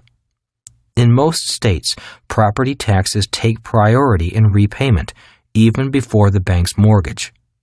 I've had the opportunity to buy houses I paid the taxes on for just a few $1,000s. The definition of real estate. Again, to be able to see money, you must see it with your mind, not your eyes. In order to train your mind, you must know the real definitions of words and the system of numbers. By now, you should know the difference between an asset and a liability, and you should know the definition of the word mortgage, which is an agreement until death, and the word finance, which means penalty. You will now learn the origin of the words real estate and a popular financial vehicle called derivatives. Many people think derivatives are new, but in reality, they're ages old. A simple definition of derivative is something that comes from something else. An example of a derivative is orange juice. Orange juice is a derivative of an orange. I used to think that real estate meant real or something that was tangible. My rich dad explained to me that it really comes from the Spanish word real, which means royal. El Camino Real means the royal road. Real estate means the royal estate. Once the agrarian age came to an end and the industrial age began around 1500, power was no longer based on the land and agriculture. The monarchs realized they had to change in response to the Land Reform Acts that allowed peasants to own the land. So, royalty created derivatives, such as taxes on land ownership and mortgages, as a way of allowing commoners to finance their land. Taxes and mortgages are derivatives because they are derived from the land. Your banker would not call the mortgage a derivative. They would say it is secured by the land. Different words, similar meanings. So once royalty realized that money was no longer in the land, but in the derivatives that came from the land, the monarchs set up banks to handle the increased business. Today, land is still called real estate because no matter how much you pay for it, it never really belongs to you. It still belongs to the royals. What is your interest rate? Really? Rich Dad fought and negotiated tough for every single point of interest he paid. He asked me this question: when a banker tells you your interest rate is 8% per annum, is it really? I found out it's not if you learn to read numbers. Let's say you buy a $100,000 home, make a down payment of $20,000, and borrow the remaining $80,000 at 8% interest with a 30-year term from your bank. In 5 years, you will pay a total of $35,220 to the bank, $31,276 for interest, and only $3,944 for debt reduction. If you take the loan to term, or 30 years, you will have paid $211,323 total principal and interest, less what you originally borrowed, $80,000. The total interest you will have paid, $131,323.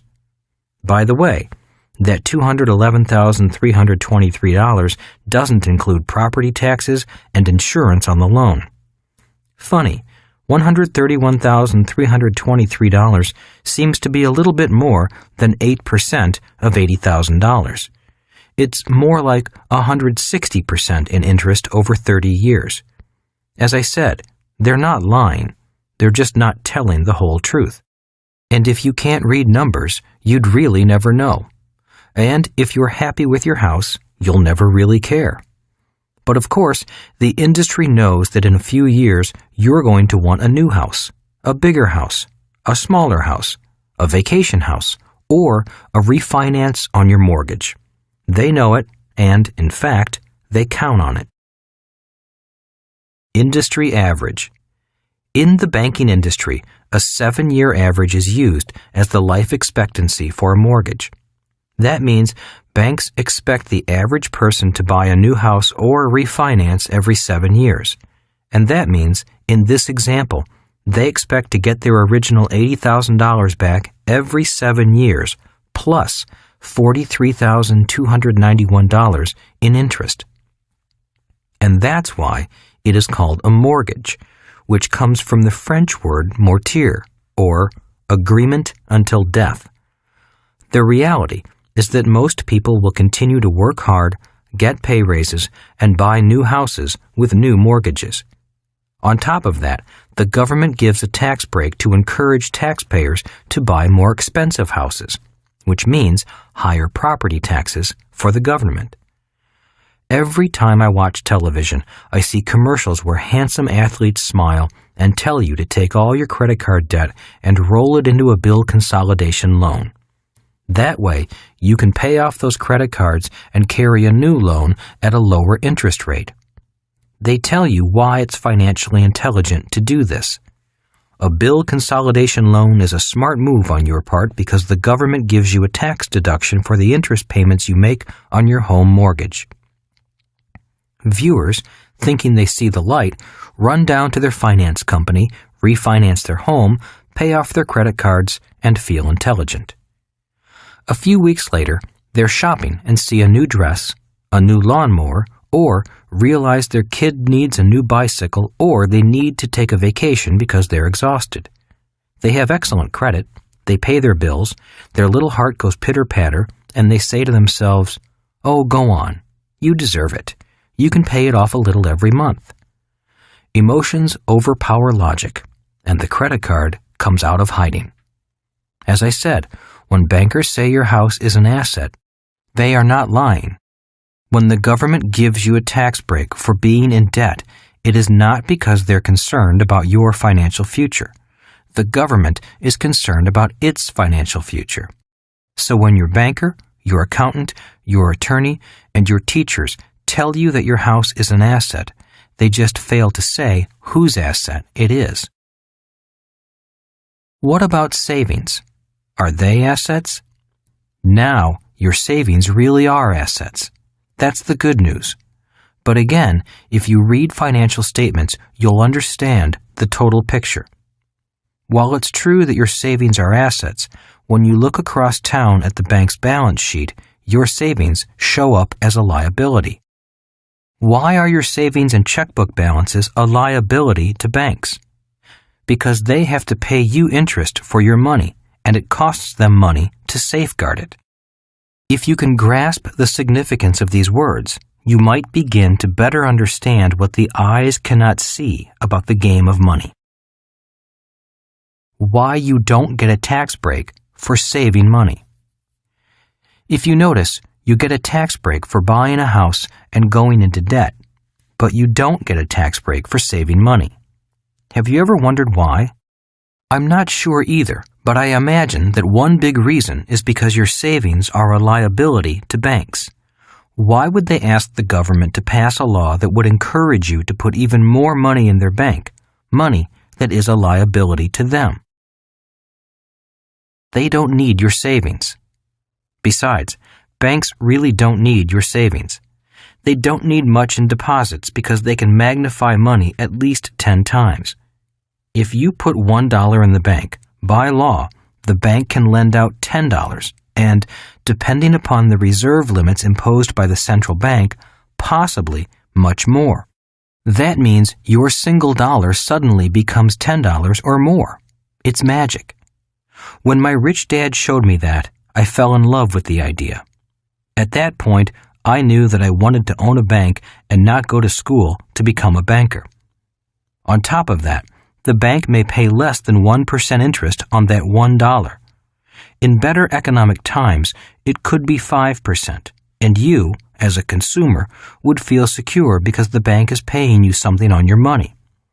Banks see this as good customer relations because if you have savings with them, you may come in and borrow money too. They want you to do this because they can then charge 9% or more on what you borrow. While you may make less than 1% on your dollar, the bank can make 9% or more on the $10 of debt your single dollar has generated. Recently, I received a new credit card offer that advertised 8.9% interest. But since I understood the legal jargon in the fine print, I saw it was really 23%. Needless to say, I took a pass. They get your savings anyway. The other reason they don't offer a tax break for savings is more obvious. If you can read the numbers and see which way the cash is flowing, you'll notice that they'll get your savings anyway. The money you could be saving in your asset column is flowing instead out of your liability column in the form of interest payments on your mortgage. This ends up in the bank's asset column. That's why they don't need the government to give you a tax incentive to save. They'll get your savings anyway in the form of interest payments on debt. Politicians aren't about to mess with the system because the banks, insurance companies, building industry, brokerage houses, and others contribute a lot of money to their campaigns, and the politicians know the name of the game. The name of the game. In 1974, my rich dad was upset because the game was played against me, and I didn't know it. I had bought this investment property and had taken a losing position, yet I'd been led to believe it was a winning position. "I'm glad you entered the game," said Rich Dad, "but because no one has ever told you what the game is, you've just been suckered over to the losing team." Rich Dad then explained the basics of the game.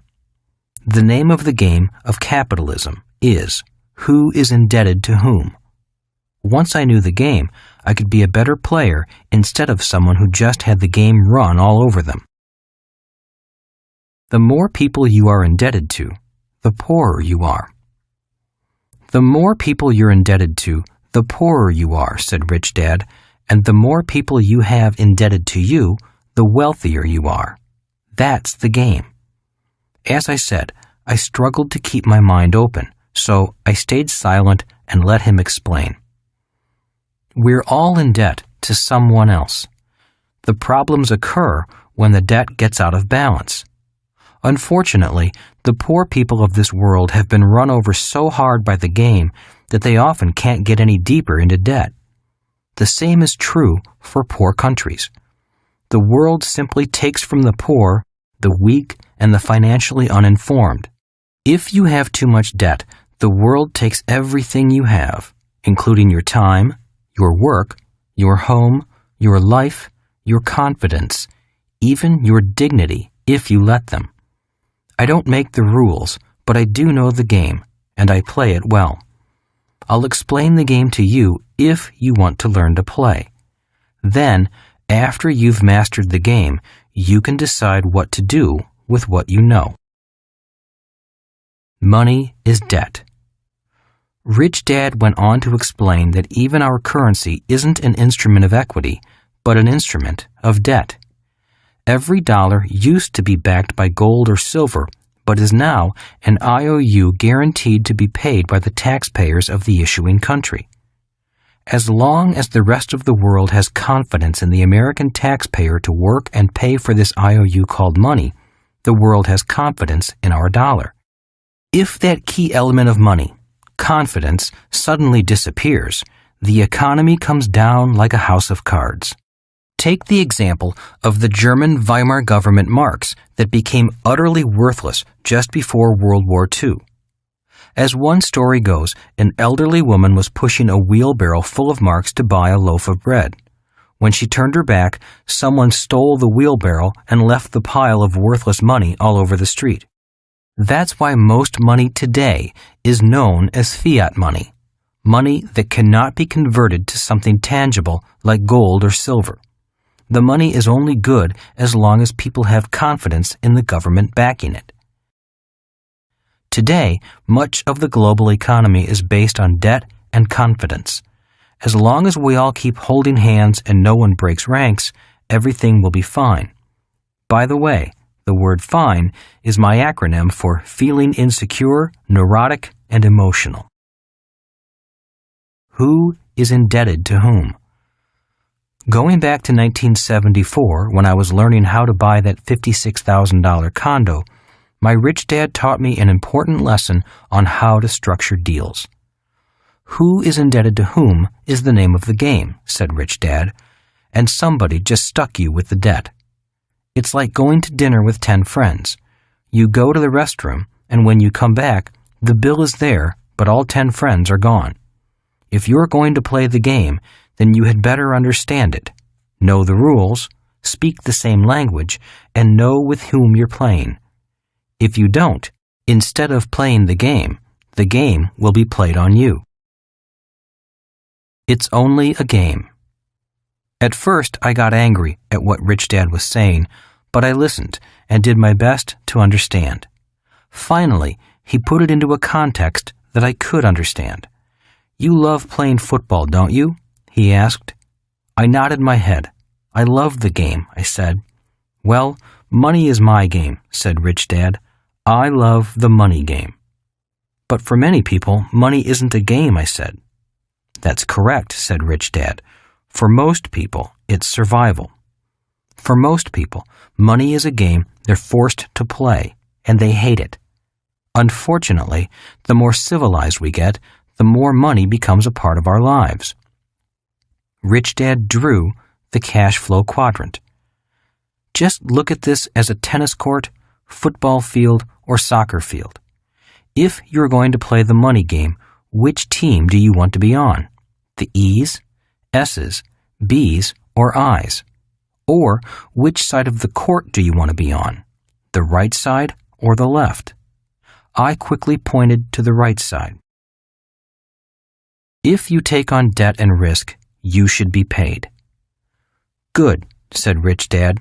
That's why you can't go out there to play the game and believe some sales agent when he tells you that to lose $150 a month for 30 years is a good deal because the government will give you a tax break for losing money and he expects the price of real estate to go up.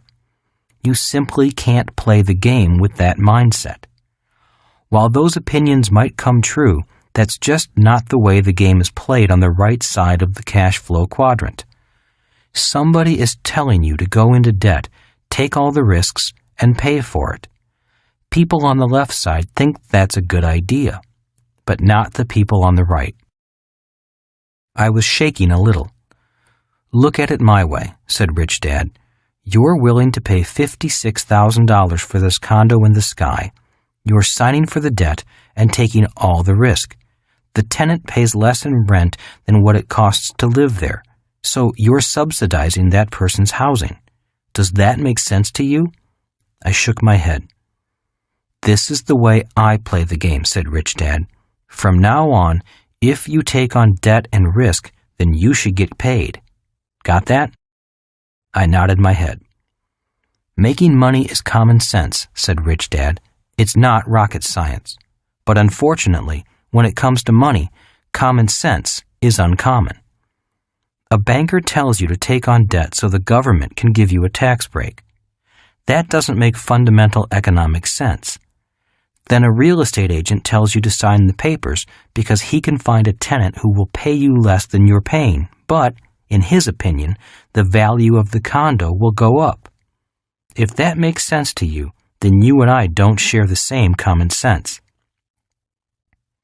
I just stood there. I heard everything he said, and I had to admit that I'd gotten so excited by what I thought looked like a good deal that my logic went out the window and I didn't analyze the deal.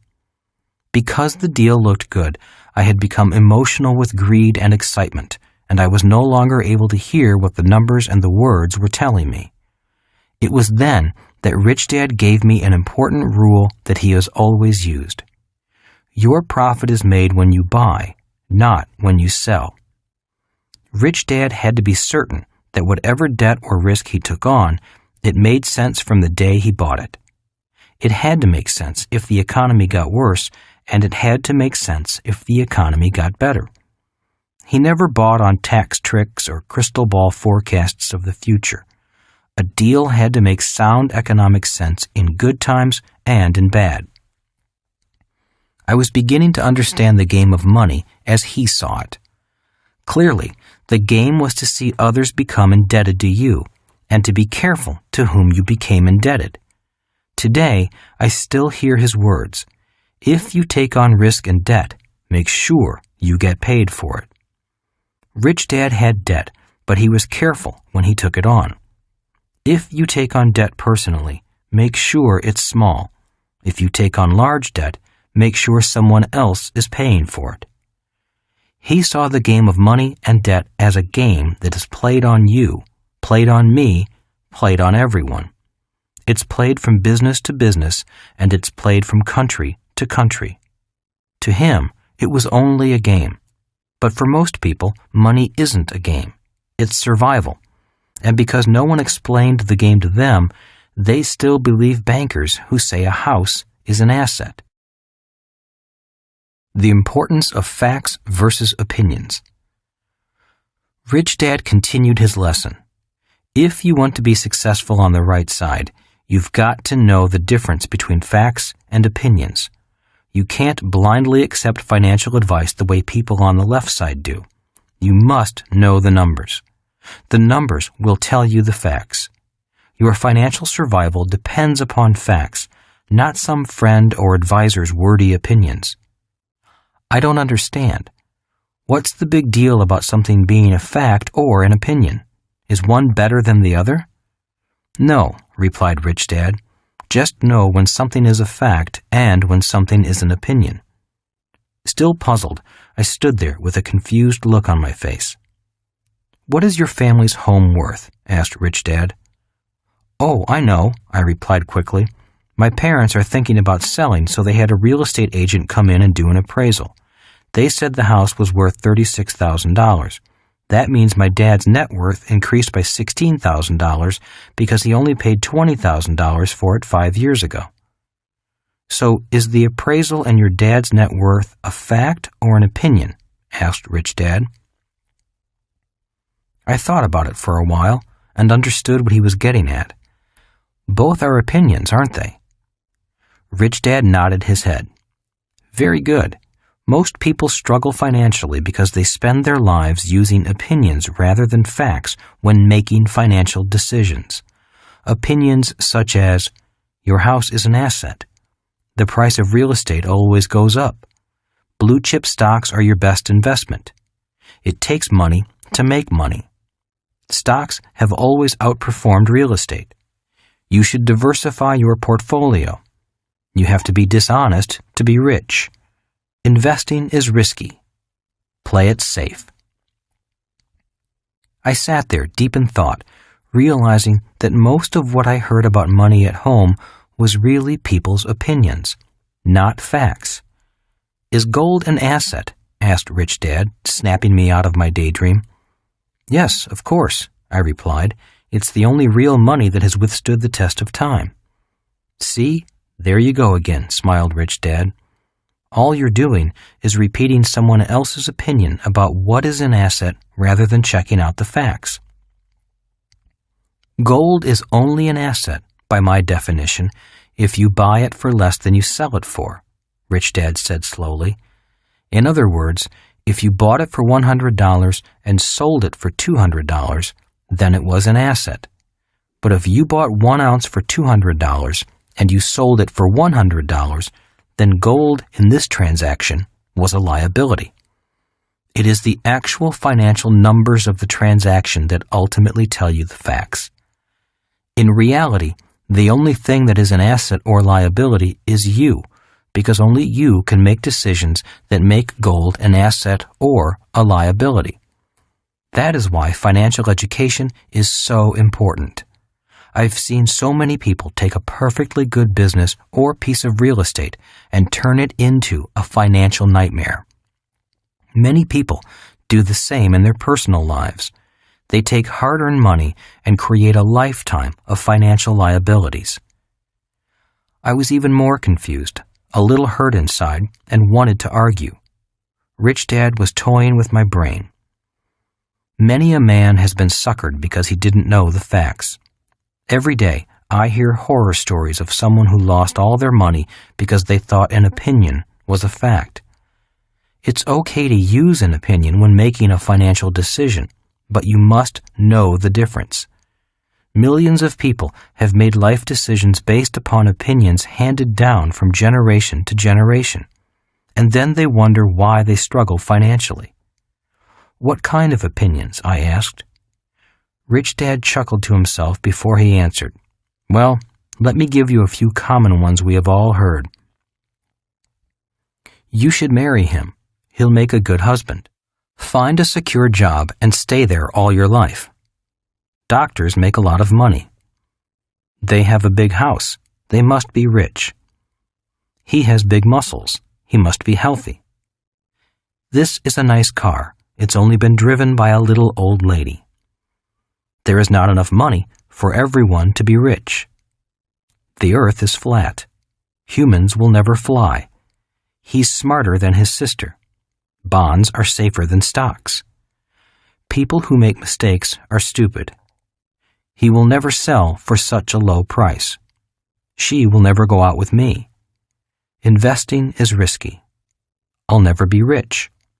I didn't go to college, so I'll never get ahead. You should diversify your investments. You should not diversify your investments." Rich Dad went on and on until finally he could tell I was tired of hearing his examples of opinions. "Okay, I've heard enough. What's your point?"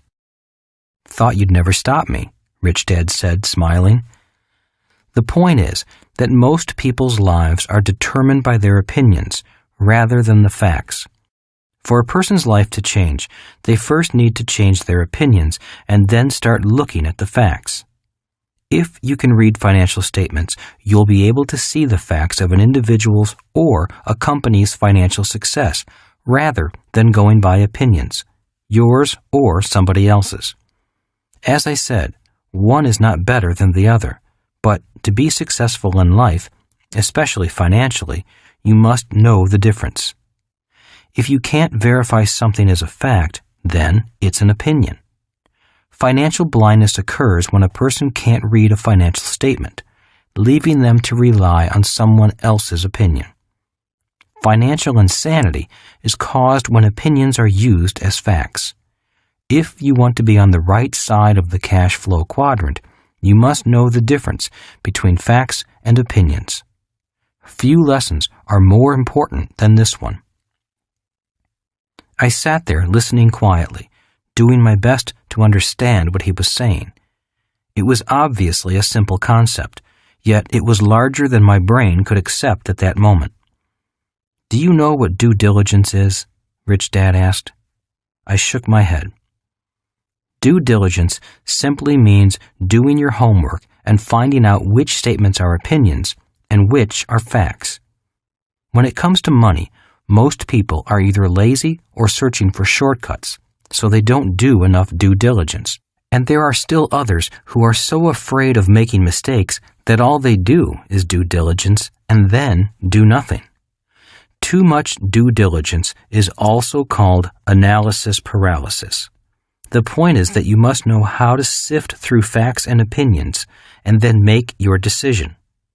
As I said, most people are in financial trouble today simply because they've taken too many shortcuts and are making their life's financial decisions based upon opinions, often the opinions of an E or an S, and not the facts. If you want to be a B or an I, you must be keenly aware of this difference. I didn't fully appreciate Rich Dad's lesson that day, yet few lessons have served me better than that one. Years later, in the early 1990s, Rich Dad watched the stock market climb out of sight. His only comment was, "That's what happens when highly paid employees or self-employed people with big paychecks, paying excessive amounts in taxes, greatly in debt, and with only paper assets in their portfolio, begin handing out investment advice. Millions are about to get hurt following the opinions of people who think they know the facts." Warren Buffett, America's greatest investor, once said, "If you're in a poker game and after 20 minutes you don't know who the patsy is, then you're the patsy." Why people struggle financially. Would you believe that most people will be in debt from the day they leave school until the day they die? It's true. Anytime you hear these words, low down payment, easy monthly payments, or don't worry, the government will give you a tax break for those losses, then you know someone is luring you into the game. If you want to be financially free, you've got to be smarter than that. Most people don't have anyone who is indebted to them. They have no real assets, things that put money in their pocket, and they're often indebted to everyone else. That's why they cling to job security and struggle financially. If it weren't for their job, they'd be broke in a flash. In fact, the average American is less than 3 paychecks away from bankruptcy. They seek a better life and get run over by the game because the deck is stacked against them. They still think their house, car, golf clubs, clothes, vacation home, and other doodads are assets. They believe what someone else tells them because they can't read financial numbers to see the truth for themselves. Most people go to school and learn to be players in the game, but no one explains the rules to them. No one tells them that the name of the game is who is indebted to whom. And because no one tells them that, they are the ones who become indebted to everyone else. Money is an idea. I hope you now understand the basics of the cash flow quadrant and know that money really is an idea that is more clearly seen with your mind than with your eyes. Learning the game of money and how it is played is an important part of your journey to financial freedom. Even more important is who you need to become to move to the right side of the cash flow quadrant. Part 2 of this book focuses on bringing out the best in you and on analyzing the formula be, do, have.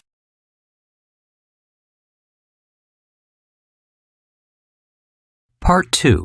Bringing out the best in you. Chapter 7. Becoming who you are. The real issue is the changes you must go through and who you become in the process. It's not being homeless that matters, my rich dad said. It's about who you are. Keep striving and you'll become somebody. Quit and you'll also become somebody, but not the same person. The changes you go through. For those of you contemplating going from job security to financial security, all I can offer you are words of encouragement. For Kim and me, it took being homeless and desperate before I found the courage to move forward. That was our path, but it definitely doesn't have to be your path. As I described earlier, there are ready-made systems that can help you cross the bridge to the right side of the cash flow quadrant. The real issue is the changes you must go through internally and who you become in the process. For some people, the process is easy. For others, the journey is impossible. Money is a drug. Rich Dad always said to Mike and me, money is a drug. The main reason he refused to pay us while we worked for him was because he never wanted us to become addicted to working for money. If you become addicted to money, it's hard to break that addiction. When I called him from California as a grown man to ask him for money, he wasn't about to break a pattern he started with me years before. He didn't give us money as kids, and he wasn't about to start now. Instead, he continued to be tough and guide me away from the addiction of working for money. He called money a drug because he observed people who were happy when they had money and upset or moody when they didn't. Just as heroin addicts get high when they inject the drug, they also get moody and violent when they don't have it. Be careful of money's addictive power, he often said. Once you get used to receiving it, that addiction keeps you attached to the way you got it. Put another way, if you receive money as an employee, then you get accustomed to that way of acquiring it. If you get used to generating money by being self-employed, it's often difficult to break the attachment to earning money in that way. And if you get used to government handouts, that too is a hard pattern to break. The hardest part about moving from the left side to the right side is the attachment you have to the way you are used to earning money, said Rich Dad. It's more than breaking a habit. It's breaking an addiction. That's why he stressed to Mike and me to never work for money. He insisted we learn to create our own systems as a way of acquiring money. The patterns. For Kim and me, the hardest part in trying to become people who generate income in the B and I quadrants was that all of our past conditioning was holding us back. It was tough when friends said, "Why are you doing this? Why don't you just get a job?" It was even more difficult because there was a part of us that also wanted to go back to the security of a paycheck. Rich Dad explained to Mike and me that the world of money was one large system, and we as individuals learn to operate in certain patterns within that system. An E works for the system. An S is the system. A B creates, owns, and/or controls the system. An I invests money into the system. The pattern Rich Dad was talking about was the pattern we naturally gravitate to when it comes to money. When a person feels the need for money, Rich Dad explained, an E will automatically look for a job, an S often will do something alone, a B will create or buy a system that produces money, and an I will look for an opportunity to invest in an asset that produces more money. Why it's hard to change a pattern. The reason it's hard to change a pattern is because money today is essential for life.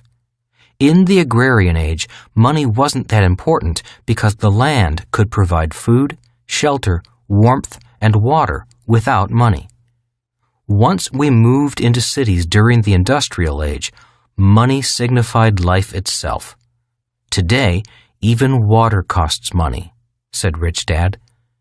He went on to explain that when you begin to move from, let's say, the E quadrant to the B quadrant, the part of you that is addicted to being an E or afraid that life will end begins to kick and fight back. It's like a drowning person beginning to fight for air, or a starving man who will eat anything to survive.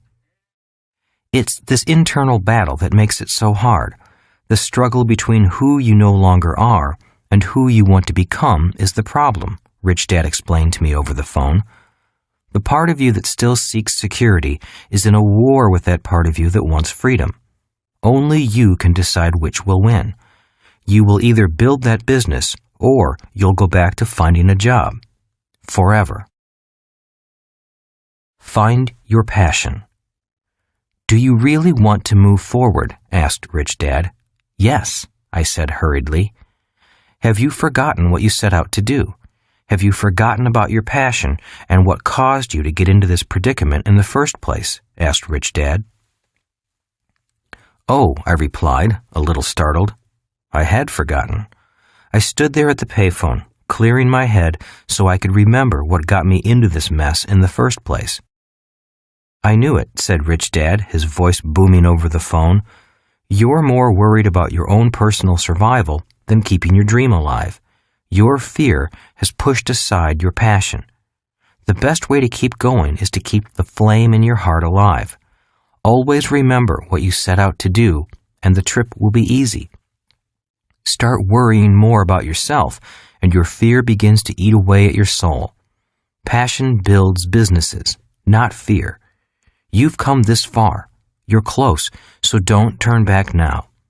Remember what you set out to do. Keep that memory in your heart and keep the flame going.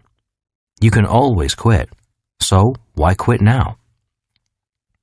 With that, Rich Dad wished me luck and hung up the phone. He was correct. I had forgotten why I set out on this journey.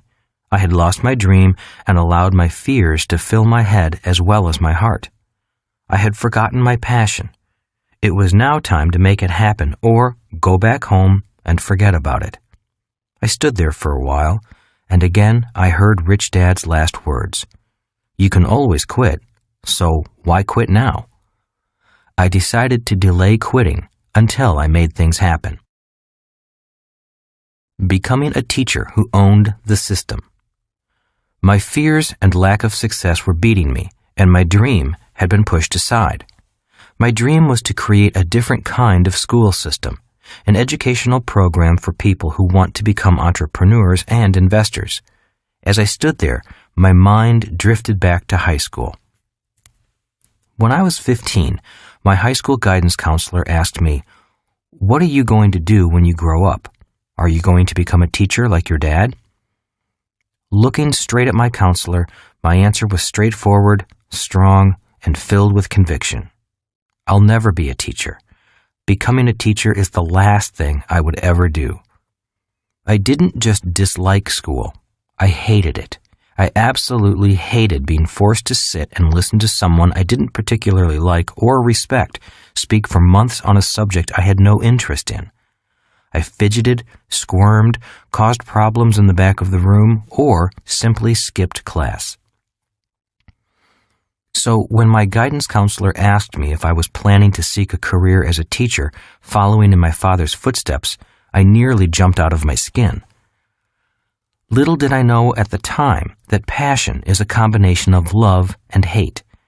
I loved learning, but I hated school. I absolutely detested sitting there and being programmed into becoming something I did not want to be. I was not alone. Notable quotes on education.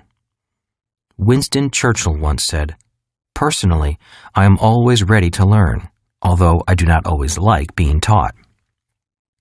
John Updike said, "The Founding Fathers, in their wisdom, decided that children were an unnatural strain on their parents, so they provided jails called school, equipped with tortures called education."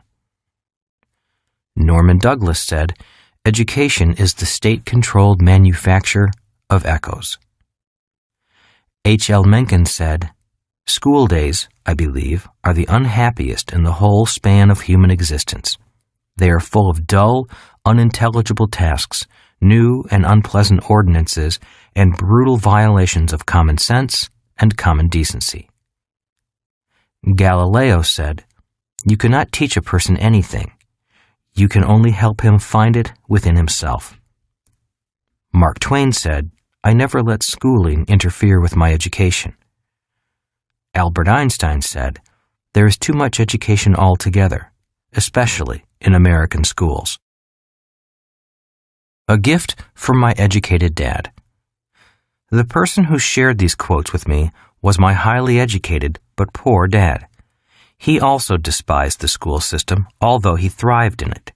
He became a teacher because he also dreamed of changing the system, but instead, the system crushed him.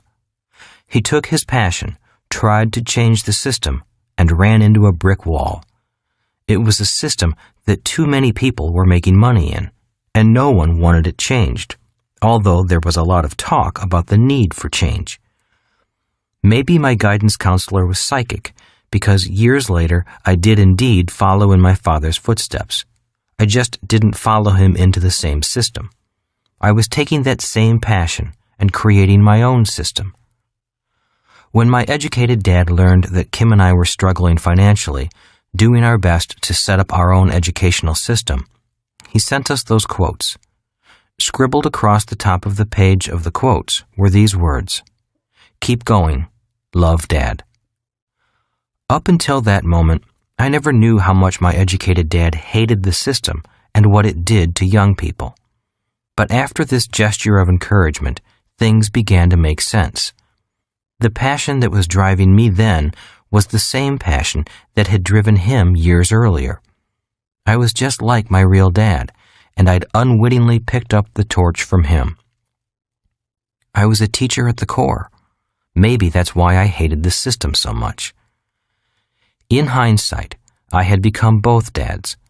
From my rich dad, I learned the secrets of being a capitalist. From my highly educated dad, I inherited the passion for teaching. With this combination, I could now do something about the educational system. I didn't have the desire or ability to change the current system, but I did have the knowledge to create my own system. The years of training begin to pay off. For years, my rich dad groomed me to become a person who created businesses and business systems. The business I set up in 1977 was a manufacturing company. We were one of the first companies to produce the nylon and Velcro surfer wallets that came in bright colors. We followed that product with the shoe pocket, a miniature wallet also made of nylon and Velcro that attached to the shoelaces of running shoes. In 1978, jogging was the new craze, and runners always wanted a place to put their keys, money, and ID cards.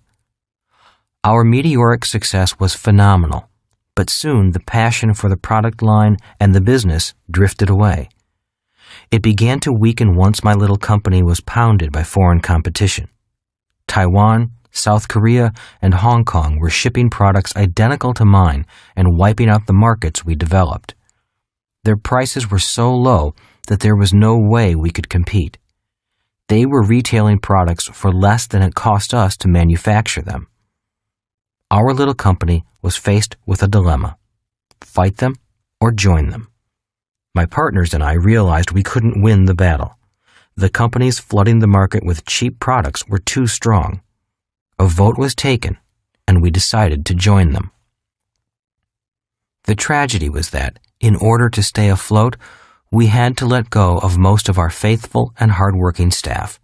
That broke my heart. When I inspected the new factories we contracted with for our manufacturing in Korea and Taiwan, my soul died a little. The working conditions these young workers were forced into were cruel and inhumane. I saw 5 workers stacked one on top of the other in a space where we would only allow 1 worker. My conscience began to bother me deeply, not only for the workers we let go in America, but also for our new workers overseas. Although we had solved the financial problem of foreign competition and began to make a lot of money, my heart was no longer in the business. Consequently, the business began to suffer. Its spirit was gone because my spirit was gone. I no longer wanted to become rich if it meant exploiting so many low-paid workers. I began to think about educating people to become owners of businesses rather than employees of business. At age 32, I was beginning to become a teacher, but I didn't realize it at the time. The business began to decline, not due to a lack of systems, but because of a lack of heart or passion. By the time Kim and I started out on our new business venture, the wallet company was gone. Downsizing coming. In 1983, I was invited to give a talk to the MBA class at the University of Hawaii. I gave them my views on job security. They didn't like what I had to say. In a few years, many of you will lose your jobs or be forced to work for less and less money with less and less security. Because my work caused me to travel the world, I witnessed firsthand the combined power of cheap labor and innovations from technology. I realized that a worker in Asia, Europe, Russia, or South America was really competing with workers in America. I knew the idea of high pay and a safe, secure job for workers and middle managers was an idea whose time had passed. Big companies would soon have to make cuts, both in their number of employees and in the dollars they paid to workers, simply to be able to compete globally. I was never asked back to the University of Hawaii. A few years later, the word downsizing became commonplace. Every time a big company merged with another company, workers became redundant and downsizing occurred. Every time the owners wanted to make their shareholders happy, a downsizing occurred. With each downsizing, I saw the people at the top get richer and richer, and the people at the bottom pay the price. Every time I heard someone say, "I'm sending my child to a good school so he or she can get a good, safe, secure job," I cringed. Being prepared for a job is a good idea for the short term, but it is not enough for the long term. Slowly but surely, I was becoming a teacher. Build a system around your passion. Although my manufacturing company had turned around and was doing well again, my passion was gone. Rich Dad summed up my frustration when he said, "School days are over. It's time to build a system around your heart. Build a system around your passion. Let the manufacturing company go and build what you know you must build. You've learned well from me, but you're still your father's son. You and your dad are teachers deep in your souls."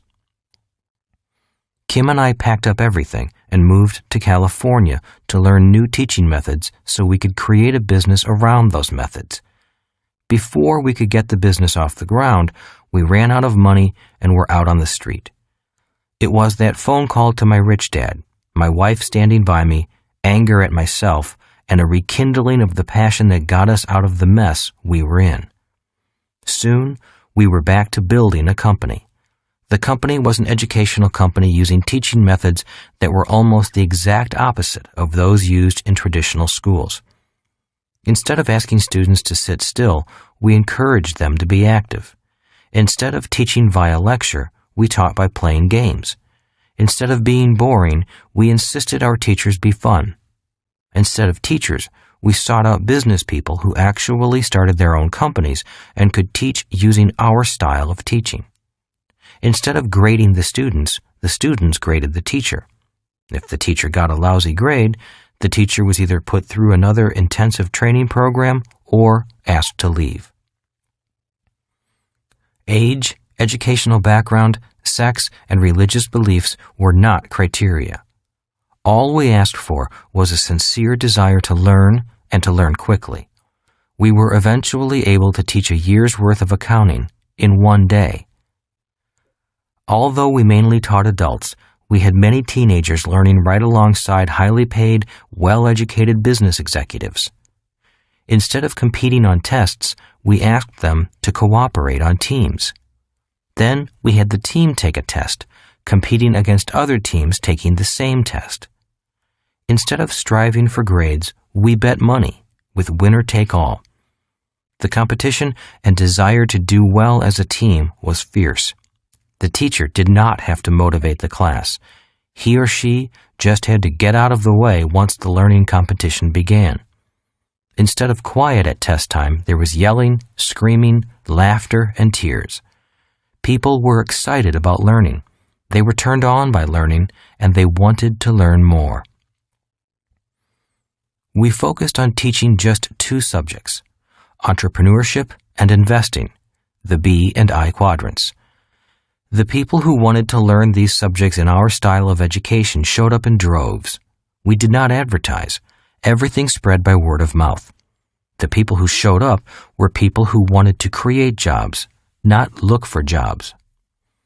Once I made up my mind not to quit that night at the phone booth, things began to move forward. In less than 5 years, we had a multi-million-dollar business with 11 offices throughout the world.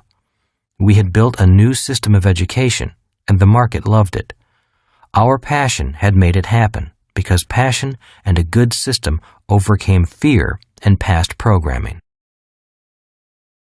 A teacher can be rich. Whenever I hear teachers say they aren't paid enough, I feel for them. The irony is that they are a product of their own system's programming. They look at being a teacher from the point of view of the E quadrant rather than the B or I quadrant. Remember, you can be anything you want to be in any of the quadrants, even a teacher. We can be anything we want. Most of us have the potential to be successful in all of the quadrants. It all depends on how determined we are to be successful. As my rich dad said, passion builds businesses, not fear. The problem of changing quadrants is often found in our past conditioning. Many of us came from families where the emotion of fear was used as a prime motivator to get us to think and act in a certain way. For example, did you do your homework? If you don't do your homework, you'll flunk out of school and all your friends will laugh at you. If you keep making faces, your face will get stuck in that position. And the classic, If you don't get good grades, you won't get a safe, secure job with benefits. Well, today, many people have gotten good grades, but there are fewer safe, secure jobs and even fewer with benefits like pensions. Many people, even those with good grades, need to mind their own business and not just look for a job where they will mind someone else's business. It's risky on the left side. I have many friends who still seek security through a job. Ironically, the march of technology continues at an ever-increasing pace. To keep up in the job market, each person will need to constantly be trained in the latest technology. If you're going to be re-educated anyway, why not spend some time educating yourself on the skills needed for the right side of the cash flow quadrant? If people could see what I see when I travel the world, they would not be looking for more security. Security is a myth. Learn something new and take on this brave new world. Don't hide from it. It is also risky for self-employed people. If they get sick or injured, their income is directly impacted. As I get older, I meet more self-employed people my age who are physically, mentally, and emotionally burned out from hard work. The more fatigue a person endures, the less secure they become, and the risk of them having an accident also goes up. It is more secure on the right side. The irony is that life is actually more secure on the right side of the cash flow quadrant. For example, if you have a secure system that produces more and more money with less and less work, then you really don't need a job or need to worry about losing your job. To make more money, simply expand the system and hire more people. I apply the same principle when I teach about expanding your means rather than living below your means. Living below your means crushes the spirit, and I have always looked for ways to expand my means so that I can enjoy all that life has to offer. People who are high-level investors aren't concerned about the market going up or down because their knowledge allows them to make money either way. If there is a market crash and/or a depression in the next 30 years, many baby boomers will panic and lose much of the money they had set aside for retirement. If that happens in their old age, instead of retiring, they'll have to work for as long as they can. Professional investors are people who risk little of their own money and yet still make the highest returns. The people who know little about investing take the risks and earn the least return. From my point of view, all the risk is on the left side of the cash flow quadrant. Why the left side is riskier? If you can't read numbers, then you must take someone else's opinion, said Rich Dad. In the case of buying a house, your dad just blindly accepts your banker's opinion that his house is an asset. Both Mike and I noticed his emphasis on the word blindly. Most people on the left side really do not need to be that good with financial numbers. But if you want to be successful on the right side, then numbers become your eyes. Numbers allow you to see what most people don't see, Rich Dad went on. You mean like Superman's X-ray vision? Asked Mike. Rich Dad chuckled and nodded. Exactly, he said. The ability to read numbers, financial systems, and business systems gives you vision that mere mortals don't have. Even he laughed at that silliness. Having financial vision lowers your risk. Being financially blind increases risk. But you only need that vision if you want to operate on the right side. People on the left side think in words. To be successful on the right side, especially the I quadrant, you must think in numbers. It's very risky trying to be an investor while still thinking predominantly in words. Are you saying that people on the left side don't need to know anything about financial numbers? I asked. For most of them, that's correct, said Rich Dad, as long as they're content to operate strictly within the confines of being an E or an S, then the numbers they learn in school are adequate. But if they want to survive on the right side, understanding financial numbers and systems becomes crucial. If you want to build a small business, you don't need to master numbers. But if you want to build a large worldwide business, numbers become everything, not words. That is why so many large companies are often run by bean counters. Rich Dad continued his lesson. If you want to be successful on the right side, when it comes to money, you must know the difference between facts and opinions. You cannot blindly accept financial advice the way people on the left side do. You must know your numbers. You must know the facts. And numbers tell you the facts. Who pays to take the risk? Besides the left side being risky, people on that side pay to take that risk, said Rich Dad. What do you mean? I asked. Doesn't everyone pay to take risks? No, said Rich Dad, not on the right side. Are you trying to say that people on the left side pay to take risks and people on the right side get paid to take risks? That's exactly what I mean, said Rich Dad, smiling. That is the biggest difference between the left side and the right side. That is why the left side is riskier than the right. Can you give me an example? I asked. Sure, said Rich Dad. If you buy shares of stock in a company, who takes the financial risk? You or the company? I guess I do, I said, still puzzled. And if I'm a medical insurance company and I insure your health and take on your health risk, do I pay you? No, I said. If they insure my health and they take that risk, I pay for it. That's right, said Rich Dad. I have yet to find an insurance company that will insure your health or accident risk and pay you for that privilege. But that's what people on the left side do. It's kind of confusing, said Mike. It still doesn't make sense. Rich Dad smiled. Once you better understand the right side, you'll begin to see the differences more clearly. Most people don't even know there is a difference. They just assume that everything is risky, and they pay for it. But as the years go on and you become more comfortable with your experience and education on the right side, your vision will improve, and you will begin to see what people on the left side cannot see.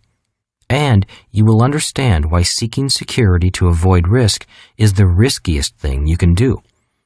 You'll develop your own financial vision and not have to accept other people's opinions. You'll be able to see for yourself and know the difference between financial facts and financial opinions. It was a good day. In fact, it was one of the better lessons I could remember. It was great because it began to open my mind to see things my eyes could not see. Numbers reduce risk. Without those simple lessons from my rich dad, I doubt if I could have taken my passion and built the educational system of my dreams. Without his insistence on financial literacy and accuracy, I know I could not have invested as wisely with so little of my own money and earned such high returns. I always remember that the bigger the project and the faster you want to succeed, the more you need to be accurate. If you want to get rich slowly, or just work all your life and let someone else manage your money, then you do not need to be as accurate. The faster you want to get rich, the more accurate with numbers you must be. The good news is that, due to advances in technology and new products, it is much easier today to learn the necessary skills for building your own system and quickly developing your financial literacy. You can go fast, but don't take shortcuts. To reduce your taxes, buy a bigger house and get deeper into debt so you can get a tax write-off. Your home should be your largest investment. You'd better buy now because the prices always go up. Get rich slowly. Live below your means. If you take the time to study and learn about the subjects required for the right side of the cash flow quadrant, such statements won't make much sense. It might make sense to someone on the left side, but not to someone on the right. You can do anything you like, go as fast as you like, make as much money as you like, but you have to pay the price. You can go quickly, but remember, there are no shortcuts. This book is not about answers. This book is about looking at financial challenges and objectives from a different point of view. It's not that one point of view is better than another. It's simply smarter to have more than one point of view. In listening to the following chapters, you may begin looking at finances, business, and life from a different point of view. Chapter 8. How do I get rich? If you do what everyone else does, you'll wind up having what everyone else has. When I'm asked, "Where did you learn your formula for getting rich?" I reply, "Playing Monopoly as a kid." Some people think I'm kidding and wait for the punchline. But it is no joke. The formula for getting rich in Monopoly is simple, and it works in real life as well as in the game. 4 greenhouses, 1 red hotel. You may recall that the secret to wealth when playing Monopoly is simply to buy 4 greenhouses and then trade up for a large red hotel. That is all it takes. Kim and I took that same investment formula, applied it to real life, and grew wealthy and financially free. When the real estate market was really bad, we bought as many small houses as we could with the limited money we had. When the market improved, we traded in the 4 greenhouses and bought a large red hotel. We never have to work again because the cash flow from our large red hotel, apartment houses, and mini storage units pays for our lifestyle. It works for hamburgers also. Or if you don't like real estate, all you have to do is make hamburgers. Build a business around that hamburger and franchise it. Within a few years, the increasing cash flow will provide you with more money than you can spend. In reality, that is how simple the path to extraordinary wealth is. In other words, in this high-tech world, the principles of great wealth remain simple and low-tech. I would say that it's merely common sense, but too often, when it comes to the subject of money, common sense is uncommon. For example, it makes no sense to me to give people a tax break to lose money and spend all their lives in debt, or to call your home an asset when it really is a liability that drains cash from you every day, or to have a national government that spends more money than it collects in taxes, or to send a child to school to study so they can get a good job, but not to teach that child anything about money. It is easy to do what rich people do. Doing what rich people do is easy. One of the reasons there are so many wealthy people who didn't do well in school is because the to-do part of becoming wealthy is simple.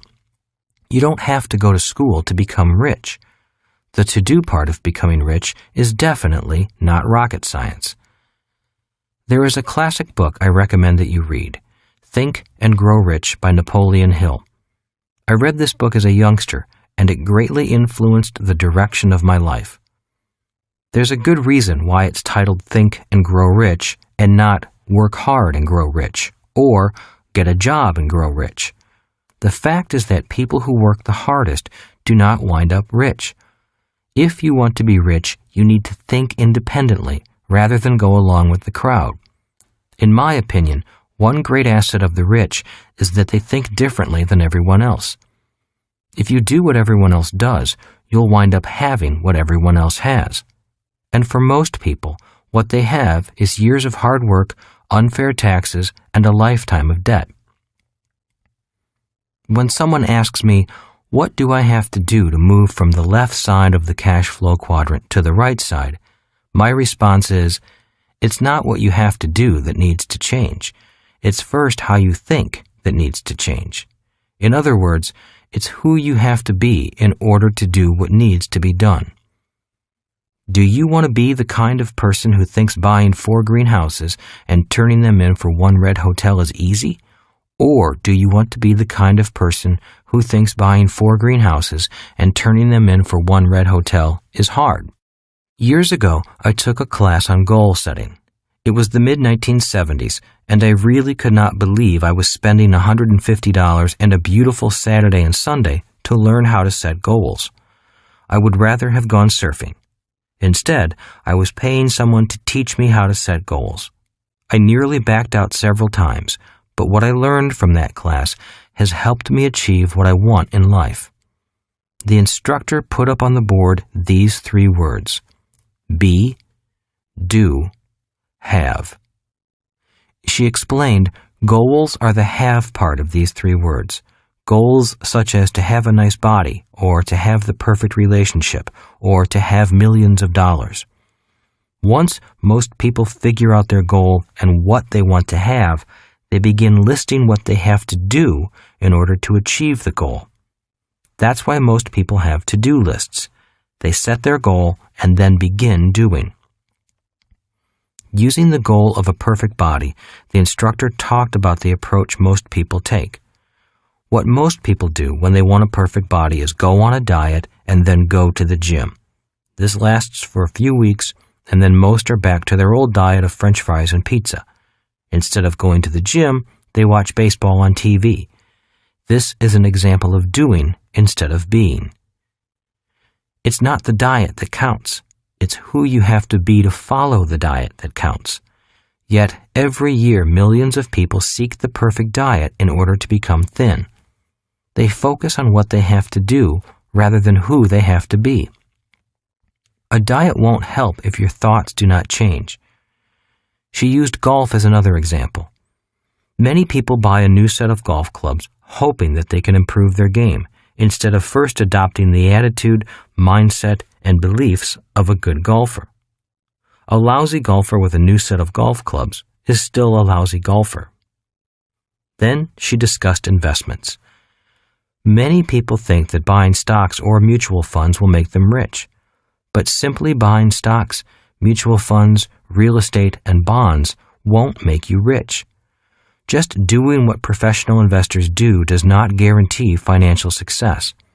A person who has a loser mentality will always lose no matter what stock, bond, real estate, or mutual fund they buy. A common goal people have is to find the perfect romantic partner, but according to the instructor, most people go about it all wrong. So many people look everywhere for the perfect person, the person of their dreams. They look for the right person instead of working to become the right person. And when they finally find this perfect person, they then try to change them. The instructor suggested that the answer lies within. To improve your marriage, you don't need to change your partner. It is better to change yourself first. Don't work on the other person. Work on your thoughts about that other person. As she talked about relationships, my mind drifted to the many people I've met over the years who were out to change the world, but weren't getting anywhere. They wanted to change everyone else, but not change themselves. I snapped out of my daydream when she started talking about money. When it comes to money, many people try to do what the rich do and to have what the rich have. So they buy a house that looks rich, a car that looks rich, and send their kids to the schools where the rich send their kids.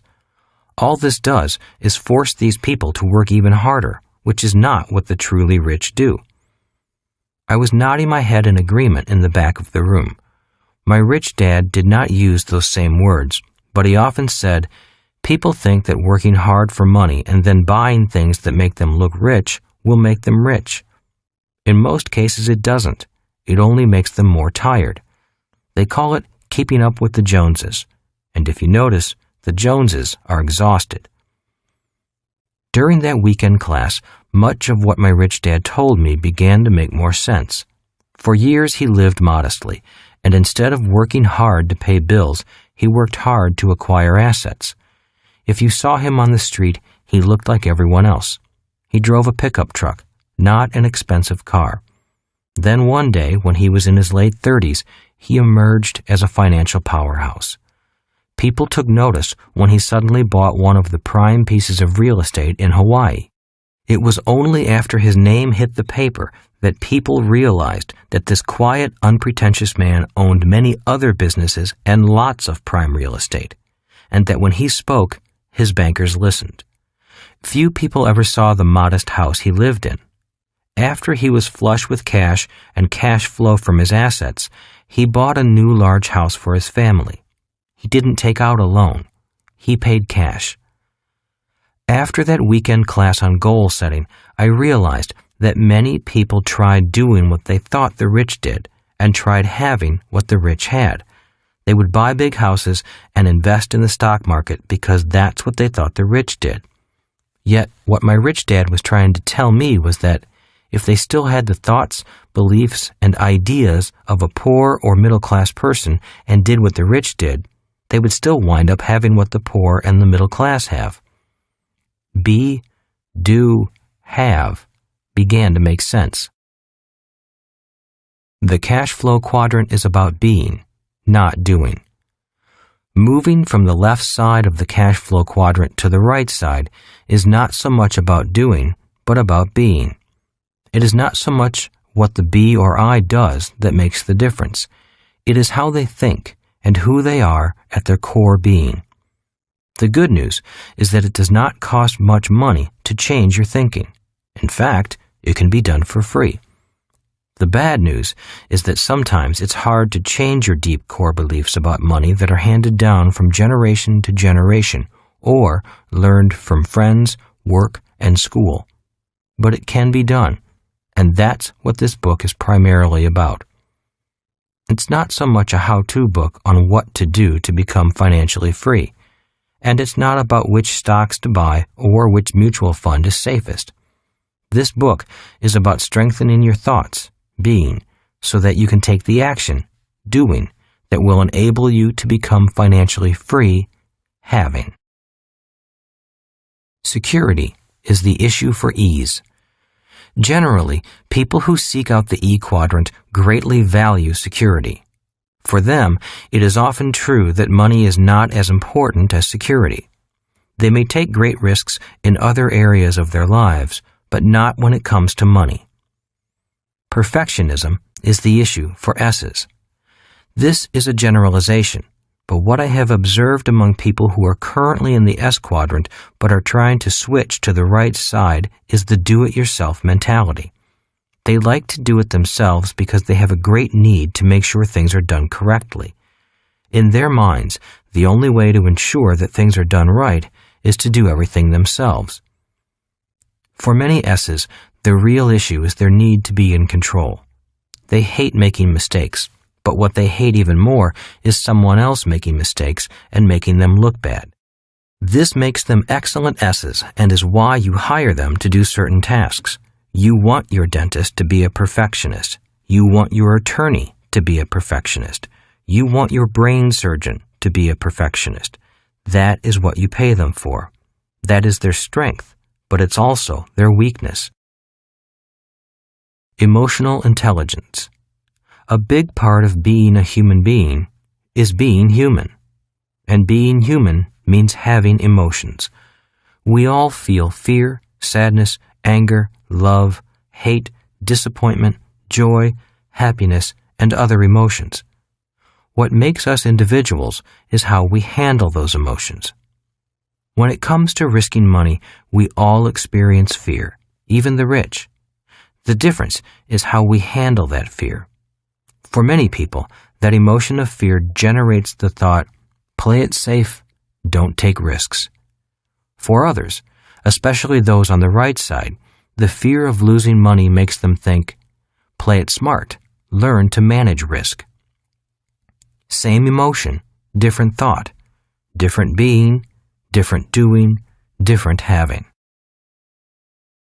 The fear of losing money. In my opinion, the greatest cause of human financial struggle is the fear of losing money.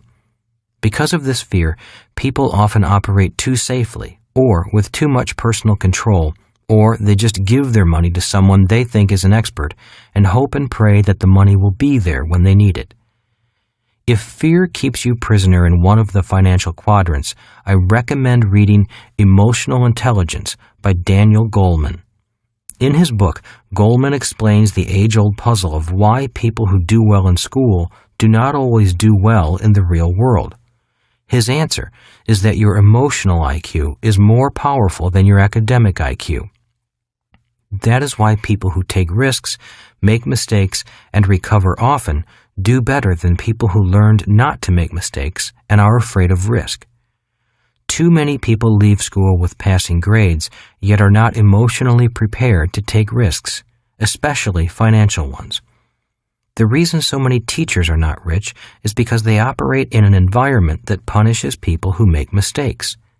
Instead, to be financially free, we need to learn how to make mistakes and manage risk. If people spend their lives terrified of losing money, afraid of doing things differently from what the crowd does, then getting rich is almost impossible, even if it is as simple as buying 4 green houses and trading them in for one large red hotel. Emotional IQ is stronger. After reading Goleman's book, I came to realize that financial IQ is 90% emotional IQ and only 10% technical information about finance or money. Goleman quotes 16th century humanist Erasmus of Rotterdam, who wrote in a satirical vein of the perennial tension between reason and emotion. In his writing, he uses the ratio of 24:1 in comparing the power of the emotional brain to the rational brain. In other words, when emotions are in high gear, they are 24 times stronger than the rational mind. Now, I don't know if the ratio is scientifically valid, but it does have some usefulness to show the power of emotional thinking over rational thinking. 24:1, emotional brain to rational brain. All of us have experienced events in our lives when our emotions overtook our rational thoughts. I am certain most of us have said something out of anger that we later wished we had not said, been attracted to someone we knew was not good for us, but still went out with them, or worse, married them, have cried or seen someone cry uncontrollably because of the loss of a loved one, done something intentionally to hurt someone we love because we were hurt, had our heart broken and not gotten over it for a long time.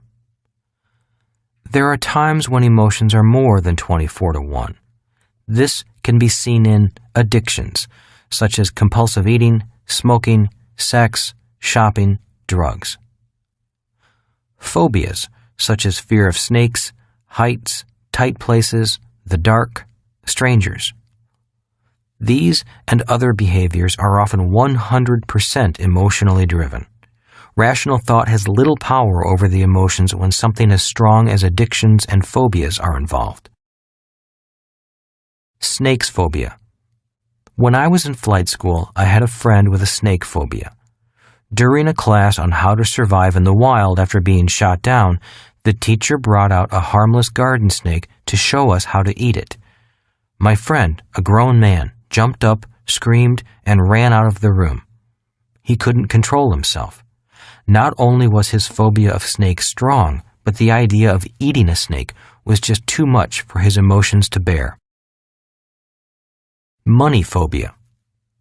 When it comes to risking money, I've seen people do the same thing. Instead of finding out about the investment, they also jump up, scream, and run out of the room. Money manages to provoke many deep emotional phobias. I have them. You have them. We all have them. Why? Because, like it or not, money is an emotional subject. And because it is an emotional subject, most people cannot think logically about money. If you don't think money is emotional, just watch the stock market. In most markets, there is no logic, only the emotions of greed and fear. Watch a person climb into a new car and smell the leather interior. All the salesperson has to do is whisper these magic words in their ear. Low down payment, easy monthly payments. And all logic goes out the window. Emotional thoughts sound logical. The problem with core emotional thoughts is that they sound logical. When someone in the E quadrant becomes fearful, their logical thought is, play it safe, don't take risks. To someone in the I quadrant, however, that is not logical at all. For people in the S quadrant, when the issue of trusting others to do a good job comes up, their logical thought may go like this: I'll just do it myself. That is why so many S-type businesses are often family businesses. There is a greater sense of trust. For them, blood is definitely thicker than water. Different quadrants, different logic, different thoughts, different actions, different halves, same emotions. What determines what we do is how we individually respond to emotions. I don't feel like it.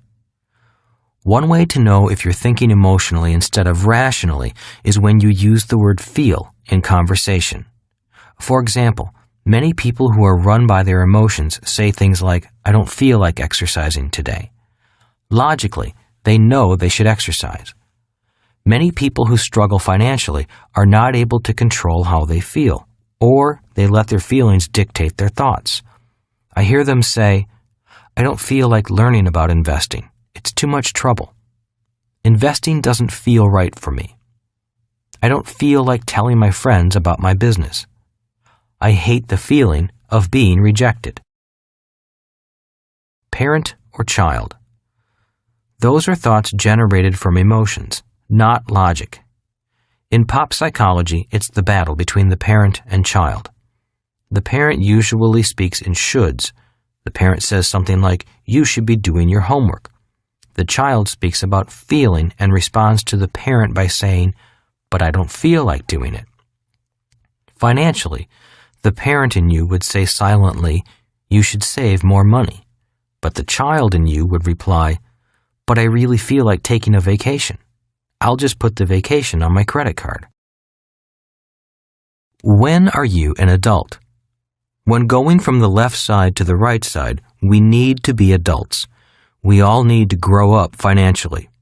Instead of being parent or child, we need to look at money, work, and investing as adults.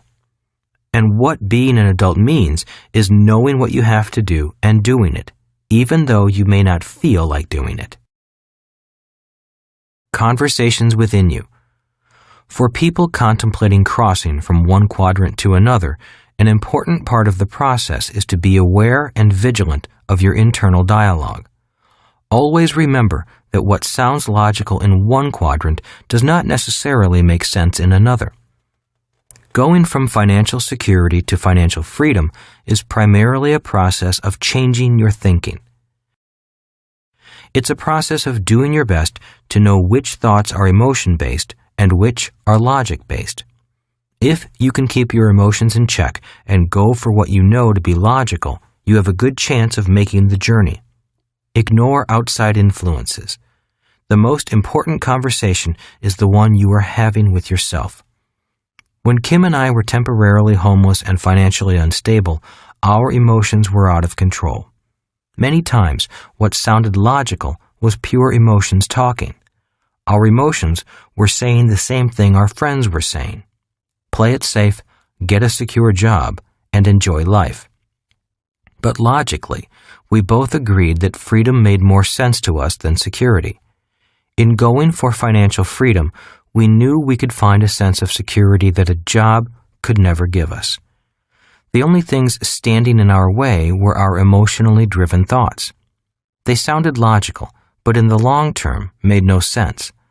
The good news is that once we made it across to the other side of the cash flow quadrant, the old thoughts stopped screaming, and the new thoughts became our reality. Today, I understand the emotions when a person says, "I can't take risks. I have a family to think about. I must have a secure job." Or, "It takes money to make money. That's why I can't invest." Or, "I'll do it on my own." I feel their thoughts, for I have had those thoughts myself. But looking across the cash flow quadrant, having achieved financial freedom in the B and I quadrants, I can truly say that having financial freedom is a much more peaceful and secure way of thinking. Differences between E and B. Core emotional values cause different points of view. The struggle in communication between business owners and employees is often caused by differences in emotional values.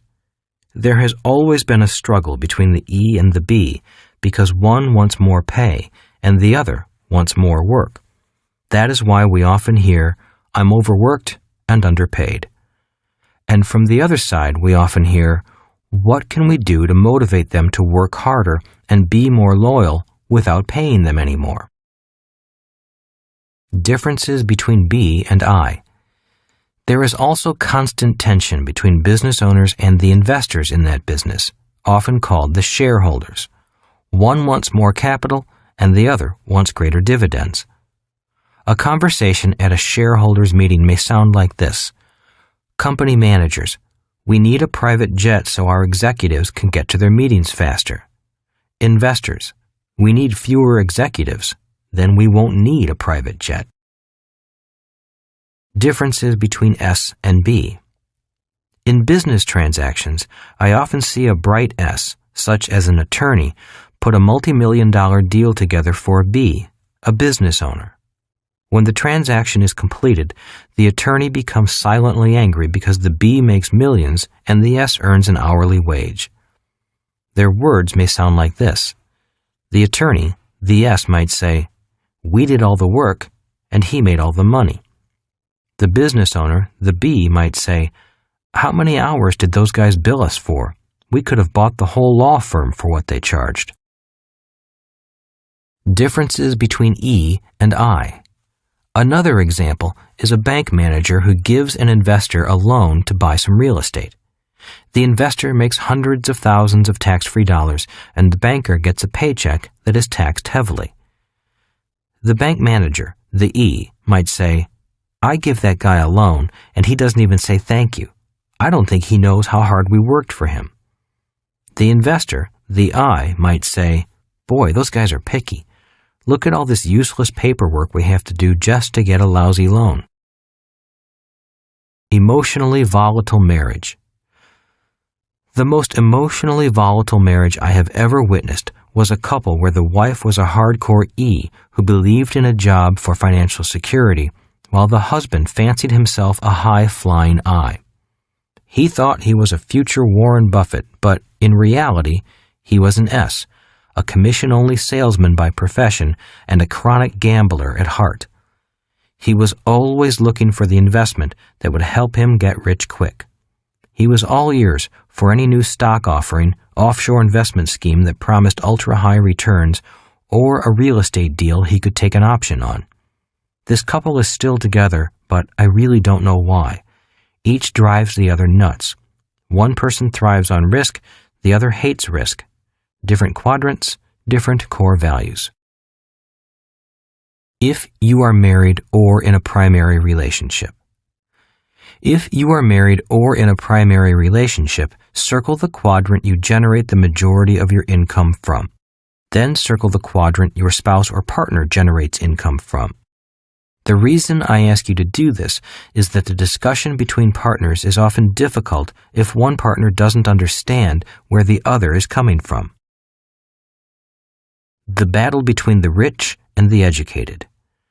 There is another unspoken battlefield, and that is the difference in points of view between the educated and the rich. In my years of researching the differences between the different quadrants, I often heard bankers, attorneys, accountants, and others like them grumble that they are the educated ones, and it is so often the so-called less educated person who makes the big bucks. This is the root of the battle between the educated and the rich. It's not that people in the B and I quadrants are uneducated, because many are highly educated. It's just that many B's and I's were not academic whiz kids in school. For those of you who read my book, Rich Dad, Poor Dad, you know it's about the struggle between the educated and the rich. My highly educated but poor dad took great pride in the fact that he had years of advanced studies at prestigious schools like Stanford and the University of Chicago. My rich dad was a man who dropped out of school to run his family's business when his father died, so he never even finished high school. Yet he acquired tremendous wealth. As I grew older and seemed to be more influenced by my rich but uneducated dad, my educated dad was occasionally defensive of his station in life. One day, when I was about 16, my educated dad blurted out, "I have advanced degrees from prestigious schools. What does Mike's dad have?" I paused and replied quietly, "Money and free time." More than a mental change. As stated earlier, success in the B or I quadrant requires more than academic or technical knowledge. It often requires a change in core emotional thinking, feelings, beliefs, and attitude. Remember, be, do, have. What the rich do is relatively simple. It's the be that is different. The difference is found in their thoughts and, more specifically, their internal dialogue. That's why my rich dad forbade me from saying, "I can't afford it. I can't do that. Play it safe. Don't lose money. What if you fail and never recover?" He banned those statements because he truly believed that words are powerful tools. What a person says and thinks becomes real. Rich Dad firmly believed that what we said to ourselves became our reality. That's why I suspect that, for people who struggle financially, their emotions often do the talking and control their lives. Until a person learns to overcome those emotionally driven thoughts, their words do become reality. Words such as, "I'll never be rich," "That idea will never work," "It's too expensive for me." If they are emotionally based thoughts, they are powerful. The good news is that they can be changed with the support of new friends, new ideas, and a little time. People who are not able to control their fear of losing should never invest on their own. They really are best served by turning that job over to a professional and not interfering with them.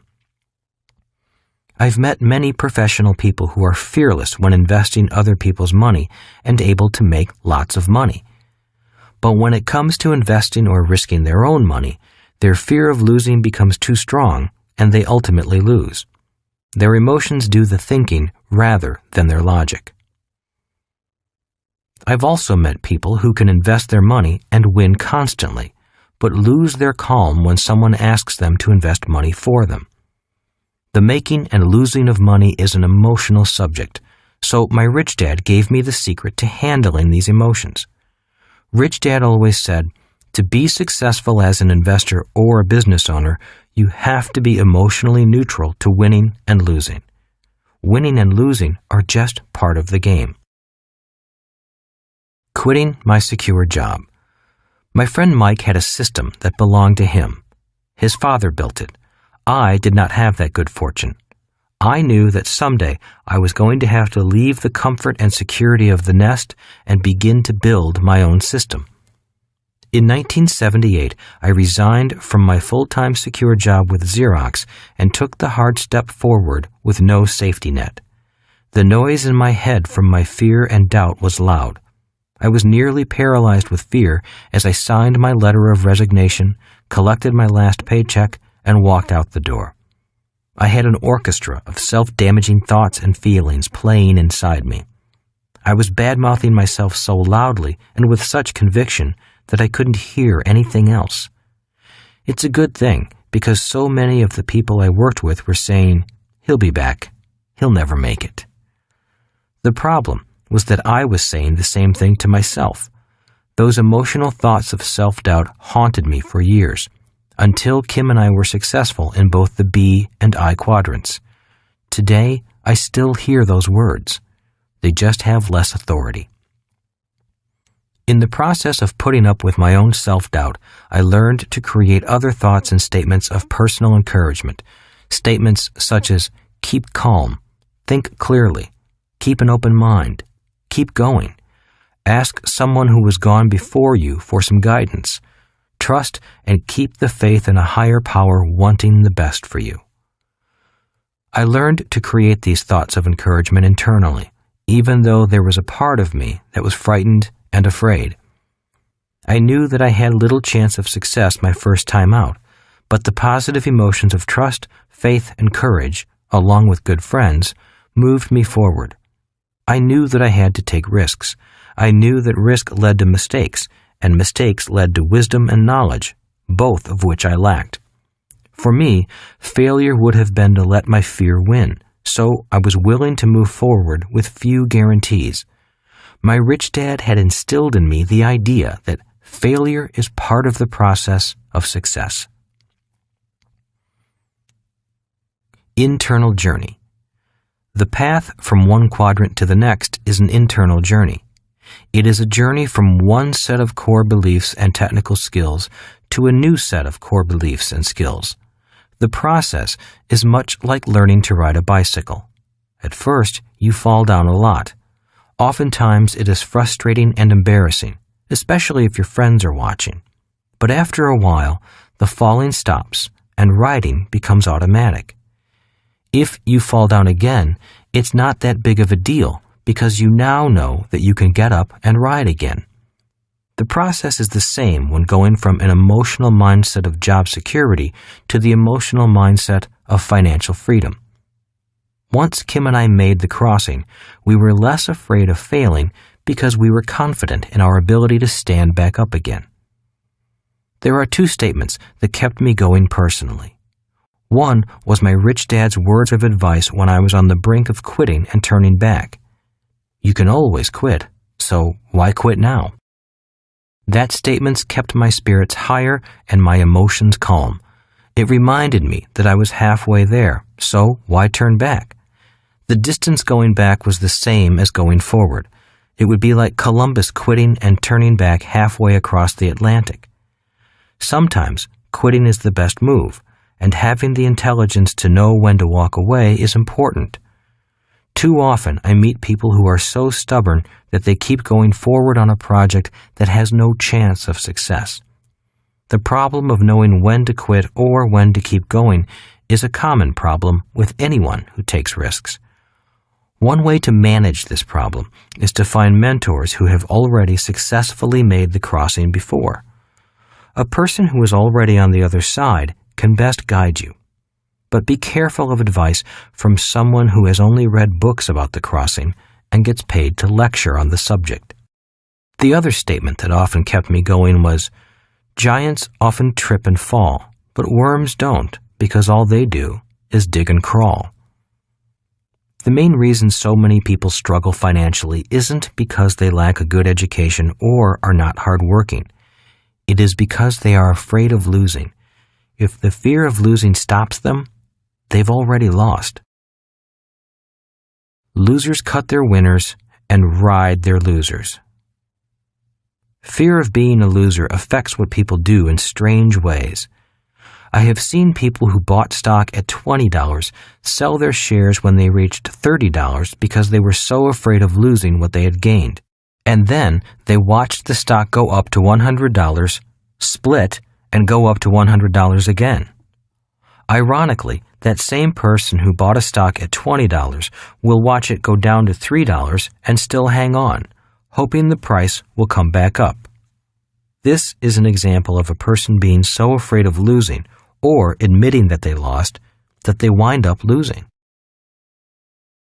Winners cut their losers and ride their winners. Winners do things almost exactly the opposite. Often, the moment they know they took a losing position, i.e., their stock price starts to go down instead of up, they will sell and take their losses. Most are not ashamed to say they took a loss, because a winner knows that losing is part of the process of winning. When they find a winner, they will ride it up as far as it can go. The moment they know the free ride is over and the price has peaked, they cut and sell. The key to being a great investor is to be neutral to winning and losing. Then you don't have emotionally driven thoughts, such as fear and greed, doing your thinking for you. Losers do the same things in life. People who are afraid of losing do the same things in real life. We all know of people who stay in marriages where there is no longer any love. People who stay at dead-end jobs. People who hang on to old clothes and things they never use. People who stay in towns where they have no future. People who stay friends with people who hold them back. Emotional intelligence can be controlled. Financial intelligence is closely linked to emotional intelligence. In my opinion, most people suffer financially because their emotions are in control of their thoughts. We as human beings all have the same emotions. What determines the differences between what we do and what we have in life is primarily how we handle those emotions. For example, the emotion of fear can cause some of us to be cowards, but it can also spur others to become courageous. Unfortunately, when it comes to the subject of money, most people in our society are conditioned to be financial cowards. When the fear of losing money comes up, most people's minds automatically start chanting, security rather than freedom. Avoid risk rather than learn to manage risk. Play it safe rather than play it smart. I can't afford it rather than how can I afford it? It's too expensive rather than what is it worth long term? Diversify rather than focus. What will my friends think rather than what do I think? The wisdom of risk. There is a science to taking risks, especially financial risks. One of the best books I have read on the subject of money and risk management is Trading for a Living by Dr. Alexander Elder. Although it was written for people who professionally trade stocks and options, the wisdom of risk and risk management applies to all areas of money, money management, personal psychology, and investing. One of the reasons many successful Bs are not always as successful as Is is because they do not fully understand the psychology behind purely risking money. While Bs understand risk when it involves business systems and people, that knowledge does not always translate into the systems of money making money. It's emotional more than technical. In summary, moving from quadrants on the left to quadrants on the right is more emotional than technical. If people are not able to control their emotional thoughts, I don't recommend the journey. The reasons things look so risky on the right side to people on the left side is because the emotion of fear is often affecting their thinking. People on the left side think play it safe is a logical thought. It isn't. It's an emotional thought. And it's the emotional thoughts that keep people stuck in one quadrant or the other. What people do on the right side of the equation isn't that hard. I'm sincere when I say that it's as easy as buying 4 greenhouses for low prices, waiting until the market improves, selling them, and then buying a big red hotel. Life really is a game of Monopoly for people on the right side of the cash flow quadrant. Sure, there is winning and losing, but that's just part of the game. Winning and losing are a part of life. To be successful on the right side is to be a person who loves the game. Star athletes often lose more than they win, yet they love the game. Donald Trump went broke and battled back. He didn't quit because he lost. Losing only made him smarter and more determined. Many wealthy people went broke before they became rich. It's a part of the game. If a person's emotions think for them, those emotional thoughts often blind them from seeing anything else. It's because of those knee-jerk emotional thoughts that people react rather than think. And it's emotional thinking that causes people from different quadrants to argue. The arguments are caused by people not having the same emotional points of view.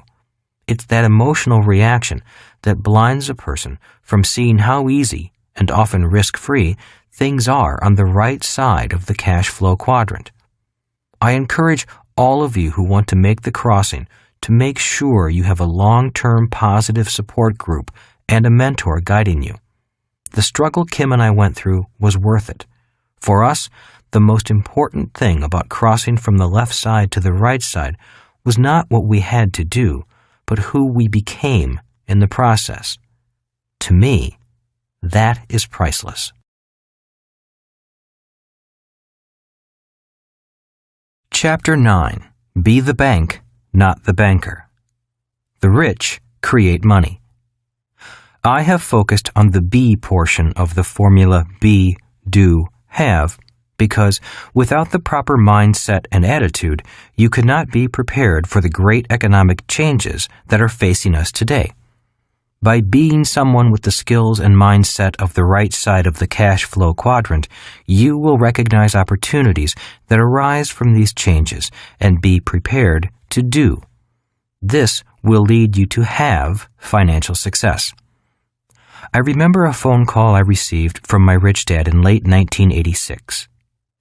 "Are you in the real estate market or the stock market?" he asked. "Neither," I replied. "Everything I've invested is in building my business." "Good," he said. "Stay out of all markets. Keep building your business. Something big is about to happen." That year, the U.S. Congress passed the Tax Reform Act of 1986. In just 43 days, Congress took away many of the tax loopholes that people counted on to shelter their income. For people who were using those passive losses from their income property as tax deductions, they suddenly still had their losses, but the government had taken away the tax deduction. All across America, real estate prices began to plunge, in some cases as much as 70%. Suddenly, property was worth far less than the amount of their mortgages. Panic swept the real estate market. Banks and savings and loans began to shake, and many failed. People could not get their money out of the banks, and then Wall Street crashed in October 1987. The world went into financial crisis. Fundamentally, the Tax Reform Act of 1986 eliminated many of the tax loopholes that the high-income E's and S's depended upon. Many of them had invested in real estate properties or limited partnerships in order to utilize any losses to offset their earnings from the E or S quadrants. And while the crash and recession did affect people in the B and I quadrants, many of their tax avoidance mechanisms were left intact. During this period, E's learned a new word: downsizing. They soon realized that when a major layoff was announced, the share price of the stock of the company announcing the layoff went up. Sadly, most did not understand why. There were many S's also struggling to cope with the recession that was caused by decreased business, higher insurance rates, and losses from the real estate and stock markets. As a result, I believe that individuals on the left side of the cash flow quadrant were financially hurt and suffered the most as a direct result of the Tax Reform Act of 1986. Transfer of wealth.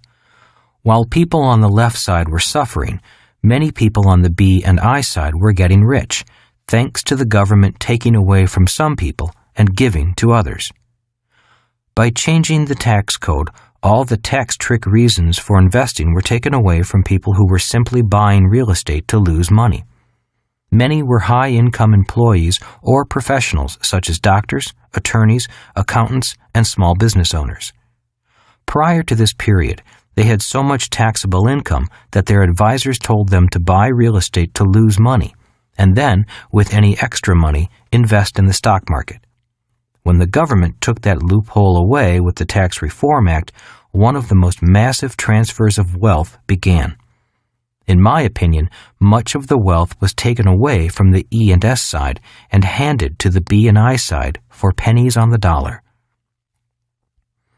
When the savings and loans, the organizations that issued the bad loans, failed, billions of dollars in deposits were at risk. The money had to be paid back. So, who was left to pay back the billions of dollars lost in savings and real estate foreclosures? Well, the taxpayers, of course, the very people who were already hurting enough as it was. Some of you may remember a governmental agency called the Resolution Trust Corporation, or the RTC as it was commonly known. The RTC was the agency responsible for taking the foreclosures from the real estate crash and transferring them to people who knew how to handle them. For me and many of my friends, it was like a blessing from financial heaven. Remember that money is seen with the mind, not with the eyes. During this period of time, emotions ran high and vision was blurred. People saw what they were trained to see. 3 things happened to people on the left side of the cash flow quadrant. 1. Panic was everywhere. When emotions are high, financial intelligence often disappears. People were so concerned about their jobs, the falling value of their property, the crash of the stock market, and the general slowdown of business that they failed to see the massive opportunities right in front of them. Their emotional thoughts blinded them. Instead of moving forward and beating the bushes, most people went into their caves and hid. 2. They lacked the technical skills required on the B and I side. Just as a doctor must have technical skills developed from years of schooling and then from on-the-job training, people in the B and I quadrants must also possess highly specialized technical skills. These include financial literacy, how to restructure debt, how to structure an offering, how to raise capital, understanding your market, and other learnable skills. When the RTC said, "We have a banker's box for sale, and in it is property that used to be worth $20 million, but you can have it today for $4 million," most E's and S's didn't have a clue about how to raise the $4 million to buy the gift from financial heaven, or know how to recognize the good deals from the bad. 3. They lacked a cash machine. Most people during this period had to work harder just to survive. By operating as a B, my business could expand with little physical effort on my part. By 1990, my business was up and running and growing. During this period, the business grew from a startup to 11 offices worldwide. The more it expanded, the less physical work I had to do, and the more money came in. The system and the people in the system were working hard. With the extra money and free time, Kim and I were able to spend a lot of time looking at deals, and there were many of them. It was the best of times, it was the worst of times.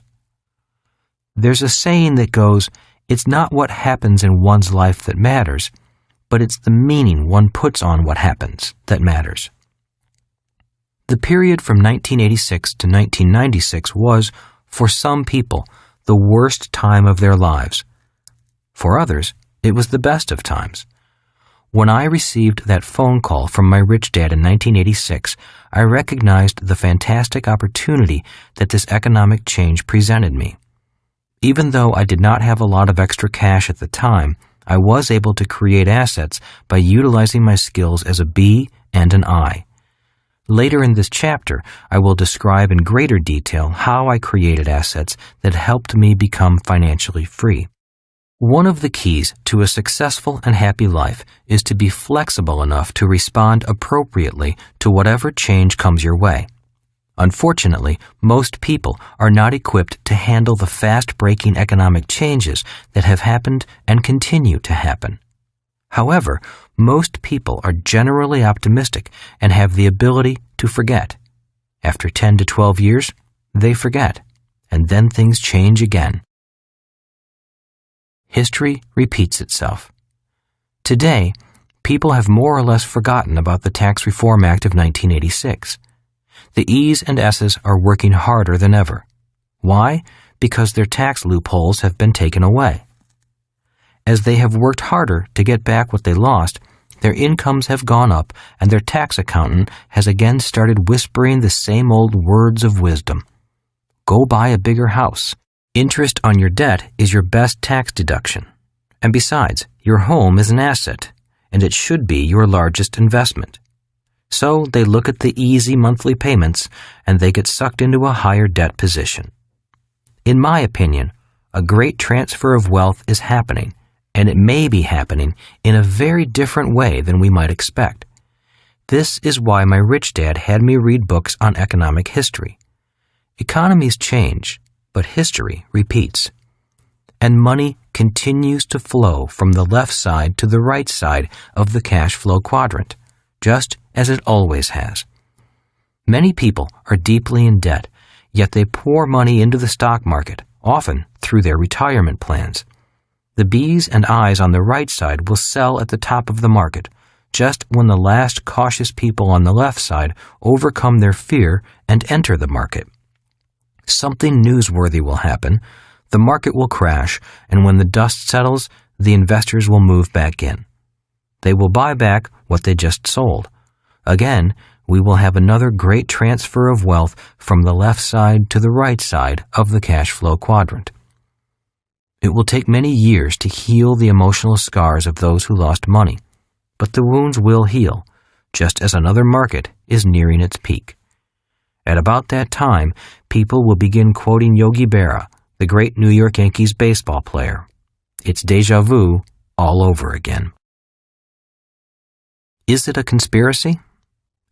Often I hear people, especially E's and S's, say that there is some kind of global conspiracy held together by a few ultra-rich families who control the banks.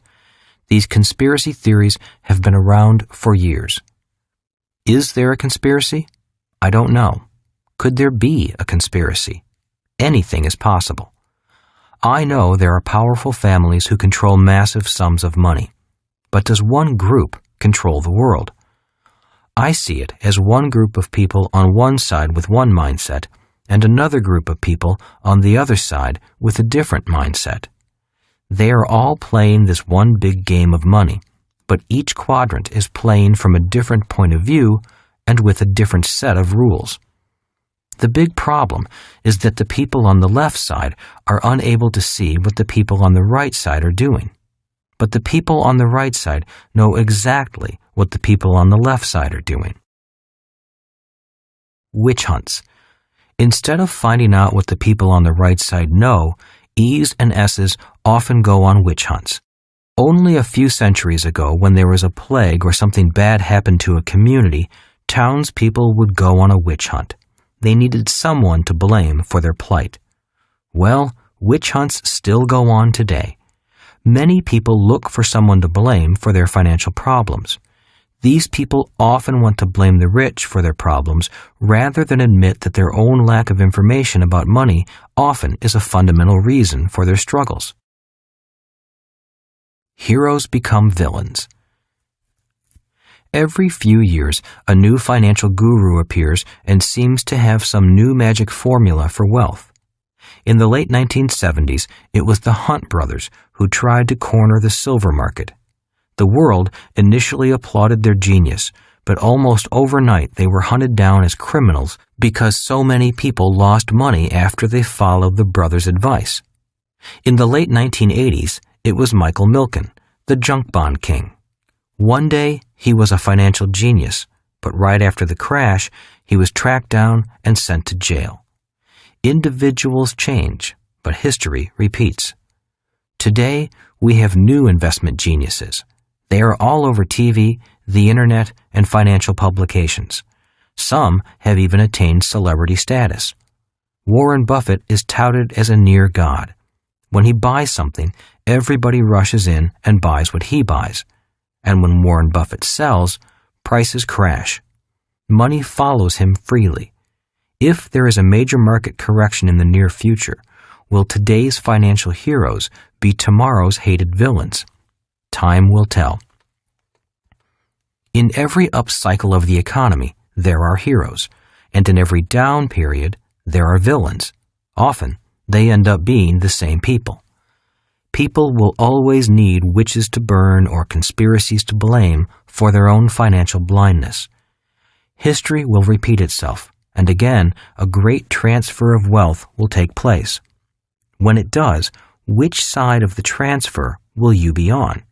The left side or the right side? In my opinion, people simply fail to realize that they are in this large global game, a virtual casino in the sky, but no one ever told them that they are important players in the game. The game is called Who is Indebted to Whom? Be the bank, not the banker. When I was in my mid-20s, it dawned on me that the name of the game was to be the bank, but that didn't mean to get a job as a banker. My advanced education was about to begin. It was during this period that my rich dad had me look up words like mortgage, real estate, and finance. I was beginning to train my mind to see what my eyes could not. He encouraged me to understand the game, and when I learned the game, I could do what I wanted with what I found. I decided to share my knowledge with anyone who was interested. He also had me read books on the great leaders of capitalism, people such as John D. Rockefeller, J.P. Morgan, and Henry Ford. One of the most important books I read was The Worldly Philosophers by Robert Heilbronner. For people who want to operate on the B and I side, his book is a must-read, for it traces the greatest economists of all time, starting with Adam Smith, who wrote The Wealth of Nations. It is fascinating to look into the minds of some of our most important philosophers, the economists. These people interpreted the evolution of modern capitalism over its brief history. In my opinion, if you want to be a leader on the B and I side, a historical view of economic history is important to understanding both our history and our future. After the worldly philosophers, I recommend reading The Creature from Jekyll Island by G. Edward Griffin, Paul Zane Pilzer's Unlimited Wealth, James Dale Davidson's The Sovereign Individual, Robert Preacher's The Crest of the Wave, and Harry Dent's The Great Depression Ahead. While Heilbronner's book gives you insight into where we have come from economically, the other authors give their views on where we are headed. Their contrasting viewpoints have been important. They allowed me to see what my eyes could not. By reading books like these, I have been able to gain insights into the ups and downs, the cycles and trends of the economy. A common theme in all of these books is that one of the biggest changes of all is right around the corner. How to play the bank. After the 1986 Tax Reform Act became law, there were opportunities everywhere. Real estate, stocks, and businesses were available for low prices. While it was devastating for many people on the left side, it was wonderful for me because I could utilize my skills as a B and I to take advantage of the opportunities around me. Instead of being greedy and chasing everything that looked like a good deal, I decided to focus on real estate. Why real estate? For these 5 simple reasons. 1. Pricing. Real estate prices were so low that mortgage payments were far lower than the fair market rent for most properties. These properties made great economic sense, which meant there was little risk. It was like going to a sale at a retail store when everything was 50% off. 2. Financing. The banks would give me a loan on real estate, but not on stocks. Since I wanted to buy as much as I could while the market was depressed, I bought real estate so that what cash I had could be combined with financing through banks. For example, let's say I had $10,000 in savings to invest. If I bought stocks, I could only buy $10,000 worth of stocks. I could have bought on margin and put up only part of the total cost, and the broker company would have loaned me the remainder, but I wasn't financially strong enough to risk a downturn in the market. With $10,000 in real estate and a 90% loan, I could buy a $100,000 property. If both markets went up 10%, I would have made $1,000 in stocks, but $10,000 in real estate. 3. Taxes. If I made $1 million in profit from stocks, I'd have to pay nearly 30% in capital gains tax on my profit. But in real estate, the $1 million profit could be rolled tax-free into the next real estate transaction. On top of that, I could depreciate the property for even greater tax advantages. Important note, an investment must make economic sense outside of the tax benefit for me to invest in it. Any tax benefit only makes the investment more attractive. 4. Cash flow. Rents had not declined even though real estate prices had declined. This put a lot of money in my pocket, paid for the mortgages, and, most importantly, bought me time to wait until real estate prices went up again. When they did, I was able to sell. Although I carried large debt, it never hurt me because the rents were far greater than the cost of carrying the loan. 5. An opportunity to become a bank. Real estate allowed me to become a bank, something I had wanted to do since 1974. The rich create money. In Rich Dad, Poor Dad, I wrote about how the rich create money and often play the role of banker. The following is a simple example that almost anyone can follow. Let's say I find a house worth $100,000 and I get a heck of a deal and only pay $80,000 for it. I pay $10,000 down payment and get a $70,000 mortgage I'm responsible for. I then advertise that the house is available for sale for its appraised price of $100,000. I use these magic words in the ad: house for sale, owner desperate, no bank qualifying, low down payment, easy monthly payments. The phone rings like crazy. The house is sold on what is called a wrap, or a lease purchase contract. In simple terms, I sell the house for a $100,000 IOU. This transaction is then registered with a title and escrow office, which often handles the payments. If the person defaults on the $100,000, I simply foreclose and sell the property to the next person who wants a low down payment, easy monthly payment home to live in. People line up for the opportunity to buy a home on these terms. The net effect is that I have created $30,000 in my asset column for which I am paid interest, just like a bank gets paid interest for the loans it makes. I was beginning to be a bank, and I loved it. Remember that Rich Dad said, "Be careful when you take on debt. If you take on debt personally, make sure it's small. If you take on large debt, make sure someone else is paying for it." In the language of the B and I side, I laid off my risk or hedged my risk to another buyer. That is the game in the world of finance. This type of transaction is done all over the world. Yet, wherever I go, people come up to me and say those magic words. You can't do that here. What most small investors fail to realize is that many large commercial buildings are bought and sold exactly in the manner described above. Sometimes they go through a bank, but many times they do not. It's like saving $30,000 without saving. I previously talked about why the government does not give people a tax advantage for saving money. Well, I doubt if the banks will ever ask the government to do so because your savings are their liability. The United States has a low savings rate simply because banks do not want your money or need your savings to do well. So this example is a way of playing bank and increasing your savings without a great deal of effort. 1. I determine the interest rate for my $30,000. Often, it's 10% interest. Most banks pay you less than 5% on your savings today. So, even if I did use my own $10,000 as a down payment, which I try not to do, the interest on it is often better than the bank would pay me. 2. It's like creating $20,000, $30,000 less the $10,000 down payment, that didn't exist before, just like the bank creates an asset and then charges interest on it. 3. This $20,000 was created tax-free.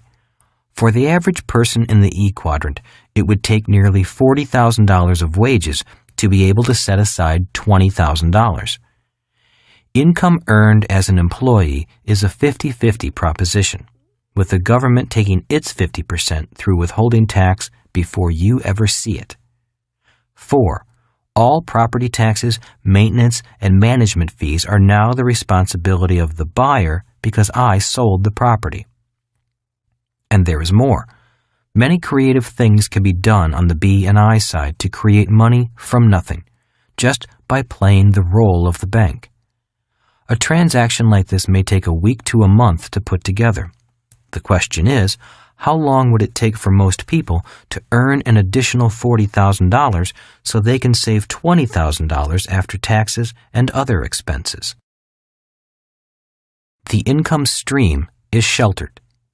In Rich Dad, Poor Dad, I briefly covered why the rich use corporations. 1. Asset protection. If you are rich, people tend to want to take what you have through litigation. But the rich often don't own anything in their own names. Their assets are held in trusts and corporations to protect them. 2. Income protection. By passing the income stream from assets through your own corporation, much of the income that is normally taken from you by the government through taxes can be sheltered. The harsh reality is that, for employees, the sequence goes like this: earn, taxed, spend. As an employee, your earnings are taxed and taken through withholding taxes even before you get your paycheck. So if an employee is paid $30,000 per year, by the time the government gets through with it, it's down to $15,000.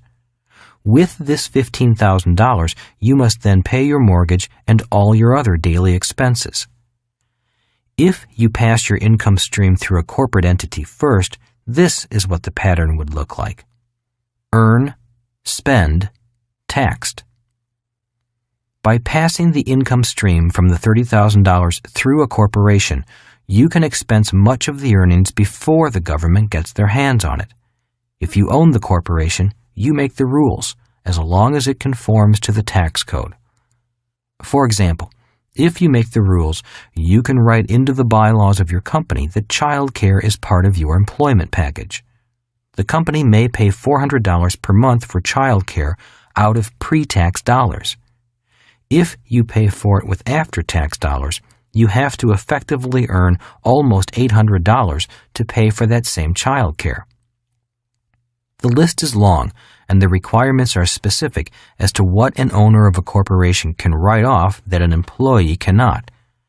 Certain travel expenses can be written off with pre-tax dollars as long as you can document that you conducted business, such as a board meeting, on the trip.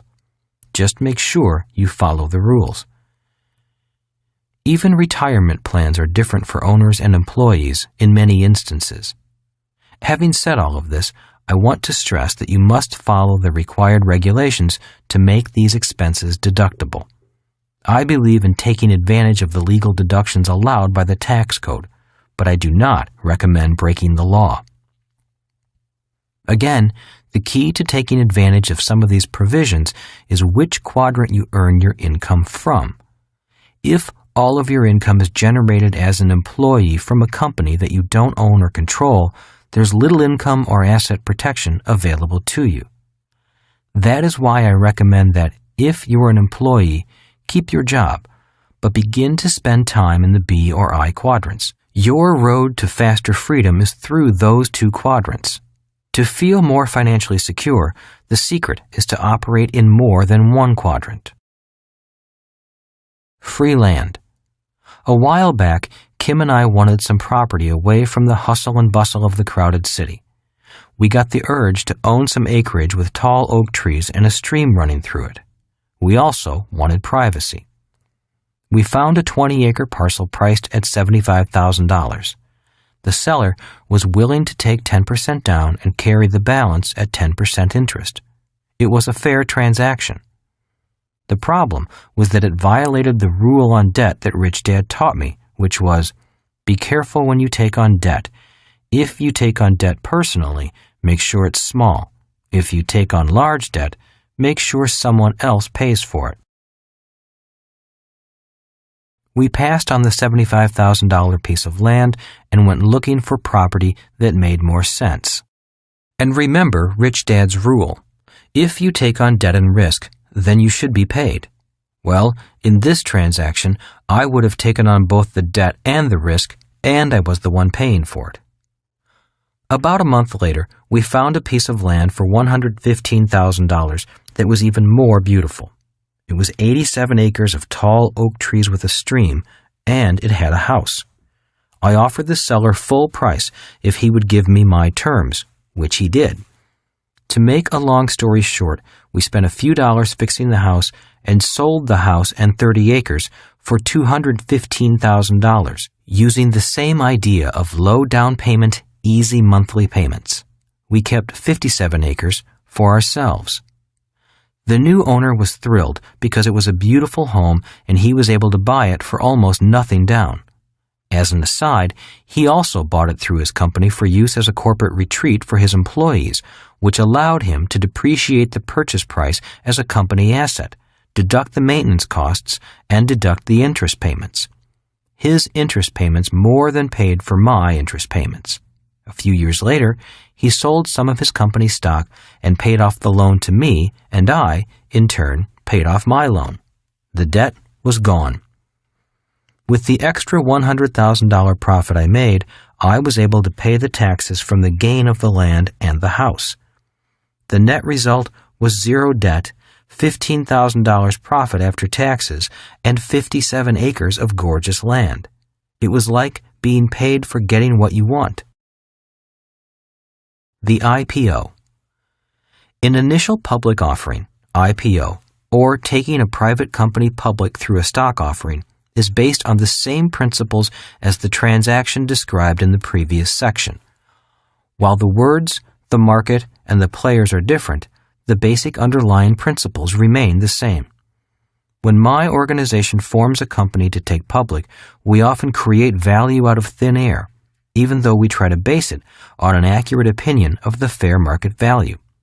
We take the offering to the public market, and instead of this equity being sold to one person, it is sold to thousands of people as shares of a company. The value of experience.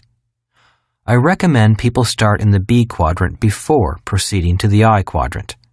Regardless of whether the investment is in real estate, a business, stocks, or bonds, there is an underlying comprehensive business sense that is essential to being a sound investor.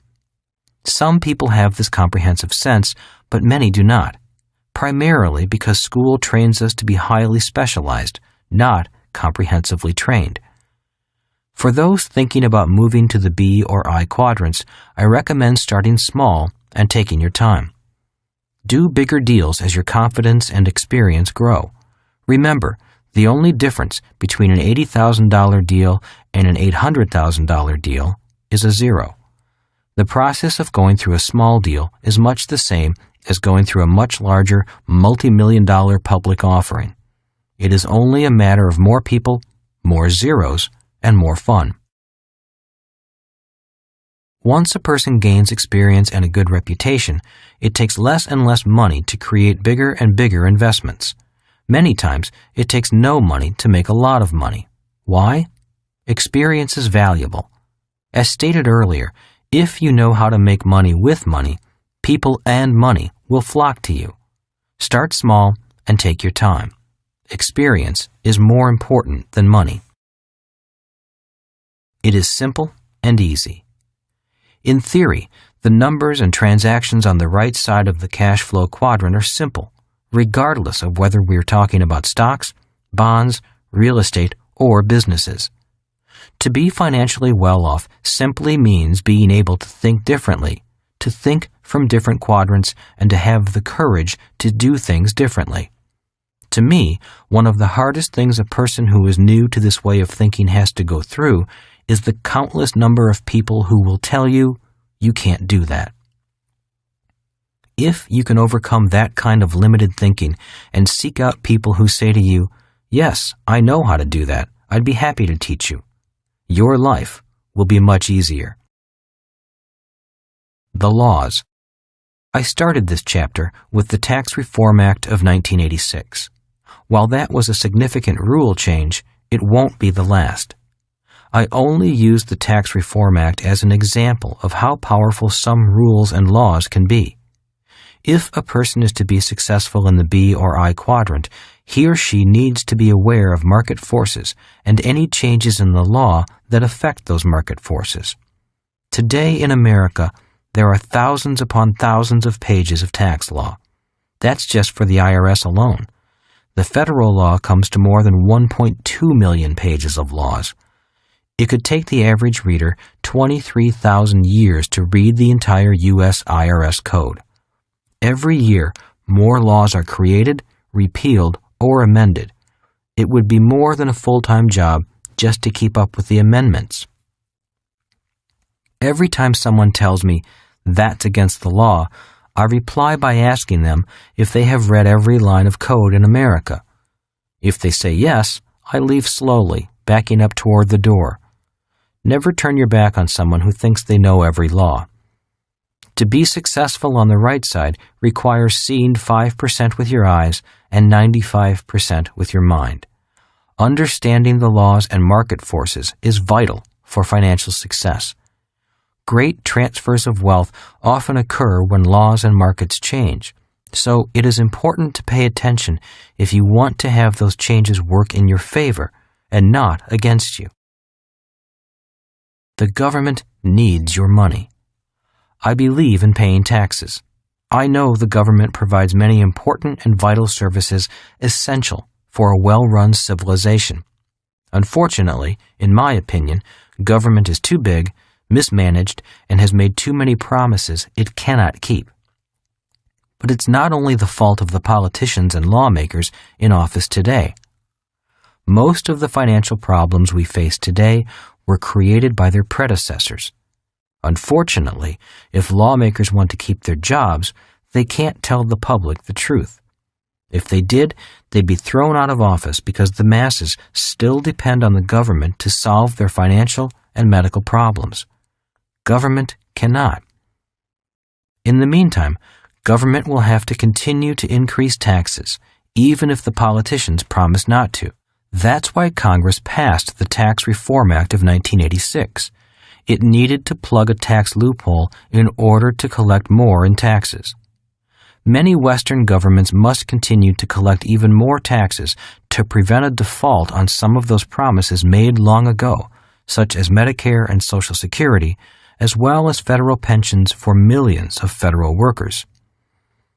As the deficit grows, retirement funds, 401k plans in America or superannuation funds in many other countries, will begin to shrink because they are subject to market fluctuations. Mutual funds will begin to liquidate their stocks in order to pay for the sell orders from baby boomers who need to use the money for retirement.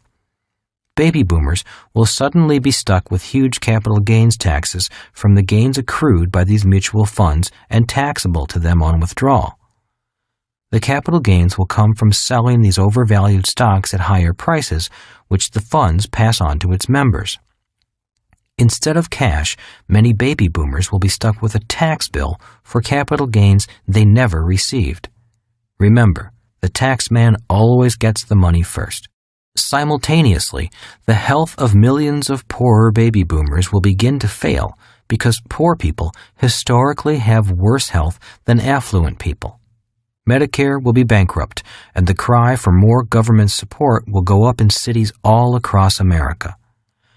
Add to this the eclipsing of America by China as the nation with the largest GDP and the trend toward pushing services, such as accounting, information, technology, and telesales, to nations such as India, and it becomes clear that wages will have to come down or productivity must skyrocket in order to meet the challenges of our rapidly changing global marketplace. The next great transfer of wealth is taking place by ignorance. The industrial age's entitlement mentality of big government and big business should be on its way out. But here we are, in the midst of the information age, and we are grasping at old solutions to new world problems. In 1989, the Berlin Wall came down. As stated earlier, in my opinion, that event was as significant as the year 1492 when Columbus bumped into the Americas in his search for Asia. In some circles, 1492 was the official beginning of the almost 500-year industrial age. The end was marked in 1989. The rules have changed. History is a guide. My rich dad encouraged me to learn the game well. After I learned it well, I could do what I wanted with what I knew. I write and teach out of concern that more people need to know how to take care of themselves financially and not become dependent upon the government or a company for life support. I hope I'm wrong about what I see coming down the road economically. Maybe governments can keep making promises to take care of people, keep on raising taxes, and keep on going into greater debt. Maybe the stock market will always go up and never come down again. And maybe real estate prices will go up again and your home will become your best investment. And maybe millions of people will find happiness earning a minimum wage and be able to provide a good life for their family. Maybe this can all happen, but I don't think so. Not if history is any guide. Historically, if people lived to be 75 years of age, They lived through 2 recessions and 1 depression. As baby boomers, we have gone through 3 recessions, and some question whether we are entering another depression. Maybe there will never be one, but history says there will. As the saying goes, if your neighbor loses his job, it's a recession. If you lose your job, it's a depression. The reason my rich dad had me read books on the great capitalists and economists was so I could gain a longer view and a better perspective on where we have come from and where we are going. Just as there are waves on the ocean, there are great waves in markets. Instead of the wind and sun driving the waves of the ocean, the waves of the financial markets are driven by 2 human emotions, greed and fear. I don't think that depressions are things of the past because we will always have those emotions of greed and fear. And when greed and fear collide and a person loses badly, the next human emotion is depression. Depression is made up of anger and sadness, anger with oneself and sadness over the loss. Economic depressions are emotional depressions. People lose and they get depressed. Even when the economy appears to be in great shape, there are millions of people who are in various stages of depression. They may have a job, but deep down they know they are not getting ahead financially. They are angry at themselves and sad over their loss of time. Little do they know that they have been trapped by the industrial age idea of find a safe, secure job and don't worry about the future. A great change means opportunity. We are entering an era of tremendous change and opportunity. For some people, it will be the best of times. For others, it will be the worst of times. As President John Kennedy once said, a great change is at hand.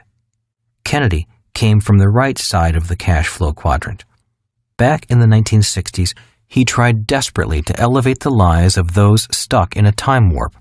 Unfortunately, decades later, millions of people are still trapped in those time warps, following ideas that were handed down from past generations. Ideas such as, go to school so you can find a secure job. While education is more important than ever before, we need to be teaching people to think a little further than just looking for a secure job and expecting the company or the government to look after them once their working days are through. That is an industrial age idea, and we are not there anymore. Nobody said it was fair, for this is not a fair country. We are a free country. There are people who work harder, are smarter, are more driven for success, are more talented, or are more desirous of the good life than others. In America, we are, thankfully, free to pursue those ambitions if we have the determination. Yet, every time somebody does better than we do, some people say it's unfair. The same people who think it would be more fair if the rich shared with the poor. Well, nobody said it was fair, and the more we try to make things fair, the less free we become. When someone says to me that there is discrimination or a glass ceiling, I agree with them. I know such things exist. I personally detest any kind of discrimination and, being of Japanese ancestry, I've experienced it firsthand. In the E and S quadrants, discrimination does exist, especially in companies. Your looks, your education, your skin color, and your gender all count on the left side. But they don't count on the right side, where fairness and security don't matter. It's all about freedom and the love of the game.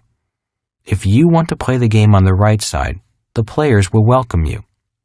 If you play and win, fine. They will embrace you even more and ask you for your secrets. If you play and lose, they'll gladly take all your money. But don't complain or blame someone else for your failures. That is not the way the game is played on the right side. It's not meant to be fair. Being fair is not the name of the game. Why does government leave the B and I quadrants alone? In reality, governments don't leave the B and I quadrants alone. It's more that the B and I quadrants have more ways of escaping and hiding wealth. In Rich Dad, Poor Dad, I talked about the power of corporations. One big reason the rich keep more of their wealth is simply because they operate as corporate bodies, not human bodies. A human body needs a passport to go from country to country. A corporate body doesn't. A corporate body travels the world freely and can often work freely. A human body needs to register with the government, and in America, they need a green card to work. A corporate body doesn't. While governments would like to take more money from corporate bodies, they realize that if they pass abusive tax laws, the corporate bodies will take both their money and their jobs to some other country. In the industrial age, people talked about offshore as a country. The rich have always sought tax havens where their money would be treated kindly. Today, offshore is not a country. It's cyberspace. Money, being an idea and invisible, can now hide in the invisible electronic realm. Soon, if it is not already being done, people will do their banking on a geosynchronous satellite orbiting in space free from any laws, or they may choose to operate in a country whose laws are more favorable to rich people. In Rich Dad, Poor Dad, I wrote that corporations became popular at the start of the industrial age just after Columbus discovered a new world filled with riches. Each time the rich sent a vessel out to sea, they were at risk because, if the ship didn't come back, the rich didn't want to be indebted to the families of sailors who died. So corporations were formed for legal protection and to limit the risk to the amount of money ventured. Wherever I travel in the world, the people I deal with primarily are employees of their own corporations. In theory, they own nothing and really don't exist as private citizens. They exist as officers of their rich corporations, but as private citizens they own nothing. And wherever I go in the world, I meet people who tell me, "You can't do that in this country. It's against the law." Little do most people realize that most countries' laws in the Western world are similar. They may use different words, but in principle, their laws are pretty much the same. If possible, I recommend that you at least consider being an employee of your own corporation. It is especially advisable for high-income S's and B's, even if they own franchises or earn their income from network marketing. Seek advice from competent financial advisors to help you choose and implement the best structure for your particular situation. There are two kinds of laws. On the surface, it seems as if there are laws for the rich and laws for everyone else. But in reality, the laws are the same.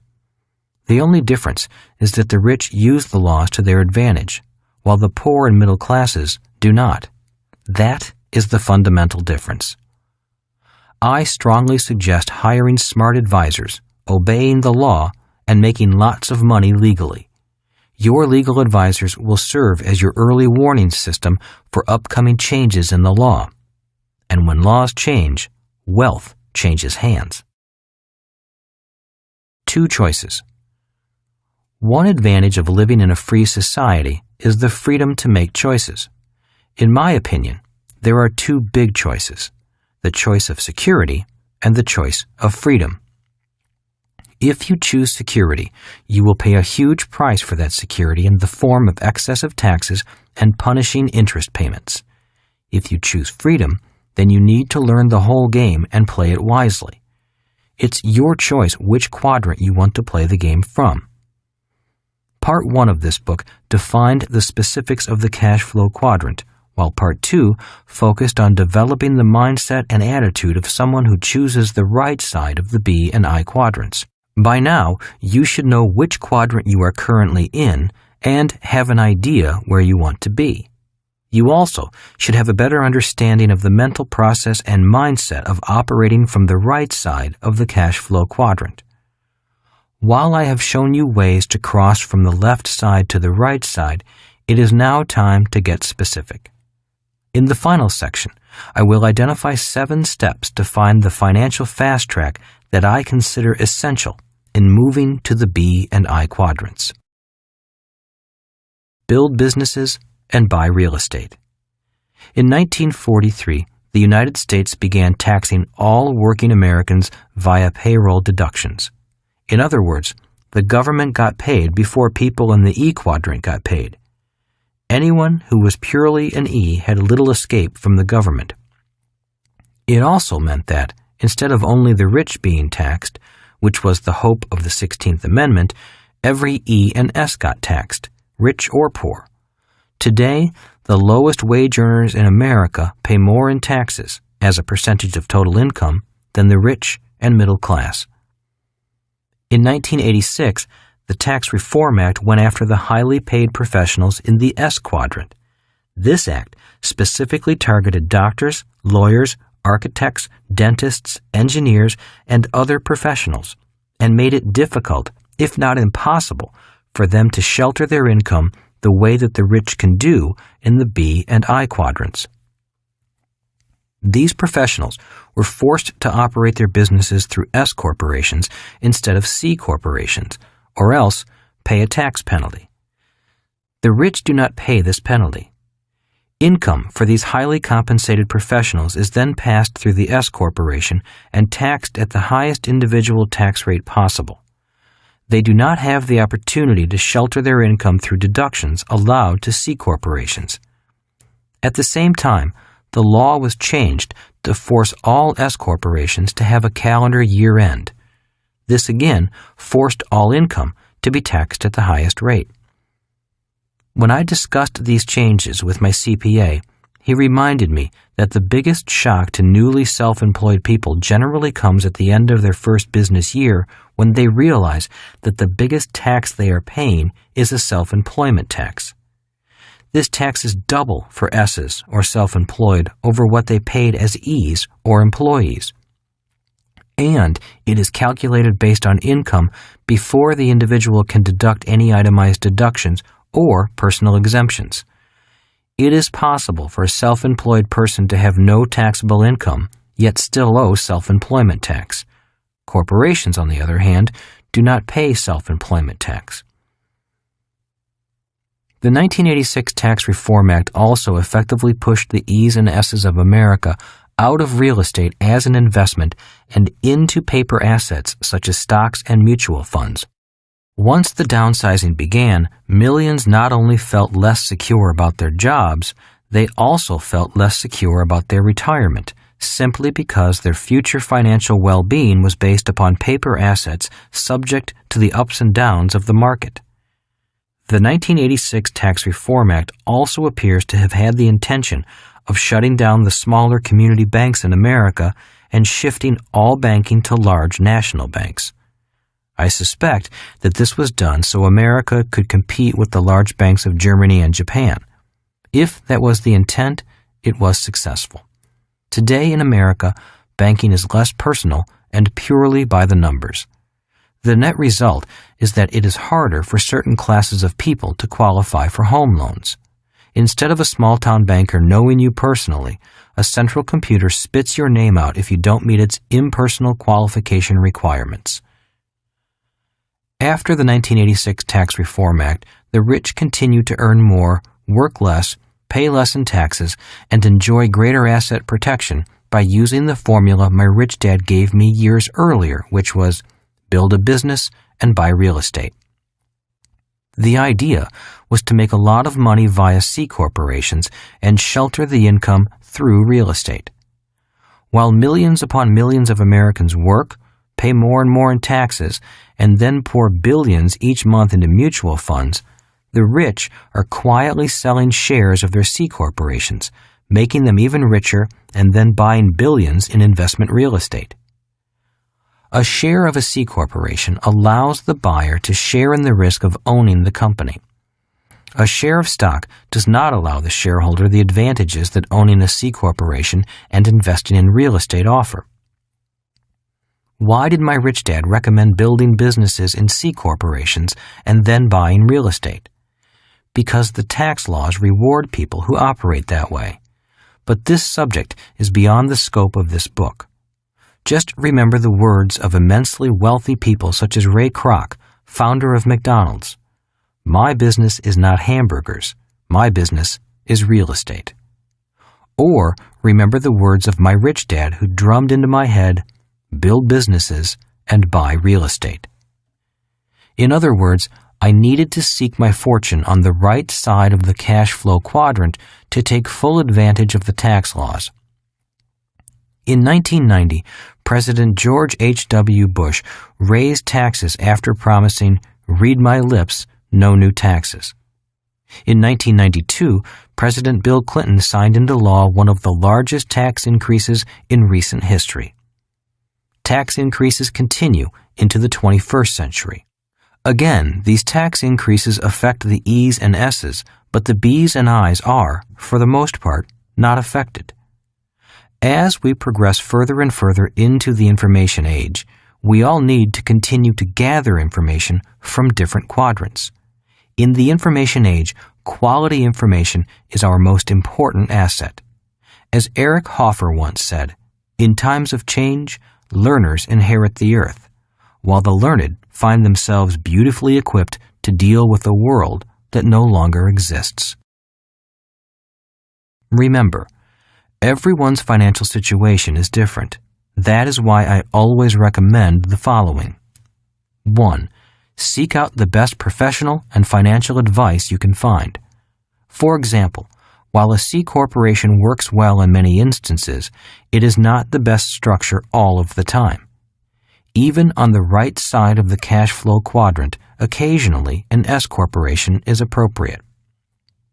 2. Remember that there are different advisors for the rich, the poor, and the middle class, just as there are different advisors for people who earn their money on the right side and on the left. Also, consider seeking advice from people who are already where you want to go. 3. Never do business or investing for tax reasons. A tax break is an extra bonus for doing things the way the government wants. It should be a bonus, not the reason.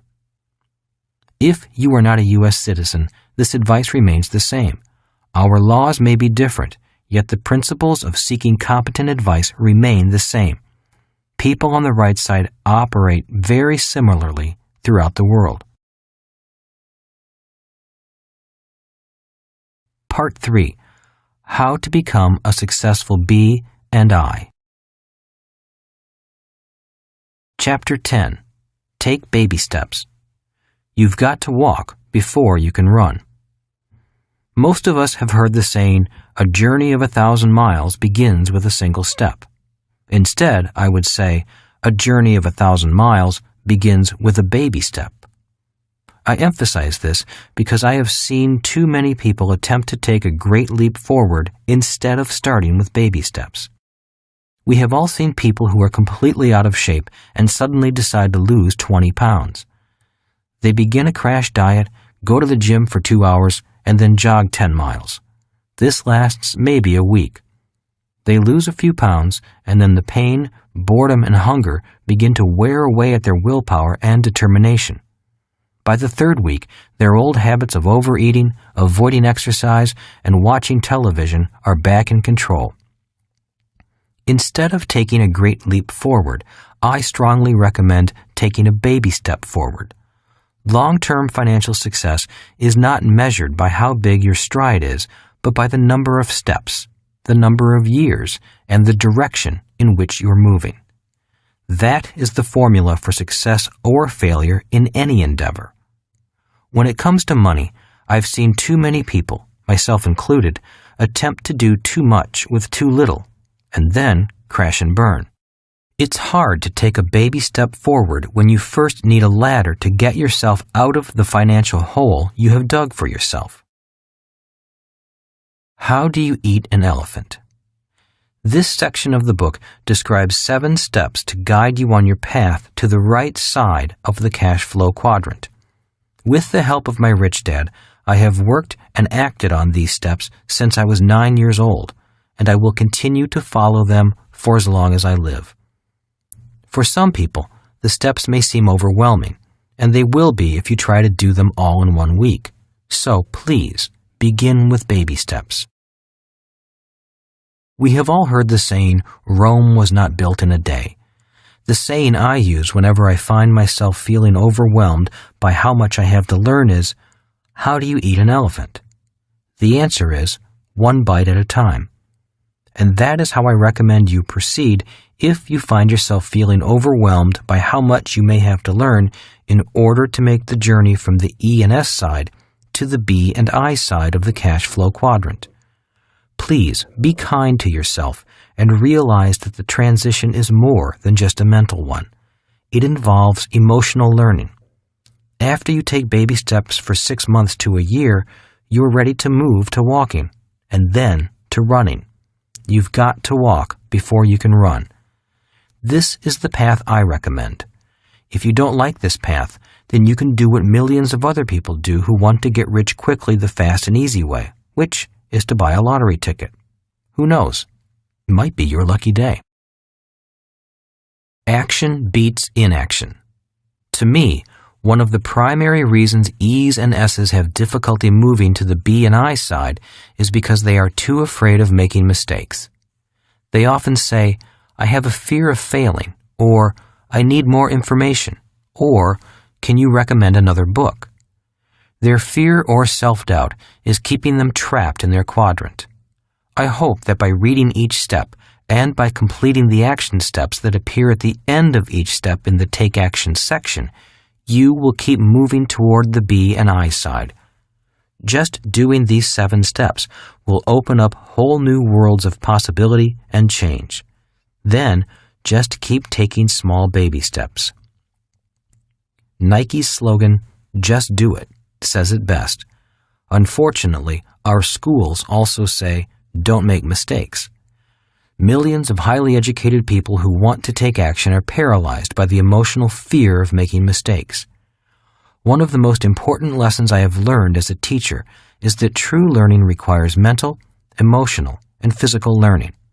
That is why action always beats inaction. If you take action and make a mistake, at least you have learned something, be it mentally, emotionally, or physically. A person who continually searches for the right answer is often afflicted with a disease known as analysis paralysis, which seems to affect many well-educated people. Ultimately, the way we learn is by making mistakes. We learned to walk and ride a bicycle by falling down and then getting back up. People who are afraid of taking action out of fear of making mistakes may be mentally smart, but they are also emotionally and physically handicapped. A number of years ago, there was a study done of rich and poor all around the world to find out how people born into poverty eventually become wealthy. The study found that these people, regardless of where they live, possess 3 qualities. 1. They maintain a long-term vision and plan. 2. They believe in delayed gratification. 3. They use the power of compounding in their favor. The study found that these people thought and planned for the long term and knew that they would ultimately achieve financial success by holding to a dream or a vision. They were willing to make short-term sacrifices to gain long-term success, which is the basis of delayed gratification. Albert Einstein was amazed at how money could multiply just by the power of compounding. He considered the compounding of money to be one of the most amazing inventions. This study took compounding beyond money and found that knowledge and learning gained from each baby step also compounded over the years. People who took no steps at all did not have the leverage of a magnified accumulation of knowledge and experience that comes from compounding. The study also found what caused people to go from wealthy to poor. There are many rich families who lose most of their wealth after only 3 generations. Not surprisingly, the study found that these people possess the following 3 qualities. 1. They have short-term vision. 2. They have a desire for immediate gratification. 3. They abuse the power of compounding. Today, I meet people who get frustrated with me because they want me to tell them how they can make more money immediately. They don't like the idea of thinking long-term. Many are desperately seeking short-term answers because they have money problems today caused by consumer debt and lack of investments due to their uncontrolled desire for immediate gratification. They have the idea of eat, drink, and be merry. This abuses the power of compounding and leads to long-term debt instead of long-term wealth. They want the quick answer. They want me to tell them what to do to acquire great wealth, but they need to understand who they must become first. In other words, too many people are fixated upon the get-rich-quick philosophy of life. I wish these people luck. They're going to need it. A hot tip. Most of us have heard that people who write down their goals are more likely to achieve them. I have attended many seminars and training sessions on the topic of goal setting, and I learned a concept that I have thought about many times over the years. While it is great to have big long-term dreams and wishes, attaining those dreams is a process made up of many small steps. Instead of trying to be an overachiever, be an underachiever. Be content with small steps because each one moves you closer to your big goals and dreams. Even today, I find I achieve more by having an underachiever mindset instead of trying to kill myself and be that overachiever. An example of the way I underachieve is that I set a written goal to listen to 2 audio tapes a week. I may listen to the same one 2 or more times if it's good, but it still counts toward my weekly goal. Kim and I also have a written goal to attend at least 2 seminars a year on subjects about the B and I quadrants.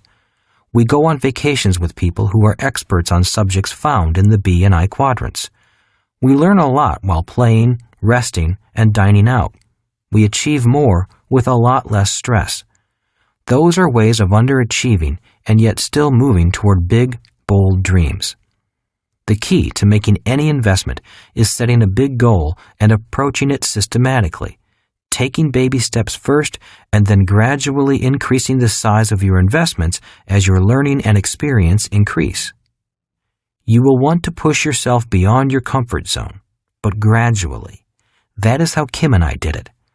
There is nothing wrong with having smaller goals that lead up to the ultimate goal of financial freedom. The same thing applies to getting into good physical shape. I work out with a tough trainer who pushes me to achieve smaller goals on a daily or weekly basis. They increase in intensity as my abilities improve, and together they lead up to achieving my big goal. So, dream big, daring dreams and then underachieve a little bit each day. I recommend setting attainable daily goals that, when achieved, provide positive reinforcement to help you stay on the path to the big goal of moving from the left side of the cash flow quadrant to the right side. If you want to be rich, you've got to change your rules. I have often been quoted as saying, "The rules have changed." When people hear these words, they nod their head in agreement and say, "Yes, the rules have changed. Nothing is the same anymore." But then they go on and do the same old thing. Industrial age financial statements. When I teach how to get your financial life in order, I start by asking students to fill out a personal financial statement. It often becomes a life-changing experience.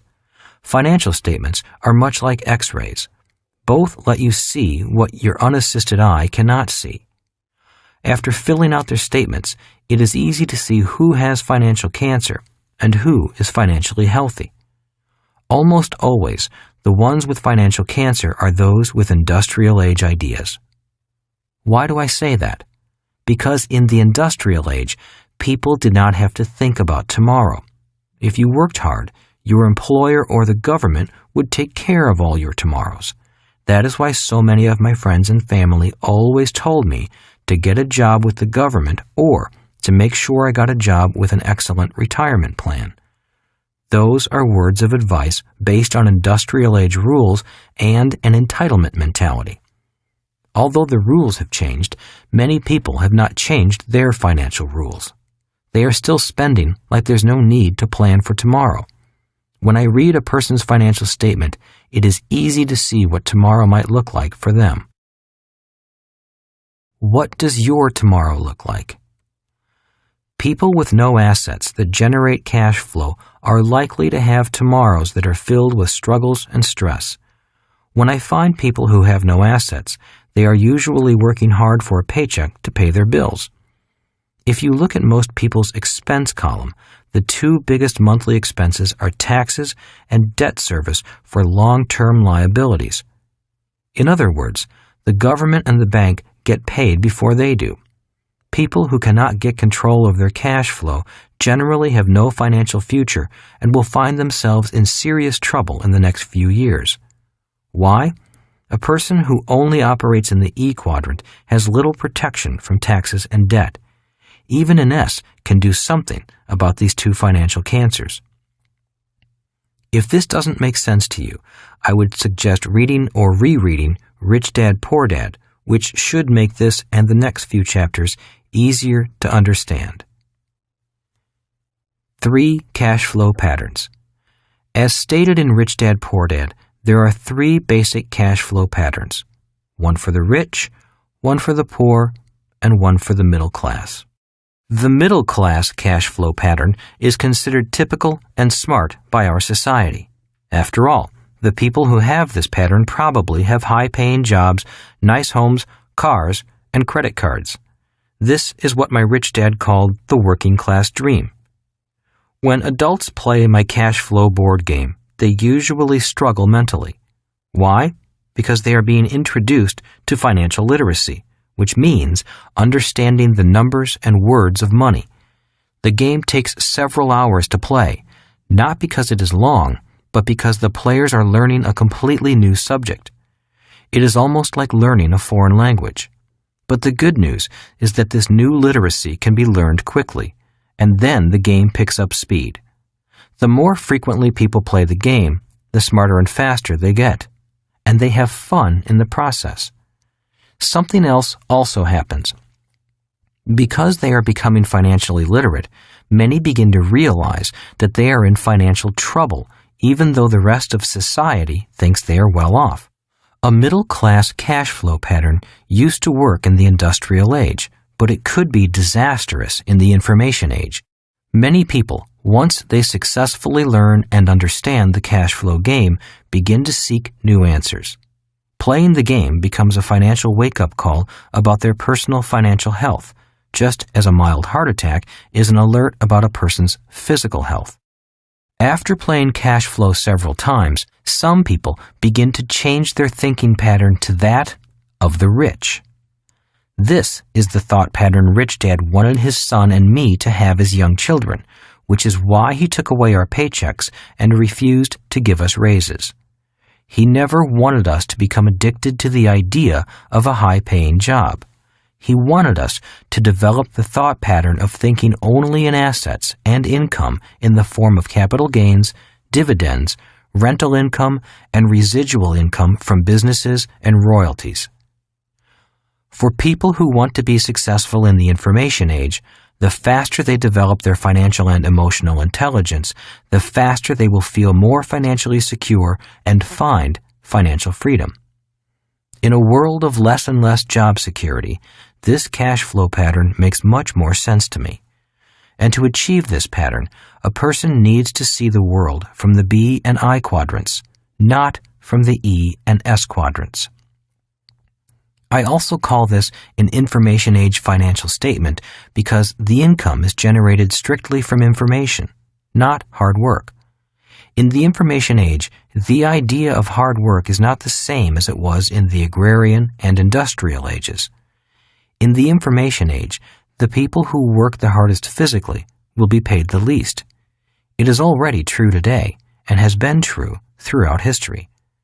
However, today when people say, "Don't work hard, work smart," they do not mean to work smart in the E or S quadrants. They actually mean to work smart in the B or I quadrants. That is information age thinking, which is why financial and emotional intelligence are vital today and will be even more so in the future. So, what is the answer? Obviously, my answer is to re-educate yourself to think like a rich person. In other words, Think and look at the world from the B or I quadrant. However, the solution is not as simple as going back to school and taking a few courses. To be successful in the B or I quadrant requires financial intelligence, systems intelligence, and emotional intelligence. These things cannot be learned in school. The reason these intelligences are hard to learn is because most adults are wired to the hard work and spend mode of life. When they feel financial anxiety, they hurry off to work and work hard. They come home and hear about the stock market going up and down. Their anxiety grows, so they go shopping for a new house or car, or they play golf to avoid the anxiety. The problem is that the anxiety returns on Monday morning. How do you start thinking like a rich person? People often ask me how to get started thinking like a rich person. I always recommend starting small and seeking education, rather than running out and jumping into investing. If they are serious about learning and retraining themselves to think like a rich person, I recommend my cash flow board game. I created the game to help teach financial intelligence. It gives people the mental, physical, and emotional training that is required to make the gradual change from thinking like a poor or middle-class person to thinking like a rich person. It teaches people to think about what my rich dad said was important, which is not a large paycheck or a big house, but the accumulation of cash-producing assets. Cash flow, not money, relieves anxiety. Financial struggle and poverty are really financial anxiety problems. There are mental and emotional loops that keep people stuck in what I call the rat race. Unless the mental and emotional hooks are broken, the pattern remains intact. I worked with a banker to break his pattern of financial struggle. While I'm certainly not a therapist, I have had experience breaking my own financial habits instilled by my family. The banker made a good living, but was always in some sort of financial trouble. He had a beautiful family, 3 cars, a big house, and a vacation home. To the world, he looked like a prosperous banker. But when I looked at his financial statement, I discovered he had a financial cancer that would be terminal in a few years if he did not change his ways. The first time he and his wife played cash flow, he struggled and fidgeted almost uncontrollably. His mind wandered, and he could not seem to grasp the game. After 4 hours of play, he was still stuck. Everyone else had completed the game, but he was still in the rat race. As we put the game away, I asked him what was going on. His only answer was that the game was too hard, too slow, and too boring. I reminded him about what I had told him before the game started. Games reflect behavior. In other words, a game is like a mirror that allows you to look at yourself. That statement angered him, so I backed off and asked if he was still committed to getting his financial life in order. He said he was, so I invited him and his wife, who loved the game, to come play again with an investment group I was coaching. A week later, he reluctantly showed up. This time, a few lights began to go on inside his head. For him, the accounting part was easy, so he was naturally neat and tidy with his numbers, which is important for the game to be valuable. But now he was beginning to understand the world of business and investing. He could finally see with his mind his own life's patterns and what he was doing to cause his own financial struggle. After 4 hours, he still did not finish the game, but he was beginning to learn.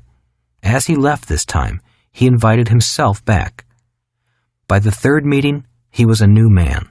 He was now in control of the game, his accounting, and his investments. His confidence soared, and this time he successfully exited the rat race and was on the fast track. When he left, he purchased a game and said, "I'm going to teach my kids." By the 4th meeting, he told me his personal expenses were down. He had changed his spending habits and was being more careful with his credit cards, and he was taking an active interest in learning to invest and build his asset column. His thinking was now on track to make him an information-age thinker. At the 5th meeting, he played CASHFLOW 202, the advanced game for people who have mastered CASHFLOW 101. He was now ready and eager to play the fast and risky game that true B's and I's play. The best news was that he took control of his financial future. This man was completely different from the one who had asked me to make cash flow easier the first time he played. A few weeks later, instead of wanting things to be easier, he was actively seeking bigger challenges and was optimistic about his financial future.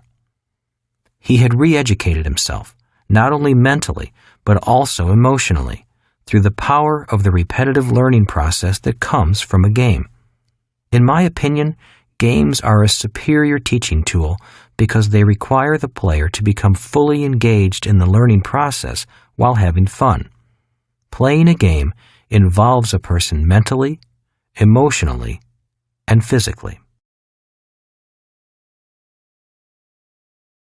The 7 steps to finding your financial fast track. Chapter 11. Step 1. It's time to mind your own business. We are programmed to mind everyone else's business and ignore our own. Have you been working hard and making everyone else rich? Starting early in life, most people are programmed to mind other people's businesses and make other people rich. It begins innocently enough with words of advice like these. Go to school and get good grades so you can find a safe, secure job with good pay and excellent benefits. Work hard so you can buy the home of your dreams. After all, your home is an asset and your most important investment. Having a large mortgage is good because the government gives you a tax deduction for your interest payments. Buy now, pay later, or low down payment, easy monthly payments, or come in and save money. People who blindly follow these words of advice often become 1. Employees, making their bosses and owners rich. 2. Debtors, making banks and money lenders rich. 3. Taxpayers, making the government rich. 4. Consumers, making many other businesses rich. Instead of finding their own financial fast track, they help everyone else find theirs. Instead of minding their own business, they work all their lives minding everyone else's. Take action. For many people, their financial statements are not a pretty picture, simply because they've been misled into minding everyone else's business instead of minding their own business. To change all that, I suggest following these action steps. 1. Fill out your own personal financial statement.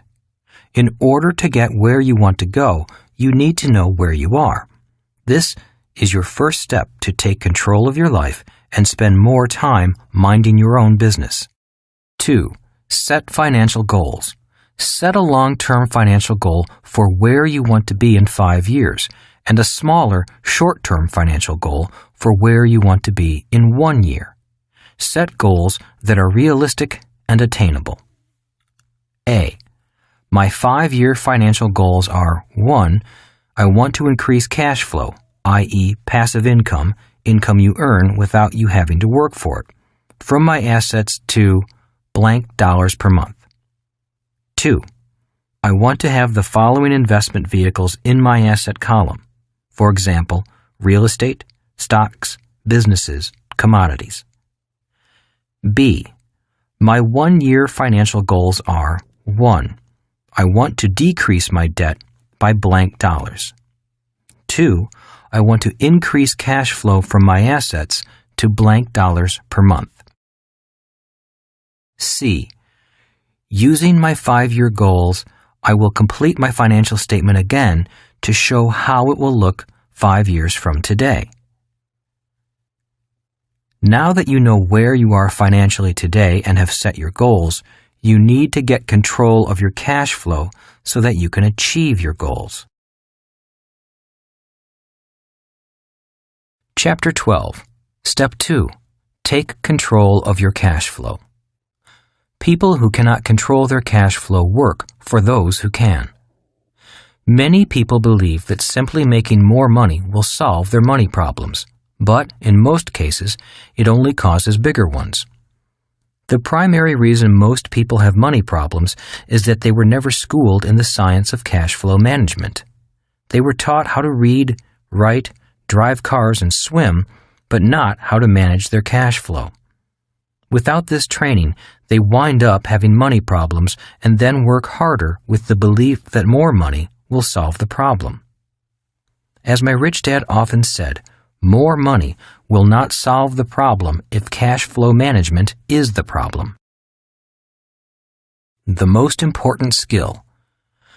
After your commitment to mind your own business, the next step as the CEO of the business of your life is to take control of your cash flow. If you do not, making more money will not make you richer. In fact, more money makes most people poorer because they often increase their spending and get deeper into debt every time they get a pay raise. Who is smarter, you or your banker? The majority of people do not prepare personal financial statements. At most, they try to balance their checkbooks each month. So congratulate yourself, because you're already ahead of most of your colleagues, simply by completing your financial statement and setting goals for yourself. As CEO of your life, you can learn to be smarter than most people, even your banker. Most people believe that keeping 2 sets of books is illegal, and that is true in some instances. But if you truly understand the world of finances, there must always be 2 sets of books. Once you realize this, you will be as smart, and maybe smarter, than your banker. As CEO of your life, always remember these simple words from my rich dad, who often said, "For every liability you have, you are somebody else's asset." That is the real 2 sets of books accounting. For every liability, such as a mortgage, car loan, school loan, and credit card, you are an employee of the people lending the money. You are working hard to make someone else rich. Good debt and bad debt. Rich Dad often cautioned me about good debt and bad debt. He would often say, every time you owe someone money, you become an employee of their money. If you take out a 30-year loan, you've become a 30-year employee, and they do not give you a gold watch when the debt is retired. Rich Dad did borrow money, but he did his best to not become the person who paid for his loans. He would explain to Mike and me that good debt was debt someone else paid for you. Bad debt was debt that you paid for with your own sweat and blood. That is why he loved rental properties. He encouraged me to buy rental real estate because the bank gives you the loan, but your tenant pays for it. Income and expense. Not only do the 2 sets of books apply to assets and liabilities, but they also apply to income and expenses. The more complete verbal lesson from my rich dad was this. For most every liability, there must be an asset, but they don't appear on the same set of financial statements. For every expense, there must also be income, and again, they do not appear on the same set of financial statements. The financial fast track and the rat race. The concept of 2 sets of books can be used to show you the financial fast track and the rat race. There are many different types of financial fast tracks. One of the most common is the track between a creditor and a debtor.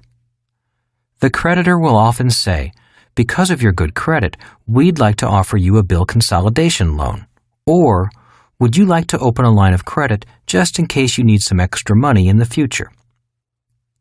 Do you know the difference? The path of money flowing between the 2 sets of books is what Rich Dad called the financial fast track and the financial rat race. For one to exist, so must the other. Hence, there must be at minimum 2 financial statements. The questions are, which statement is yours? Which statement do you want to have? This is why Rich Dad constantly told me, making more money will not solve your problems if cash flow management is the problem. The people who understand the power of financial numbers have power over those who do not. That is why step 2 to finding your own financial fast track is take control of your cash flow. You need to sit down and map out a plan to get control of your spending and minimize your debt and liabilities. Live within your means before you start to expand your means. Take action. 1.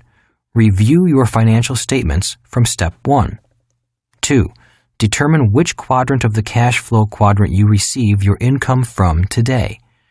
3. Determine which quadrant you want to receive the bulk of your income from in 5 years. 4. Begin your cash flow management plan. A. Pay yourself first. Put aside a set percentage from each paycheck or each payment you receive from other sources. Deposit that money into an investment savings account. Once your money goes into the account, never take it out until you are ready to invest it. Congratulations, you have just started managing your cash flow. B. Focus on reducing your personal consumer debt. The following are simple tips for reducing and eliminating personal debt. Tip number 1. If you have credit cards with outstanding balances, discipline yourself to use only 1 or 2 credit cards. Any new charges must be paid off in full every month. Do not incur any more long-term debt. Tip number 2. Come up with $150 to $200 extra per month. Now that you are becoming more and more financially literate, this should be relatively easy to do. If you cannot generate an additional $150 to $200 per month, then your chances for financial freedom may only be a pipe dream. Tip number 3. Apply the additional $150 to $200 to your monthly payment of only one of your credit cards. You will now pay the minimum plus the $150 to $200 on that one credit card.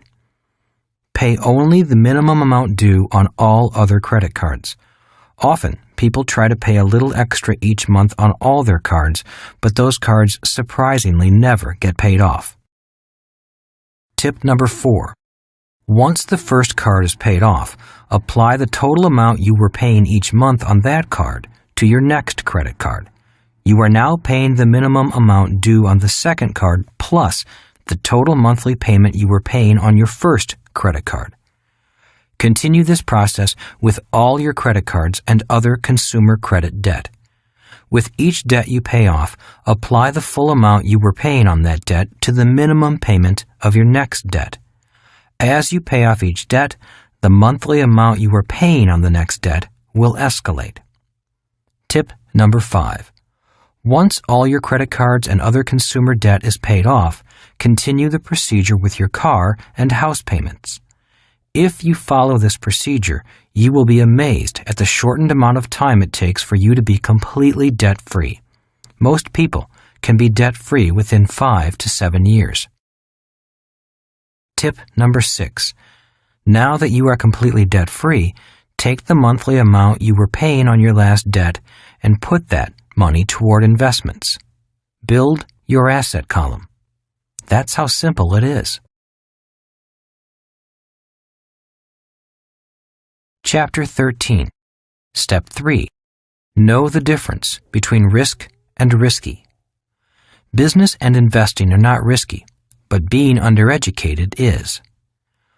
What is proper cash flow management? Proper cash flow management begins with really knowing the difference between an asset and a liability. Let's look at an individual who is 45 years old. I use the age 45 because it is halfway between 25, the age when most people begin to work, and 65, the age when most people plan on retiring. By age 45, if a person has managed their cash flow properly, their asset column should be longer than their liability column. This is a person who takes risks, but not excessive risk, and is in the upper 10% of the population. But if they do what the other 90% of the population does, which is mismanage their cash flow and not know the difference between an asset and a liability, then at age 45, their liability column is longer than their asset column. These are the people who most often say investing is risky. For them, it is risky, but not because investing is risky. It is their lack of knowledge and formal financial training that makes investing risky. Financial literacy. In Rich Dad, Poor Dad, I explained that my rich dad demanded that I become financially literate. Financial literacy is not simply looking at the numbers with your eyes, but also training your mind to tell you which way the cash is flowing. Rich Dad often said, "The direction of cash flow is everything." So a house could be an asset or a liability depending on the direction of the cash flow. If the cash flows into your pocket, it is an asset. If it flows out of your pocket, it is a liability. Financial intelligence. Rich Dad had many definitions for financial intelligence, such as the ability to convert cash or labor into assets that provide cash flow. But one of his favorite sayings was, "Who is smarter, you or your money?" For Rich Dad, spending your life working hard for money only to have it go out as fast as it comes in is not a sign of high intelligence. You may want to review the cash flow patterns of a poor person, a middle-class person, and a rich person presented in Chapter 10.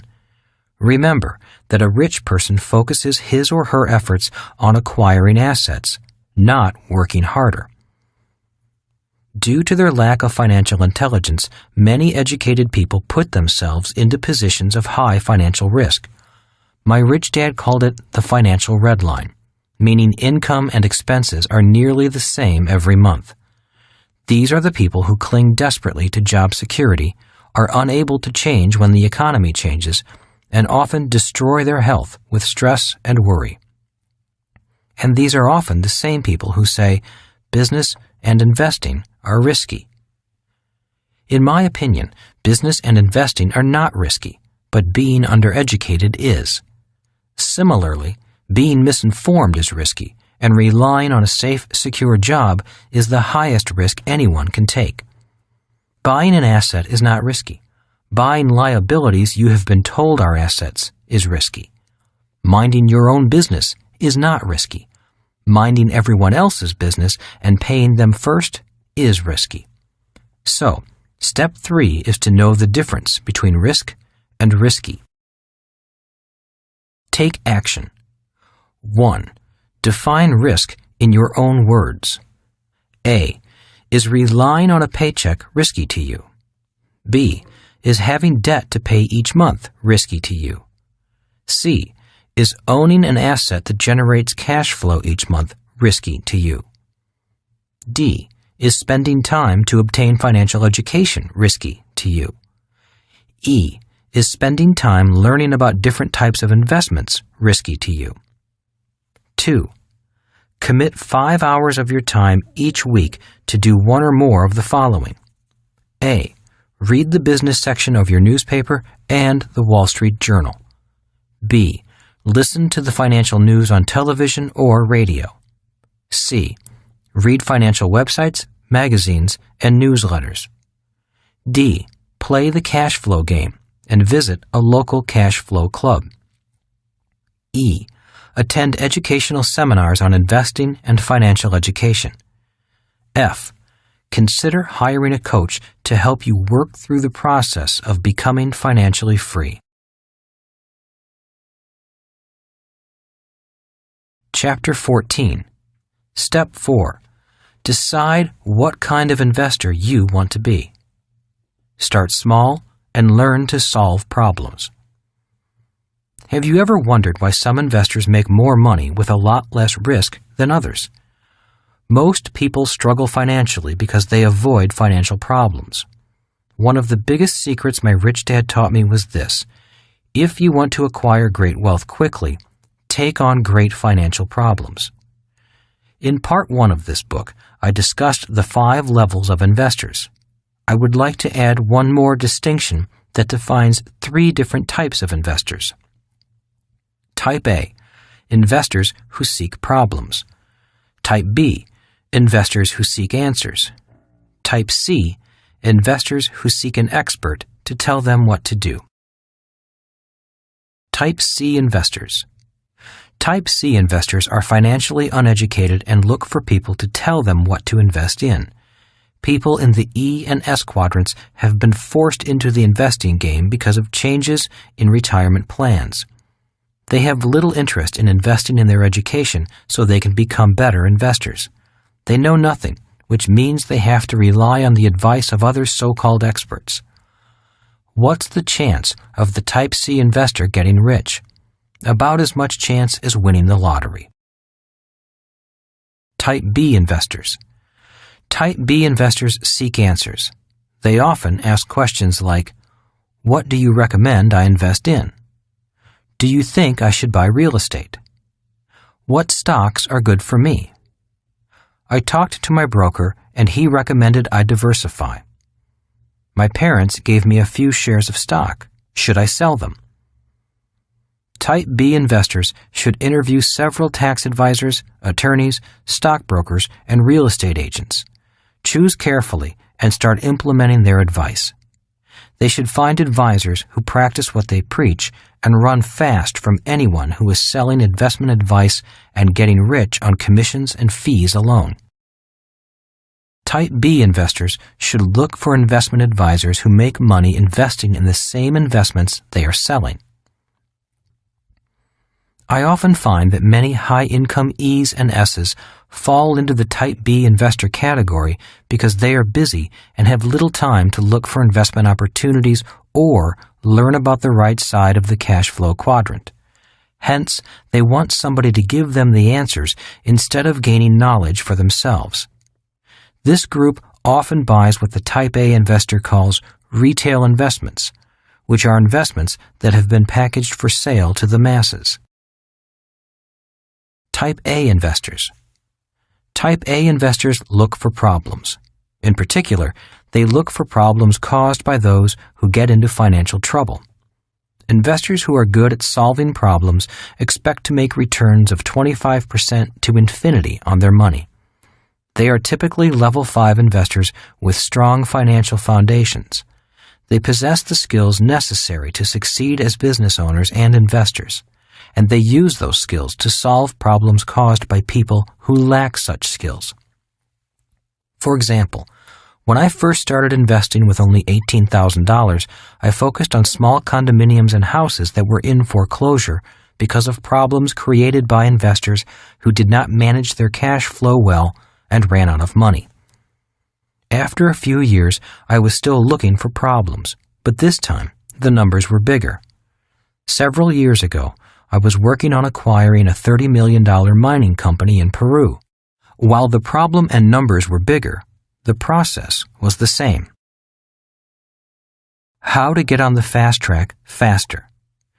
If you start small and learn to solve problems, you will gain immense wealth as you become better and better at solving problems. For those who wish to acquire assets faster, I again emphasize the need to first learn the skills of the B and I quadrants. I recommend learning how to build a business first because it provides vital educational experience, improves personal skills, provides cash flow to soften the ups and downs of the marketplace, and provides free time. It is the cash flow from my business that bought me the free time to begin looking for financial problems to solve. Can you be all three types of investors? In reality, I operate as all three types of investors. I am a Type C investor when it comes to mutual funds. When I am asked, "What mutual funds do you recommend?" I tell the person, "I have no idea." As a Type B investor, I seek professional answers to my financial problems. I seek answers from my advisors, including tax and wealth strategists, stockbrokers, bankers, and real estate brokers. When you find good ones, these professionals provide a wealth of information many people do not personally have the time to acquire. The advice from my financial advisors is valuable because they know trusts, wills, and insurance far better than I ever will. They are also closer to the market and more up to date with any changes in the laws and how that might affect the markets. There is much more to investing than simply buying and selling. I also give my money to other investors to invest for me. In other words, I partner with other Level 4 and Level 5 investors in their investments. These are individuals I personally know and trust. If they choose to invest in an area I know nothing about, such as low-income housing or large office buildings, I may choose to give my money to them because I know they are good at what they do and I trust their knowledge. Why you should get started quickly. One of the main reasons I recommend that people find their own financial fast track quickly and take getting rich seriously is because in America and most of the world, there are two sets of rules, one for the rich and one for everyone else. Many laws are written against people stuck in the financial rat race. In the world of business and investing, I find it shocking how little the middle class knows when it comes to where its tax dollars are going. Although tax dollars are going to many worthwhile causes, many of the larger tax breaks, incentives, and payments are going to the rich, and the middle class pays for them. For example, insufficient low-income housing in America is a huge problem and a political hot potato. To help solve this problem, cities, states, and the federal government offer substantial tax credits, tax breaks, and subsidized rents to people who finance and build low-income housing. Just by knowing the laws, financiers and builders become wealthier by having taxpayers subsidize their investments in low-income housing. Why it's unfair. Not only do most people on the left side of the cash flow quadrant pay more in personal income tax, but they are also often unable to participate in tax advantage investments. This may be another reason why the rich get richer. I know it's unfair, and I understand both sides of the story. I have met people who protest and write letters to the editor of their newspapers or try to change the system by running for political office. I say it is much easier to simply mind your own business, take control of your cash flow, find your own financial fast track, and get rich. It is easier to change yourself than to change the political system. Problems lead to opportunities. Years ago, Rich Dad encouraged me to develop my skills as a business owner and investor and then practice solving problems. For years, that is all I have done. I solve business and investment problems. Some people prefer to call them challenges, but I like to call them problems because that is what they are, for the most part. I think people like the word challenges more than problems because they think one word sounds more positive than the other. But I think that the word problem has a positive meaning. I know that inside every problem lies an opportunity, and opportunities are what real investors are after. And with every financial or business problem I address, regardless of whether I solve the problem or not, I wind up learning something new about finance, marketing, people, or legal affairs. I often meet new people who become invaluable assets on other projects. Many have become lifelong friends, which is a priceless bonus. Find your fast track. So, for those of you who want to find your financial fast track, start by 1. Minding your own business. 2. Taking control of your cash flow. 3. Knowing the difference between risk and risky. 4. Knowing the difference between a type A, B, and C investor. To get on the financial fast track, become an expert at solving a certain type of problem. Do not diversify like type B investors are advised to do. Become an expert at solving one type of problem, and people will come to you with money to invest. Then, if you're good and trustworthy, you will reach your financial fast track more quickly. Here are a few examples. Bill Gates is an expert at solving software marketing problems. Donald Trump is an expert at solving problems in real estate. And Warren Buffett is an expert at solving problems in business and the stock market, which in turn allows him to buy valuable stocks and manage a successful portfolio. George Soros is an expert at solving problems resulting from market volatility, which makes him an excellent hedge fund manager. Rupert Murdoch is an expert at solving the business problems of global television networks. Kim and I are type A investors and solve problems in apartment housing. That has paid off with a generous and steady flow of passive income. If we choose to invest in areas outside the multifamily housing market, we become Type B investors, which means we give our money to people who have an excellent track record in their fields of expertise and who practice what they preach. I have one focused objective, and that is to mind my own business. Although Kim and I do work for charities and help other people in their efforts, we never lose sight of the importance of minding our own business and continually adding to our asset column. So, to become rich quicker, become a student of the skills needed by a business owner and investor. Seek to solve bigger problems, because inside big problems lie huge financial opportunities. That is why I recommend becoming a B first, before becoming an I. If you master solving business problems, you will have excess cash flow, and your knowledge of business will make you a much smarter investor. I have said it many times before, but it is worth saying again.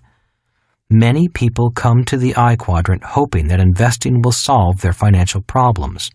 In most cases, it does not. Investing only makes their financial problems worse if they are not already sound business owners. There is no scarcity of financial problems. In fact, there is one right around the corner from you, waiting to be solved. Take action. 1. Get educated in investing. Once again, I recommend you become proficient as a level 4 investor before trying to become a level 5 investor. Start small and continue your education. Each week, do at least 2 of the following. A. Attend financial seminars and classes. I attribute much of my success to a real estate course I took as a young man that cost me $385. It has earned me millions over the years because I took action. B. Look for sale signs in your area. Call on 3 or 4 per week and ask the agent to tell you about the property. Ask questions like, is it an investment property? Is it rented? What is the current rent? What is the vacancy rate? What are the average rents in that area?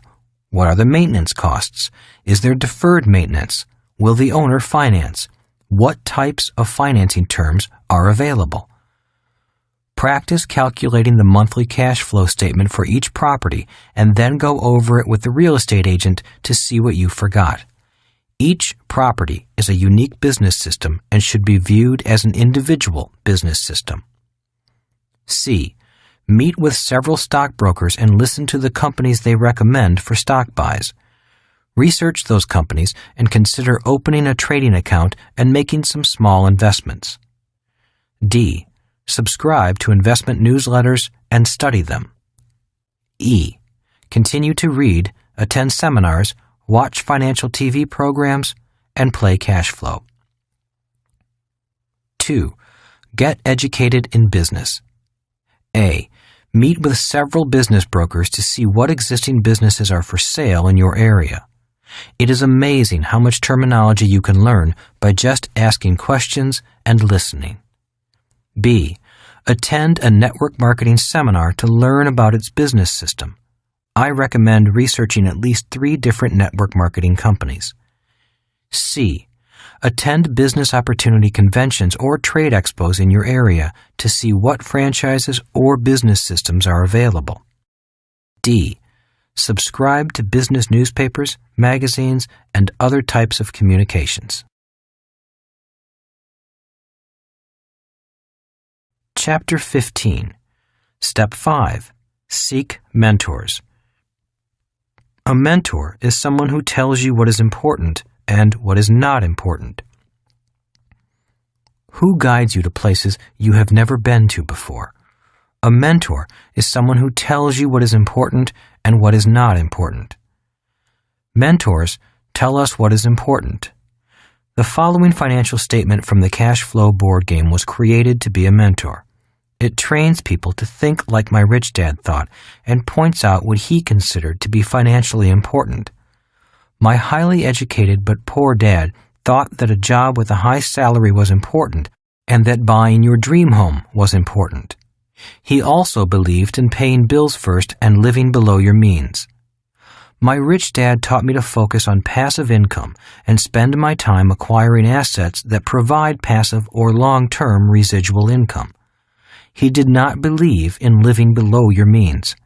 To his son and me, he often said, instead of living below your means, focus on expanding your means. To do that, he recommended that we focus on building the asset column and increasing our passive income from capital gains, dividends, residual income from businesses, rental income from real estate, and royalties. Both dads served as strong mentors for me as I grew up. The fact that I chose to follow the financial advice of my rich dad did not lessen the impact that my poor dad had on me. I would not be who I am today without the strong influence of both of these men. Reverse role models. Just as there are mentors who are excellent role models, there are people who are bad role models. In most instances, we all have both types in our lives. For example, I have a friend who has made more than $800 million in his lifetime, but today he's bankrupt. I have had other friends ask me why I continue to spend time with him. The answer to that question is because he is both an excellent role model and an excellent reverse role model. I can learn from both role models. One teaches me what to do, while the other serves as an example of what not to do. Spiritual role models. Both of my dads were spiritual men, but when it came to money and spirituality, they had different points of view. For instance, they interpreted the meaning behind "the love of money is the root of all evil" differently. My highly educated but poor dad felt any desire to have more money or to improve your financial position was wrong. On the other hand, rich dad believed that temptation, greed, and financial ignorance were wrong. In other words, rich dad did not think money by itself was evil. He did believe that working all your life as a slave to money was evil, and to be in financial slavery to personal debt was evil. My rich dad often had a way of converting religious teachings into financial lessons, and I would like to share one of those lessons with you now. The power of temptation. Rich dad believed that individuals who worked hard, were chronically in debt, and lived beyond their means were poor role models for their children because they gave into temptation and greed. He would often draw a diagram of a balance sheet and say, "And lead us not into temptation," as he pointed to the longer liability column. Rich dad believed that many financial problems came from the desire to possess items that had little value. When credit cards arrived, he foresaw that millions of people would go into debt which would eventually control their lives. We see people going into tremendous personal debt for homes, furnishings, clothes, vacations, and cars because they lack control over that human emotion called temptation. Today, people work harder and harder to buy things they think are assets, but their spending habits will never allow them to acquire real assets. Rich dad would then point to a longer asset column and say, "But deliver us from evil." This was rich dad's way of saying that delaying gratification, a sign of emotional intelligence, minding your own business, and building your asset column first would help you avoid the degradation of the human spirit caused by temptation, lack of financial education, and the influence of financially poor role models. For those of you seeking your own personal fast track, I can only caution you to be careful about the people you surround yourself with. Ask yourself, are they good role models? If not, I suggest you spend more time with people who are heading in the same direction you are. If you cannot find them at work, look for them in investment clubs, network marketing groups, and other business associations. Find someone who's been there. Choose your mentors wisely. Be careful from whom you take advice. If you want to go somewhere, it is best to find someone who has already taken the journey. For example, if you decide to climb Mount Everest next year, obviously you would seek advice from someone who had climbed the mountain before. However, when it comes to climbing financial mountains, most people get advice from people who are stuck in financial swamps. It is hard to find mentors who are B's and I's. Most people giving advice about those quadrants and about money are people who actually come from the E and S quadrants. Rich Dad encouraged me to always have a coach or a mentor. He constantly said, "Professionals have coaches. Amateurs do not." For example, I play golf and I take lessons, but I do not have a full-time golf coach. This is probably why I pay money to play golf instead of getting paid to play. But when it comes to the game of business and investing, I do have coaches, several of them. Why? Because I get paid to play those games. So choose your teachers and mentors wisely. It is one of the most important things you can do. Take action. 1. Seek mentors. Find individuals in both the investment and business arenas who might act as mentors to you. A. Seek out role models. Learn from them. B. Seek out reverse role models. Learn from them. 2. Who you spend your time with is your future. Write down the 6 people you spend the most time with. Remember that the qualifier is who you spend the most time with, not the nature of your relationship. All of your children count as one person. Don't proceed until you have written down 6 names. I was at a seminar many years ago when the instructor asked us to do this. He then asked us to examine the names we had written and announced, "You are looking at your future. The 6 people you spend the most time with are your future." These 6 people you spend the most time with may not always be personal friends. They may be your coworkers, spouse, children, or members of your church or other social groups. My list consisted of coworkers, business associates, and rugby players. It was pretty revealing once I began to look below the surface. I gained insights about myself that I liked and even more that I didn't. The instructor had us go around the room and discuss our lists with others. After a while, the relevance of the exercise began to sink in even deeper. The more I discussed my list with other people, and the more I listened to them, the more I realized that I needed to make some changes. This exercise had little to do with the people I was spending my time with, and everything to do with where I was going and what I was doing with my life. Today, the people I spend the most time with are all different except one. The 5 others on my earlier list are still dear friends, but we rarely see each other. They are great people, and they are happy with their lives. Their removal from my list was all about me. I wanted to change my future. To do that, I had to change my thoughts and the people I spent time with. 3. In your list of 6 people, after each person's name, list the quadrant they operate from. Are they an E, S, B, or I? If they are unemployed or retired, list the quadrant they earned their income from when they worked.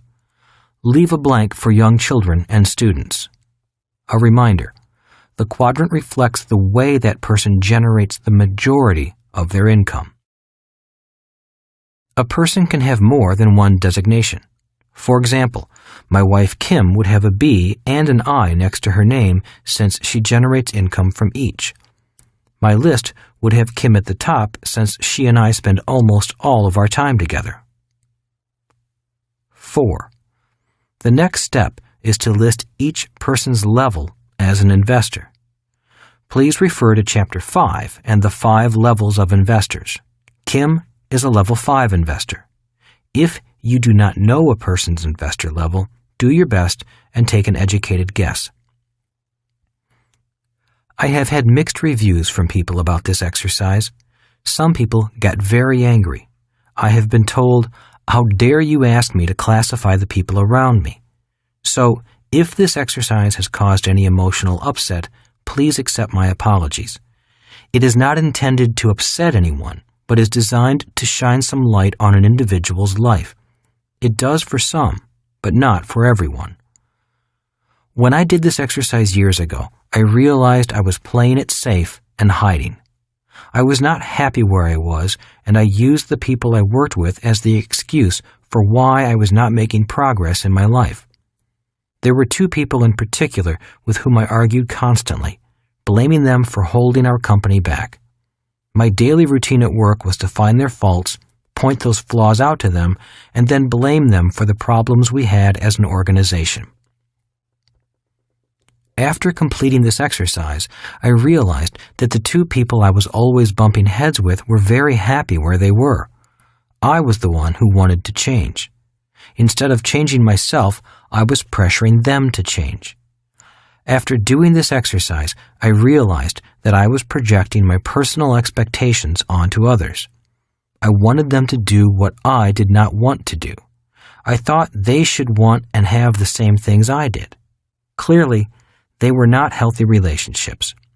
Once I realized this, I was able to take steps to change myself. 5.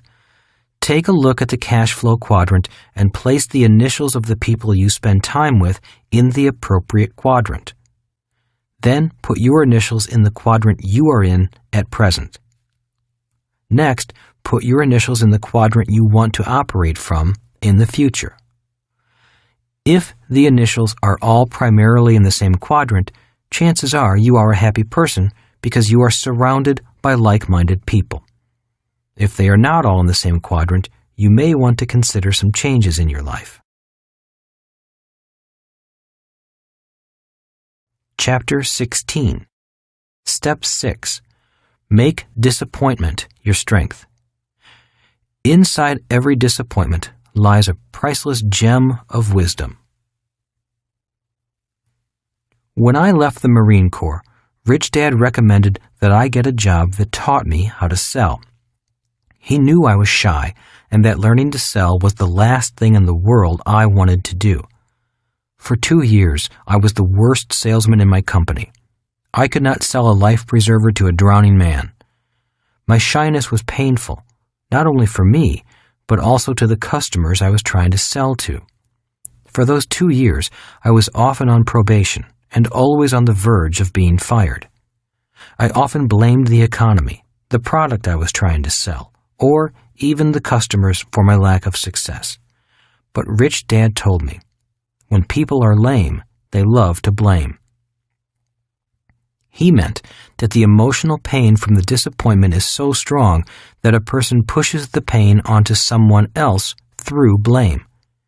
In order to learn to sell, I had to face the pain of disappointment. But in the process of learning to sell, I found a priceless lesson: how to turn disappointment into an asset rather than a liability. Whenever I meet people who are afraid to try something new, in most cases the reason lies in their fear of being disappointed. They are afraid they might make a mistake or get rejected. If you are ready to start your journey to the financial fast track, I offer you the same words of advice and encouragement that Rich Dad offered me when I was learning something new. Be prepared to be disappointed. He meant this in a positive, not negative sense. He believed that if you are prepared for disappointment, you can turn that disappointment into an asset. Most people turn disappointment into a liability, a long-term one. You notice this when they say, "I'll never do that again," or "I should have known I would fail." Just as inside every problem lies an opportunity, inside every disappointment lies a priceless gem of wisdom. Whenever I hear someone say, "I'll never do that again," I know I am listening to someone who has stopped learning. They are letting disappointment stop them. Disappointment has erected a protective wall around them instead of a foundation from which to grow. Rich Dad helped me learn how to deal with deep emotional disappointments. He would say, "The reason there are few self-made rich people is because few people can tolerate disappointment. Instead of learning to face disappointment, they spend their lives avoiding it." Rich Dad believed that disappointment is an important part of learning. Just as we learn from our mistakes, we gain character from our disappointments. The following are some words of advice he gave me over the years. Expect to be disappointed. Rich Dad often said, "Only fools expect everything to go the way they want." Expecting to be disappointed does not mean being passive or a defeated loser. Expecting to be disappointed is a way of mentally and emotionally preparing yourself to be ready for surprises that you may not want. By being emotionally prepared, you can be calm and dignified when things do not go your way. When you are calm, you think better. Over the years, I have met many people with great new business ideas. Their excitement lasts about a month, and then disappointment begins to wear them down. Soon, their excitement is diminished, and all you hear them say is, "That was a good idea, but it didn't work." It's not the idea that didn't work. It was disappointment that worked harder. They allowed their impatience to turn into disappointment, and then they allowed the disappointment to defeat them. Many times this impatience is because they did not receive immediate financial reward. Business owners and investors may wait years to see cash flow from a business or investment, but they go into it with the knowledge that success may take time. They also know that when success is achieved, the financial reward will be well worth the wait. Have a mentor standing by. Like those emergency numbers for fire and police that we always have handy, who is on your list of trusted and knowledgeable contacts? For me, my financial mentors take center stage. They are only a phone call away if I have a financial emergency.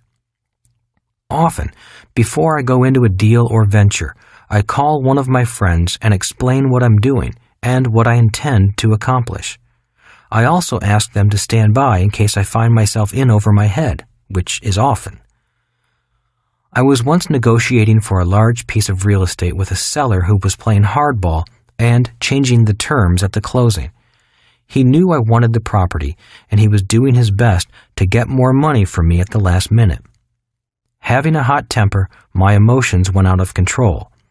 But instead of blowing the deal by yelling and shouting, which is my normal inclination, I simply asked if I could use the phone to call my partner. I talked to my 3 friends who were standing by. After getting their advice on how to handle the situation, I calmed down and learned 3 new ways to negotiate that I had not known before. The deal never went through, but I still use those negotiation techniques today. Techniques I would never have learned if I had not tried to do the deal. That knowledge is priceless. The point is, we can never know everything beforehand, and we often only learn things when we need to learn them. That is why I recommend that you try new things and expect disappointment, but always have a mentor standing by to coach you through the experience. Many people never start projects simply because they don't have all the answers. You will never have all the answers, but begin anyway.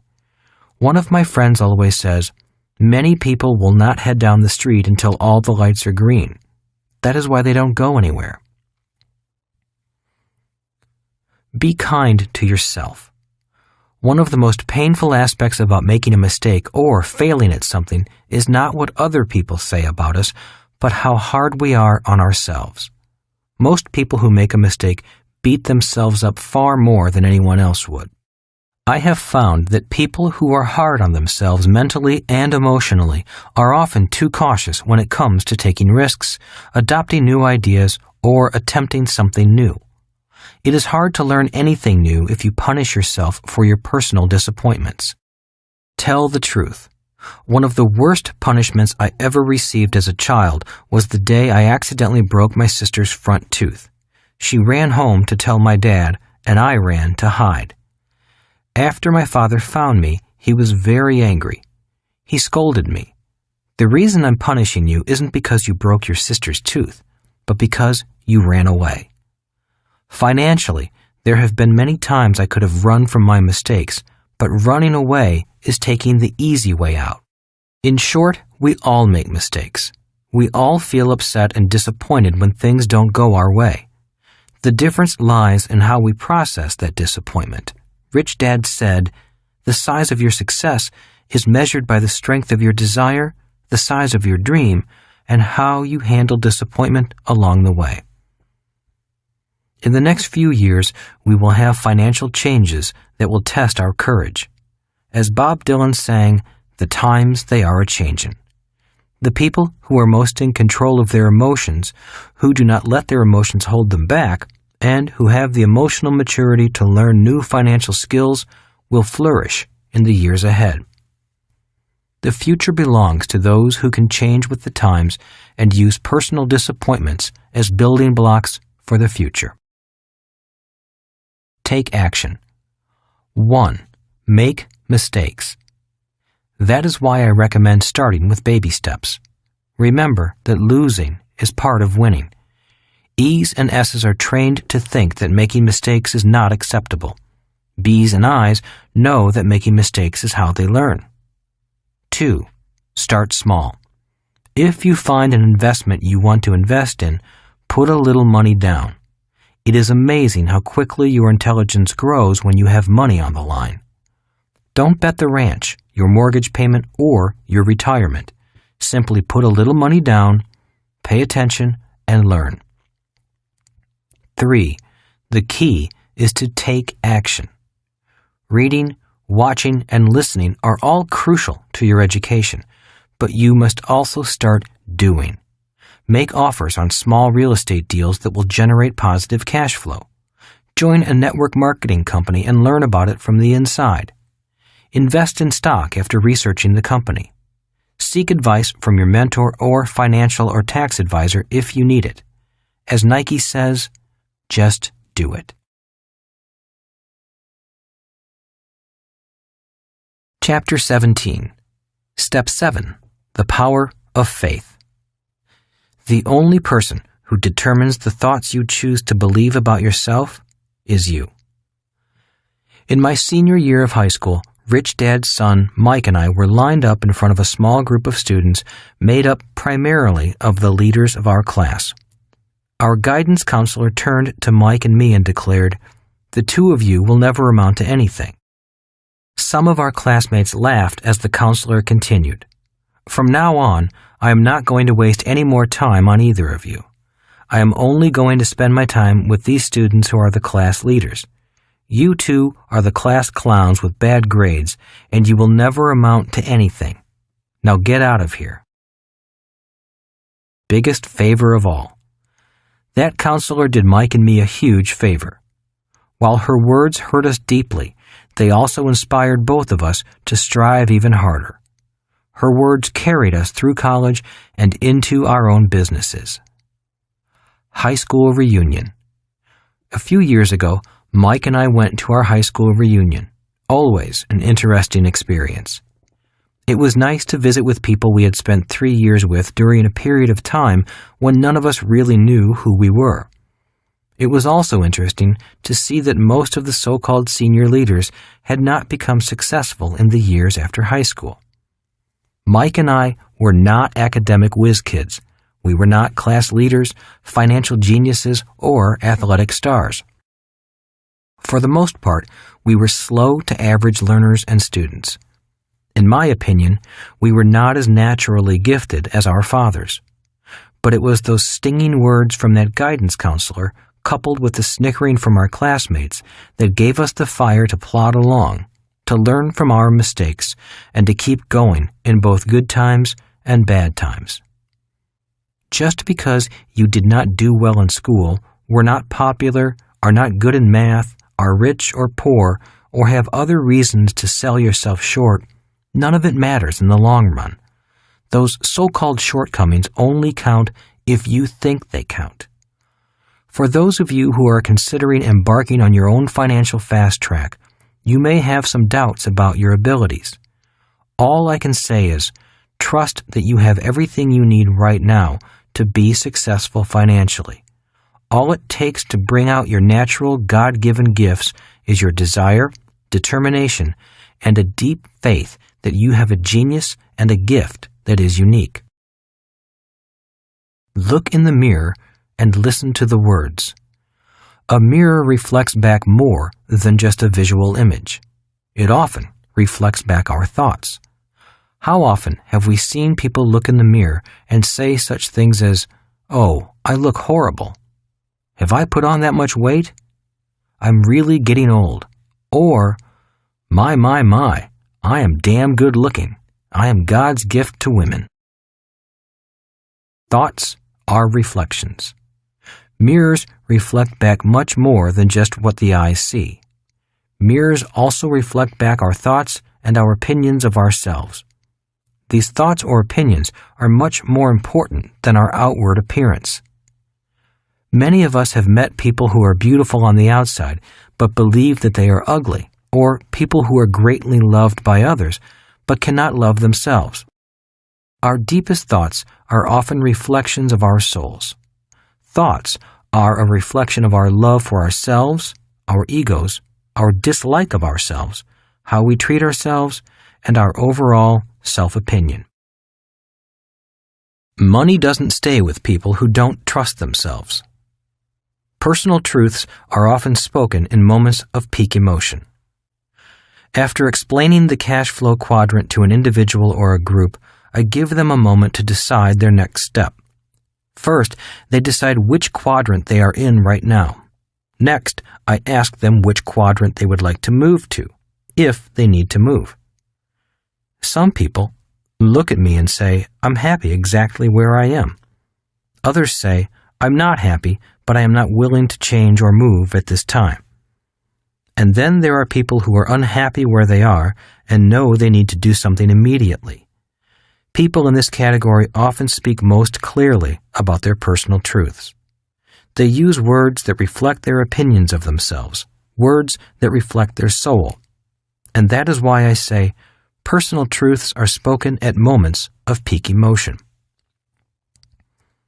At these moments of truth, I often hear, I can't do that. I can't move from S to B. Are you crazy? I have a wife and 3 kids to feed. I can't do that. I can't wait 5 years before I get another paycheck. Invest? You want me to lose all my money, don't you? I don't have any money to invest. I need more information before I do anything. I tried that before. It doesn't work. I don't need to know how to read financial statements. I can get by. I don't have to worry. I'm still young. I'm not smart enough. I would do it if I could find the right people to do it with me. My husband would never go for it. My wife would never understand. What would my friends say? I'm too old.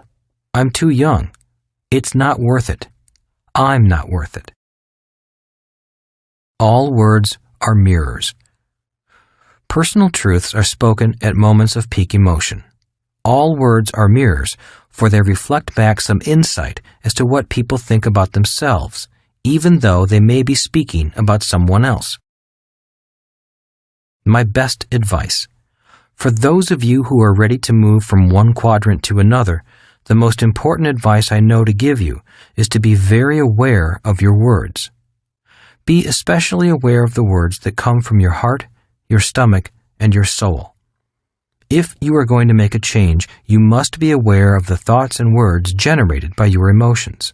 If you are not aware when your emotions are doing your thinking, you will never survive the journey. You will always hold yourself back. If you say, my spouse will never understand, you are really saying more about yourself. You may be using your spouse as an excuse for your own inaction, or you might actually be saying, I don't have the courage or communication skills to convey these new ideas. All words are mirrors that provide opportunities for you to look into your soul. Or, if you say, I can't stop working and start my own business, I have a mortgage and a family to think about, you might really be saying, I'm tired. I don't want to do anything more, or I really don't want to learn anything more. These are personal truths. Personal truths are also personal lies. These are truths, and they are also lies. If you lie to yourself, your journey will never be completed. My best advice is to listen to your doubts, fears, and limiting thoughts, and then dig deeper for the real truth. For example, if you say, I'm tired and I don't want to learn something new, that may be a truth, but it is also a lie. The real truth may be, if I don't learn something new, I'll be even more tired. And even deeper than that, the truth is, I love learning new things. I would love to learn something new and get excited about life again. Maybe whole new worlds would open to me. Once you can get to that point of the deeper truth, you may find a part of you that is powerful enough to help you change. Our journey. Before Kim and I could move forward, we had to be willing to live with the opinions and criticisms we each had about ourselves. We had to be willing to live with doubts, but not let them stop us. Occasionally, the pressure would get to the boiling point, and our self-criticisms would flare up. I would blame her for my doubts, and she would blame me for hers. But we both knew, before starting out on this journey, that the only thing we had to ultimately face was our own personal doubts, criticisms, and inadequacies. Our real job as husband and wife, business partners, and soulmates along this journey was to keep reminding each other that each of us was much more powerful than our individual doubts, pettiness, and inadequacies. In that process, we learned to trust ourselves more. The ultimate goal for us was more than to simply get rich. It was to learn to be trustworthy with ourselves as well as with money. Remember that the only person who determines the thoughts you choose to believe about yourself is you. So the reward from the journey is not only the freedom that money buys, but the trust you gain in yourself. My best advice is to prepare daily to be bigger than your smallness.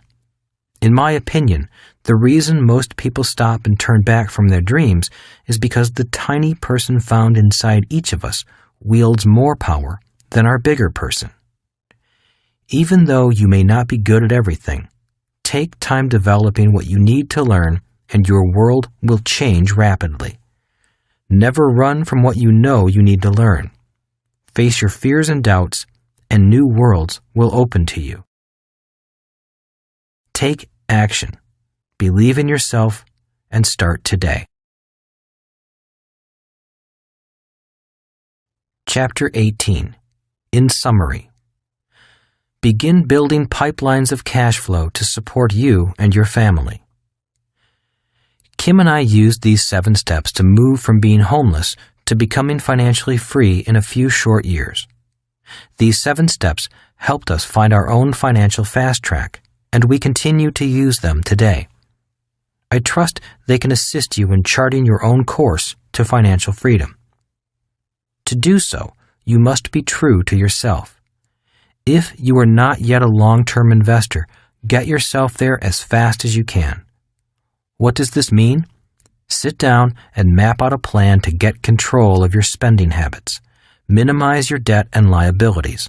Live within your means and then expand your means.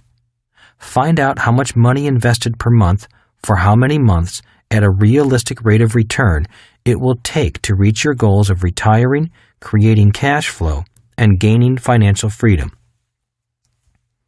Simply having a long-term plan that reduces your consumer debt while putting away a small amount of money regularly will give you a head start if you start early enough and keep an eye on what you are doing.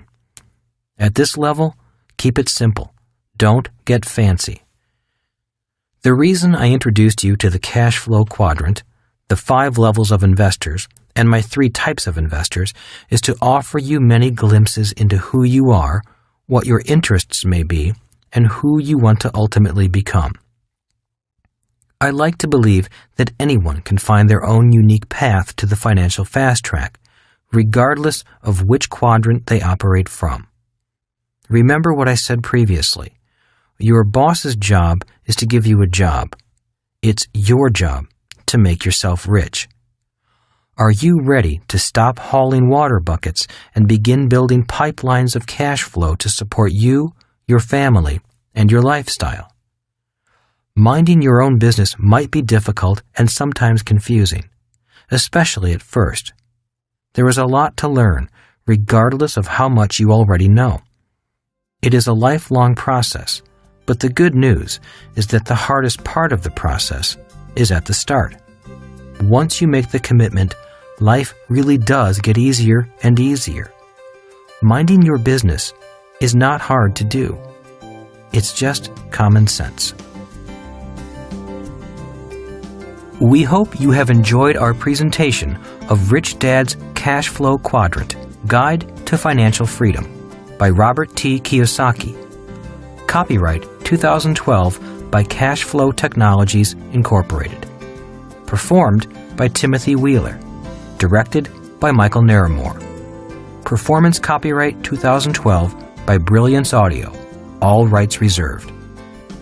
For more information about titles available from Rich Dad on Brilliance Audio, please call the following toll-free number: 1-800-222-3225, or visit this website, www.richdadonbrillianceaudio.com.